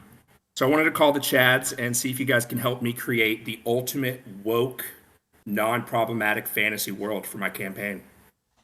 Don't do that. I need you to say it how you described it because you did not say it that way in your submission. Oh, I'm sorry, Frogan. What did I leave out? I thought that was pretty much everything. He said he's making it extremely racist, classist, and hierarchical. And hierarchical, yeah. Yeah. Wait, why'd you switch it up on us? Are you worried? Is that not what I said? Oh. No, you said the exact opposite. Were you trying to get us to give you like a really woke one so you could do the exact opposite or something? No, not at all. Listen, what's up, my Tusk brother? I've been experiencing orc racism in D&D as long as I can remember back to my teens. Oh, he did say that. Thank you. See, yeah, exactly. Yeah. So this is a very interesting question because I think ultimately D&D is play. And I think there is something very freeing about playing good characters, bad characters, problematic characters, especially when you have the barrier of like the racism and classism being set in a fantasy world, right? When the racism is against an orc, it doesn't feel as real as when it is against a real people that have a systemic history of oppression in our world. And that way the fun is like a little bit always colored by like, hey, this is kind of really fucked up. But I do think it's important in the same way that we should allow young people to play as different genders, play with Barbies, play as cops, robbers, whatever. An element of play and expression is important, and it doesn't represent an inherent evil or kind of racist undertone in a person if they are playing a character within a game. So I think you trying to create a perfect world in a game is just, it's impossible because we don't live in a perfect world to begin with. And I think ultimately flawed characters are so much more engaging from a storytelling perspective than are perfect characters. No one gives a fuck about Superman, right? Everybody loves the dude with daddy issues, Batman. So allow your characters to play in a flawed world. Now, if they make decisions that are like deeply problematic and you're like, hey, everybody's uncomfortable, can you stop killing orcs? Then like that's a separate I'm not conversation. worried about my players. Then you're fine. Necessarily, and I agree. That definitely, I want there to be conflict in the campaign for sure. It was the idea more was like, how can I have a fantasy utopia, ideally, the post woke fantasy world that then I can introduce the cracks in that society for them to explore. Like you say, it's not really ultimately possible, I guess, to create a perfect utopia, but. So what are I'm not the most well read on D&D stuff, so I don't know how well I can. I don't know. I don't know what the like. I guess you could, as far as like class differences goes. I guess one thing you can do is like give unnecessary benefits to one of the players. You know what I mean, from the jump, and then also have like weird nerfs on specific races of characters. Like and buffs as well, as a matter of fact. So like you can give like orcs, I don't know, you can give orcs like nerfs that you come up with and buffs that you come up with, similar to I guess elves, right? And dwarfs and everyone else. So that's kind of built into D&D. Yeah, that's kind of what's already baked in. I'm saying beyond that. Oh no, certain characters definitely treat certain races with like racism. Yeah, that's crazy. Like different sects of gnomes hate each other. Okay, well, my point is blood feud. Yeah. My point is that like you should give additional benefits to certain races without even mentioning it. Like I mean, or rather, like certain nerfs to races, like, and bring it up throughout the story, like randomly. You know what I mean? Yeah. Or even as a starting point, just like be like, all right, the dwarfs are gonna have extra gold. Yeah, dude. Okay. Here's what you're like gonna do. Unearned advantages, because that's at the. So you're saying I should. No, I'm gonna help make you. the most based possible campaign and just I'm gonna help all you. of the oppression. Here's what you're going to do. You're going to go watch Killers of the Flower Moon, and you're going to do that, but with orcs. You're going to have a tribe of orcs living atop a mithril deposit, and they get impossibly wealthy, and then just have all the other races finally be really nice to the orcs while simultaneously like killing them, deeply taking advantage of them and murdering them. Yeah, be like, well, one of my orcs have players to have, is a half orc. Yeah, orcs have to have guardianship, like no matter what. Yeah, and they'll be like, wait, what the fuck? And it's like, sorry, it's state imposed. And then then the guardianship actually means like, you know, they take advantage of the orcs and steal their wealth by basically taking over all of the orc money. There you go, Joe. Mull that one over. That sounds great. Yeah, just hard veer in the other way. I like it. Yeah. All right, Joe. I hope you helped. Thanks, everybody. Have a good one. Dog. Oh, hey, Stavy baby's here. Stav, you wanna come on and give advice for like the last two people I guess we have remaining? I need to talk to you about your appearance on Rich Eisen. Maybe my favorite team up ever. Dude. All right, save it for the pod.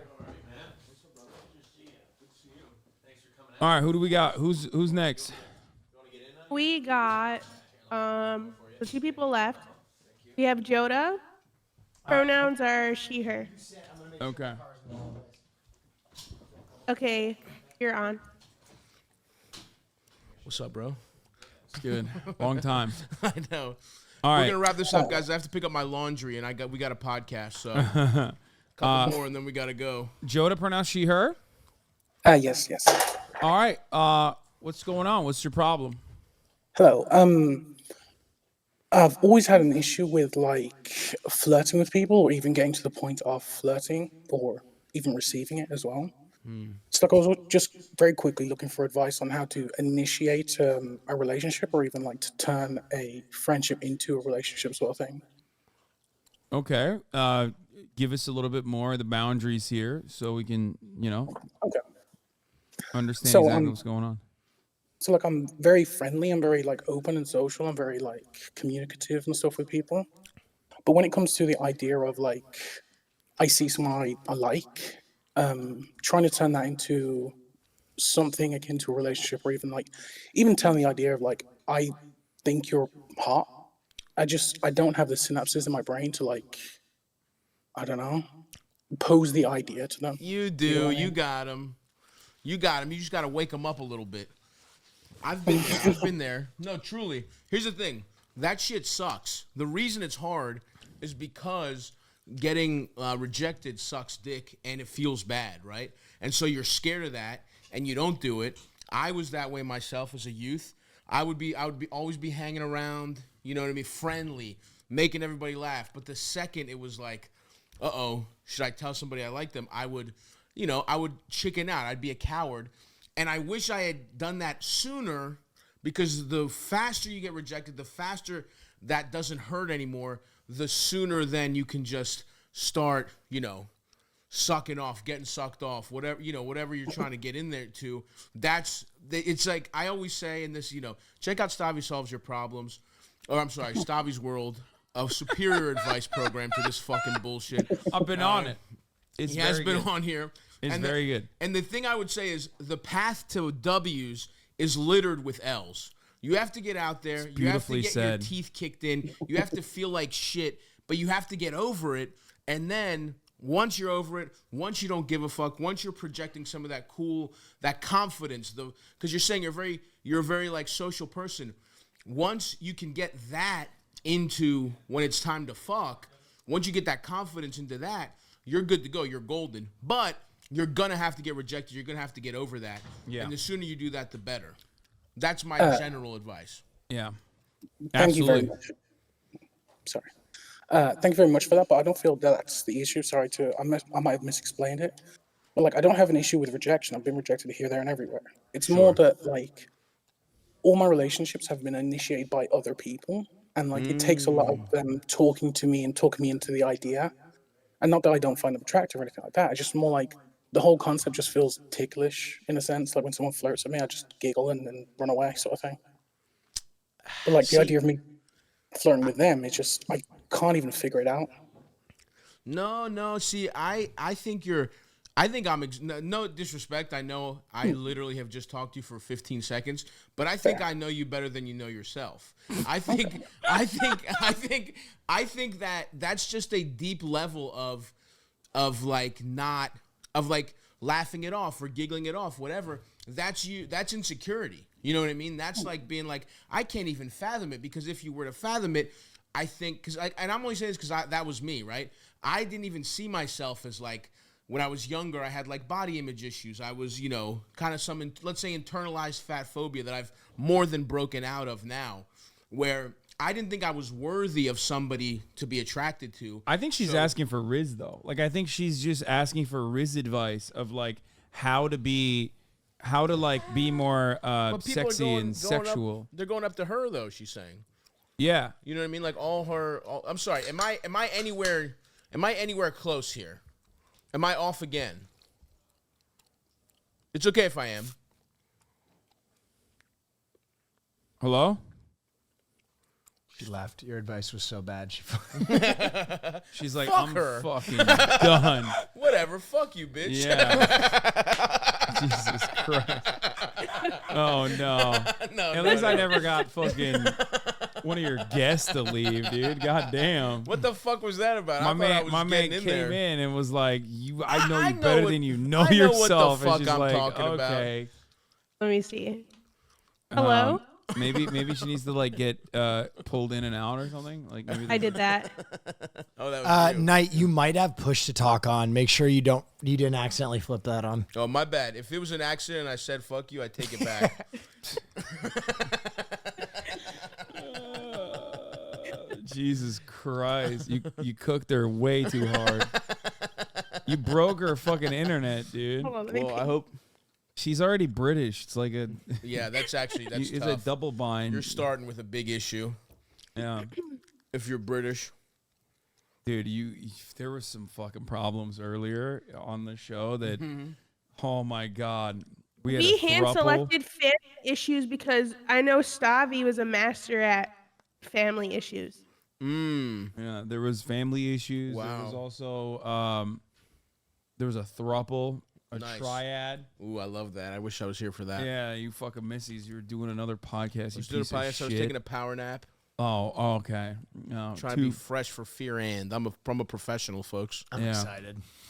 Really, this is exciting. This is a boys episode. This is a boys episode. Cutie's not gonna be on, unfortunately. Wow, Cutie's too good for me. Yeah. Yeah. Okay, Cutie. Cutie's like Coach Madden. She doesn't fly. She takes a bus everywhere, so she couldn't get back in time. No, literally though. Just the bros. Straight up. All right, what's going on for real? So I pinged them, I messaged them, and they left the voice channel. Wait, I have not heard back. Oh, they're back. Oh, they're back. Thank God. Oh my God, I thought you actually. Wait, are they back? No, she's not back. She's not on the channel. I didn't do shit, motherfucker. Don't blame it on me. Oh my God. I was giving good fucking advice. That's not on. If she didn't want to hear it, that's on her. I think it was a Baltimore charm. Baltimore.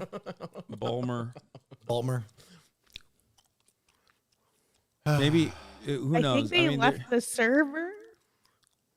Wait, they unsubscribed from your channel. No, that's crazy. I don't give a fuck. I'm taking down Damn, this empire. I leave for one advice column. What the I'm hell? taking down Hassan from the inside. What the fuck? I lift my shirt up. I just have slurs tattooed on my stomach. She left the server for real? He gets banned. Oh my God. It's never happened before in the history. This has never happened. I've been doing this for years now, and it's never happened. Oh, okay. Oh, they're back. They're back. Okay. All right. They're coming back. Okay. Computer.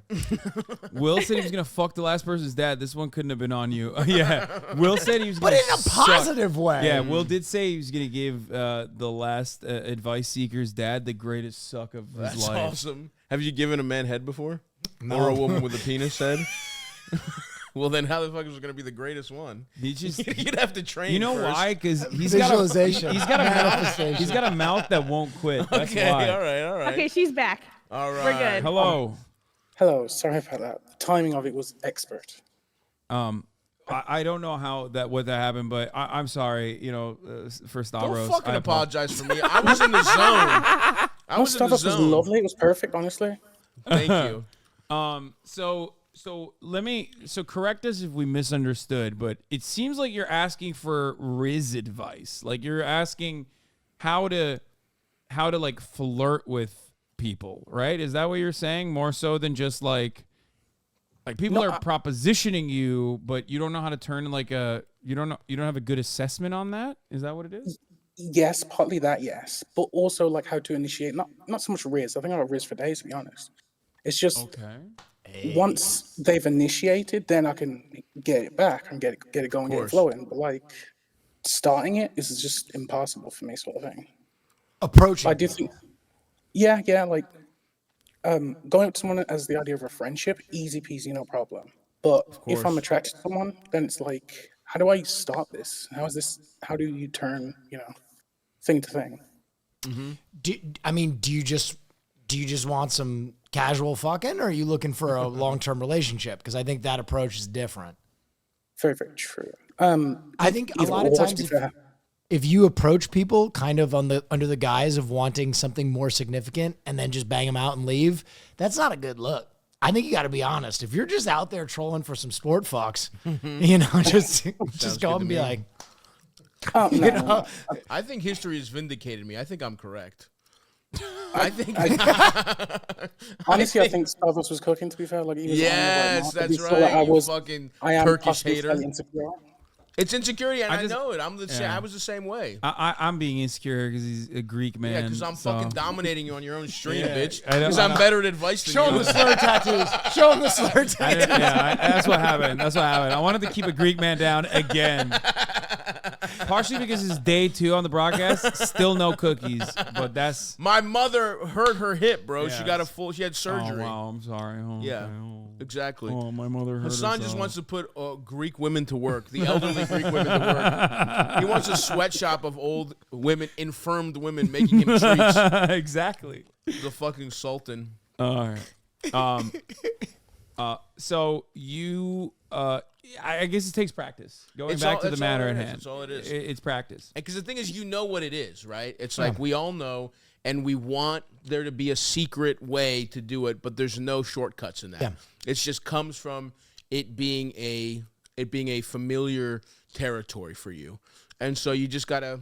And that's why I would say, a little trick sometimes I give people as advice is like, look at it as I'm gonna go get rejected 10 times. You don't even expect to fuck. You're just like, I have to do it. I have to go get a no 10 times. Yeah. You know, and then you'll be surprised. I bet you one of those 10 times, somebody lets you suck them off. And You if know you what I mean? Like, if you get rejected 9 times and the one time is positive, then that's a W. You weren't expecting that. Exactly. You weren't expecting that. Yeah. Exactly. Yeah. No, thanks for the Exposure advice. therapy. Also, I I'll think give it a go.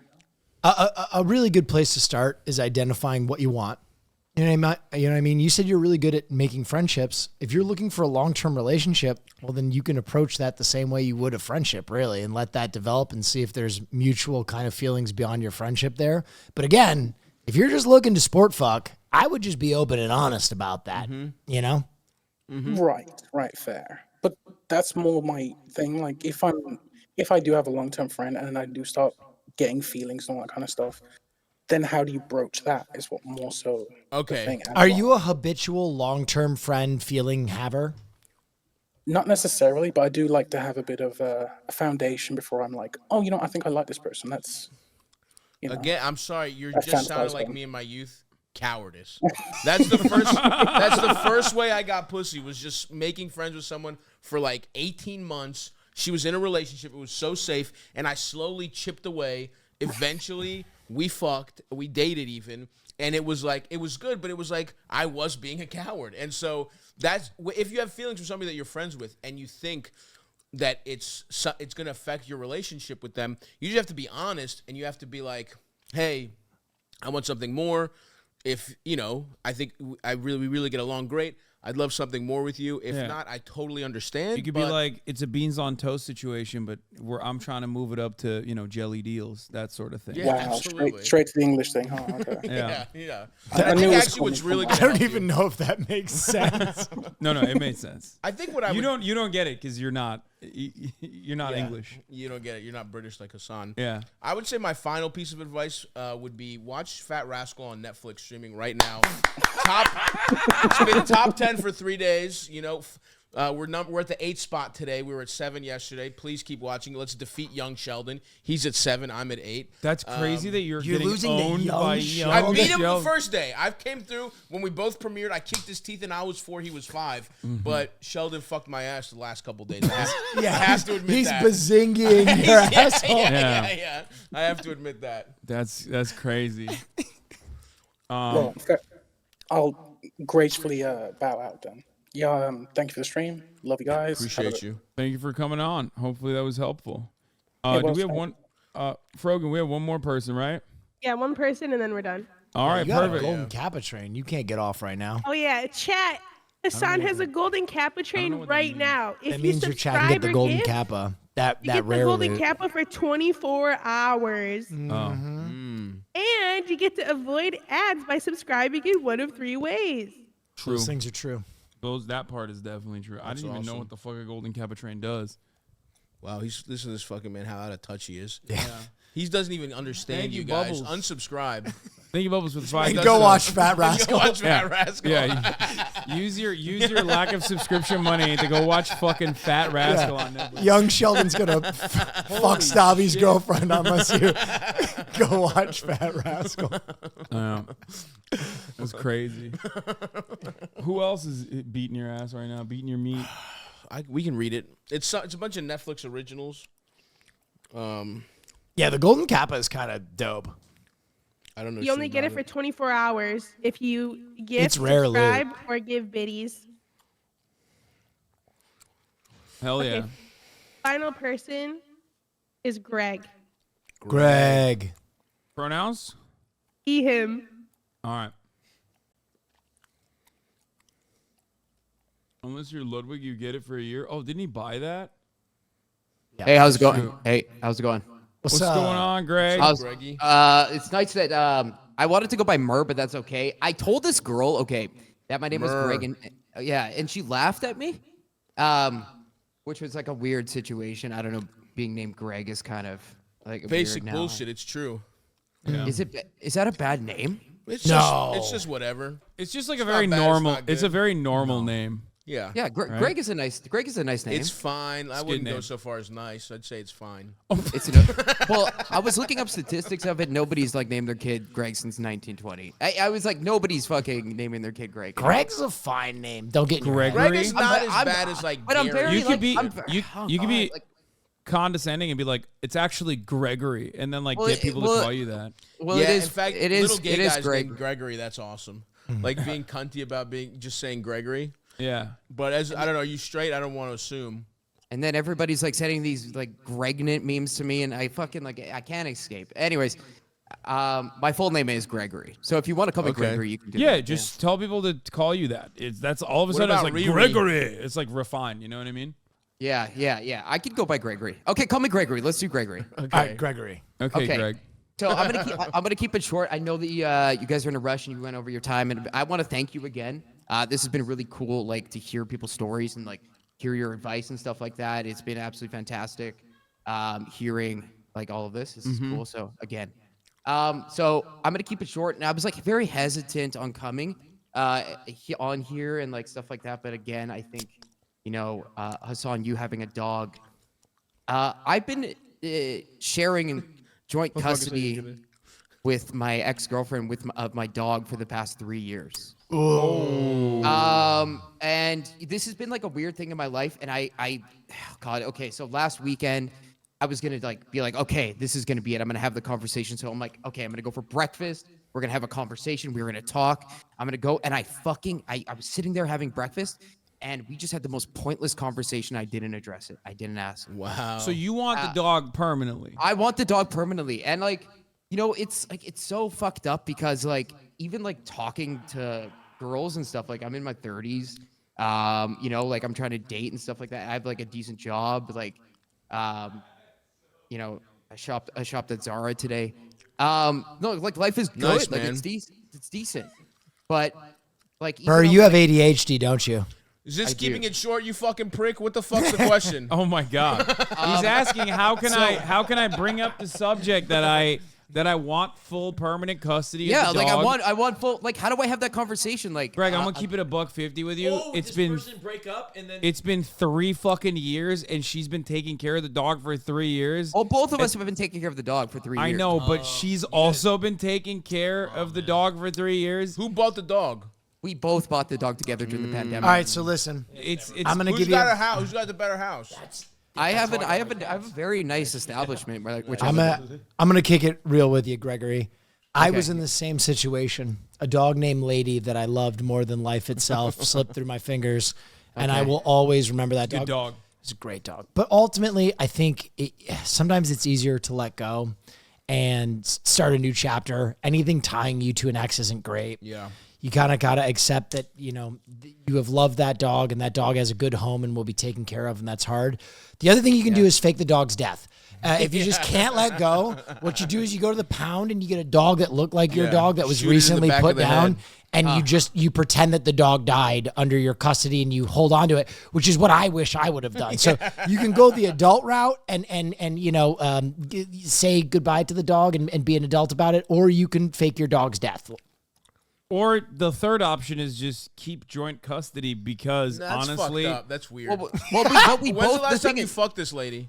Well, we exchanged the dog and I had sex with her not that long ago. See, that's what I'm saying. And This then, like, fucking yeah, asshole- see, you gotta let This isn't go. about the dog. You gotta let go. okay, This isn't okay, about the Gregory, dog. you get a dog and some pussy on the side. I don't know what the fuck your problem is. I don't like this person like that. It's just like I did it because I'm also Because you're a like, weak man. We know why the fuck you did it, Greg. We don't fucking I respect you. You're waffling all over the place. Listen, motherfucker.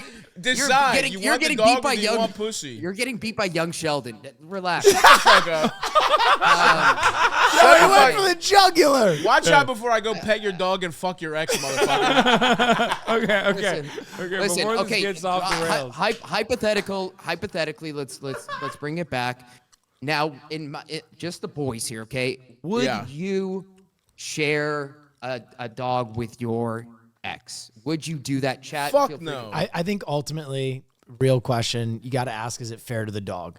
Right? It's really tough. That's a good point. It's tough on a dog to move it from home to home. It gets acclimated to one or the other, and it will probably be happier in a single home ultimately, which is the sad thing. If you really love the dog, you probably got to say goodbye or admit that you want it full time, which your ex is not going to go for because you think she's going to lose the breakup. Fuck no.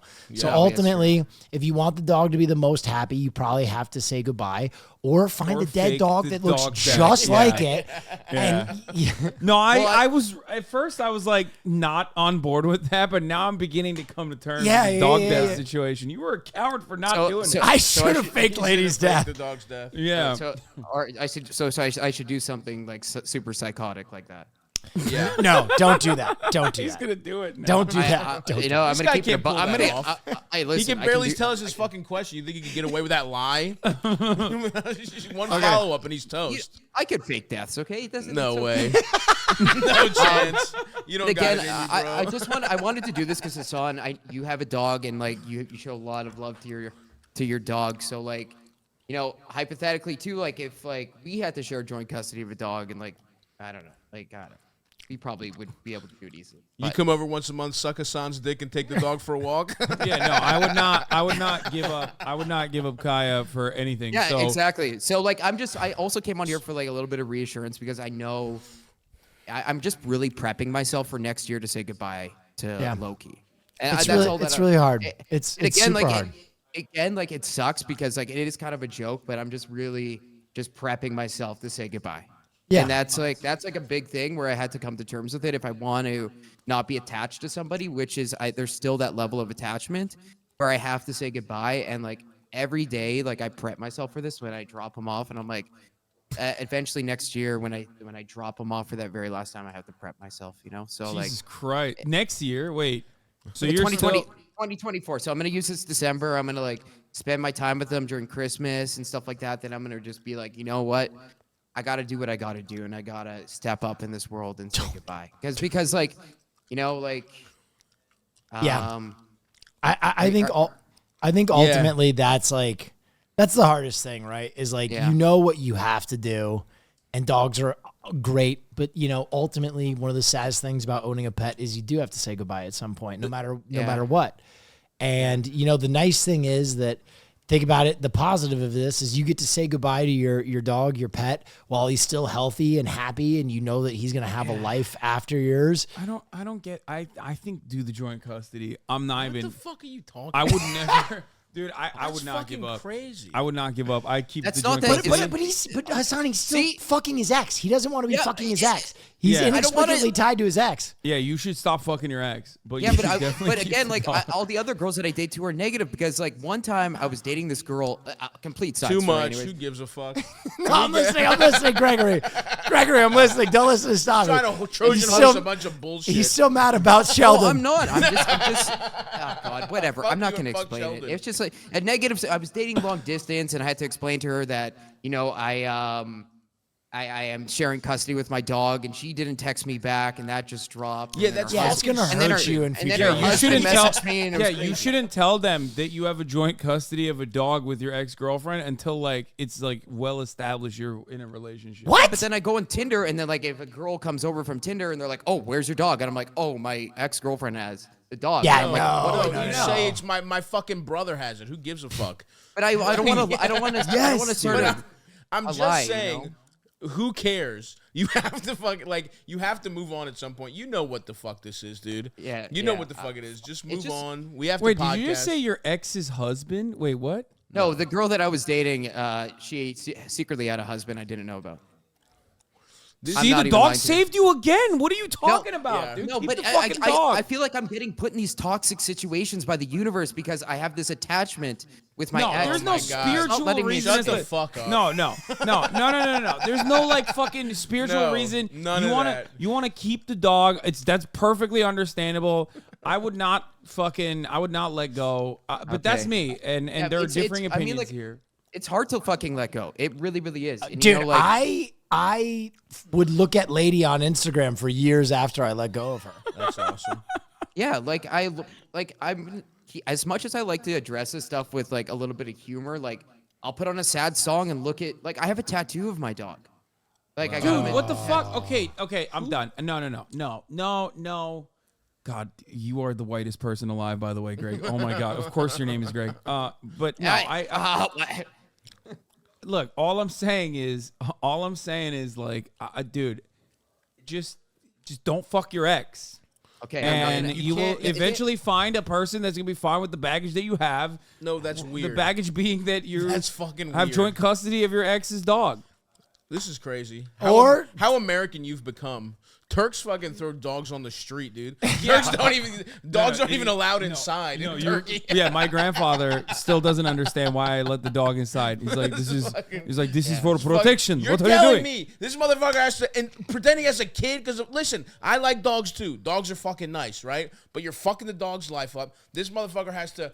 Every 6 with a septum piercing coming back to his apartment, he has to give her the spiel about the fucking half custody with his fucking ex-girlfriend. Who gives a fuck? It's too complicated. He's fucking annoying. He's overdoing this fucking bullshit. It's too much drama. He knows what the fuck he has to do. Can we go podcast, please? I have to pick up my laundry by 8 o'clock.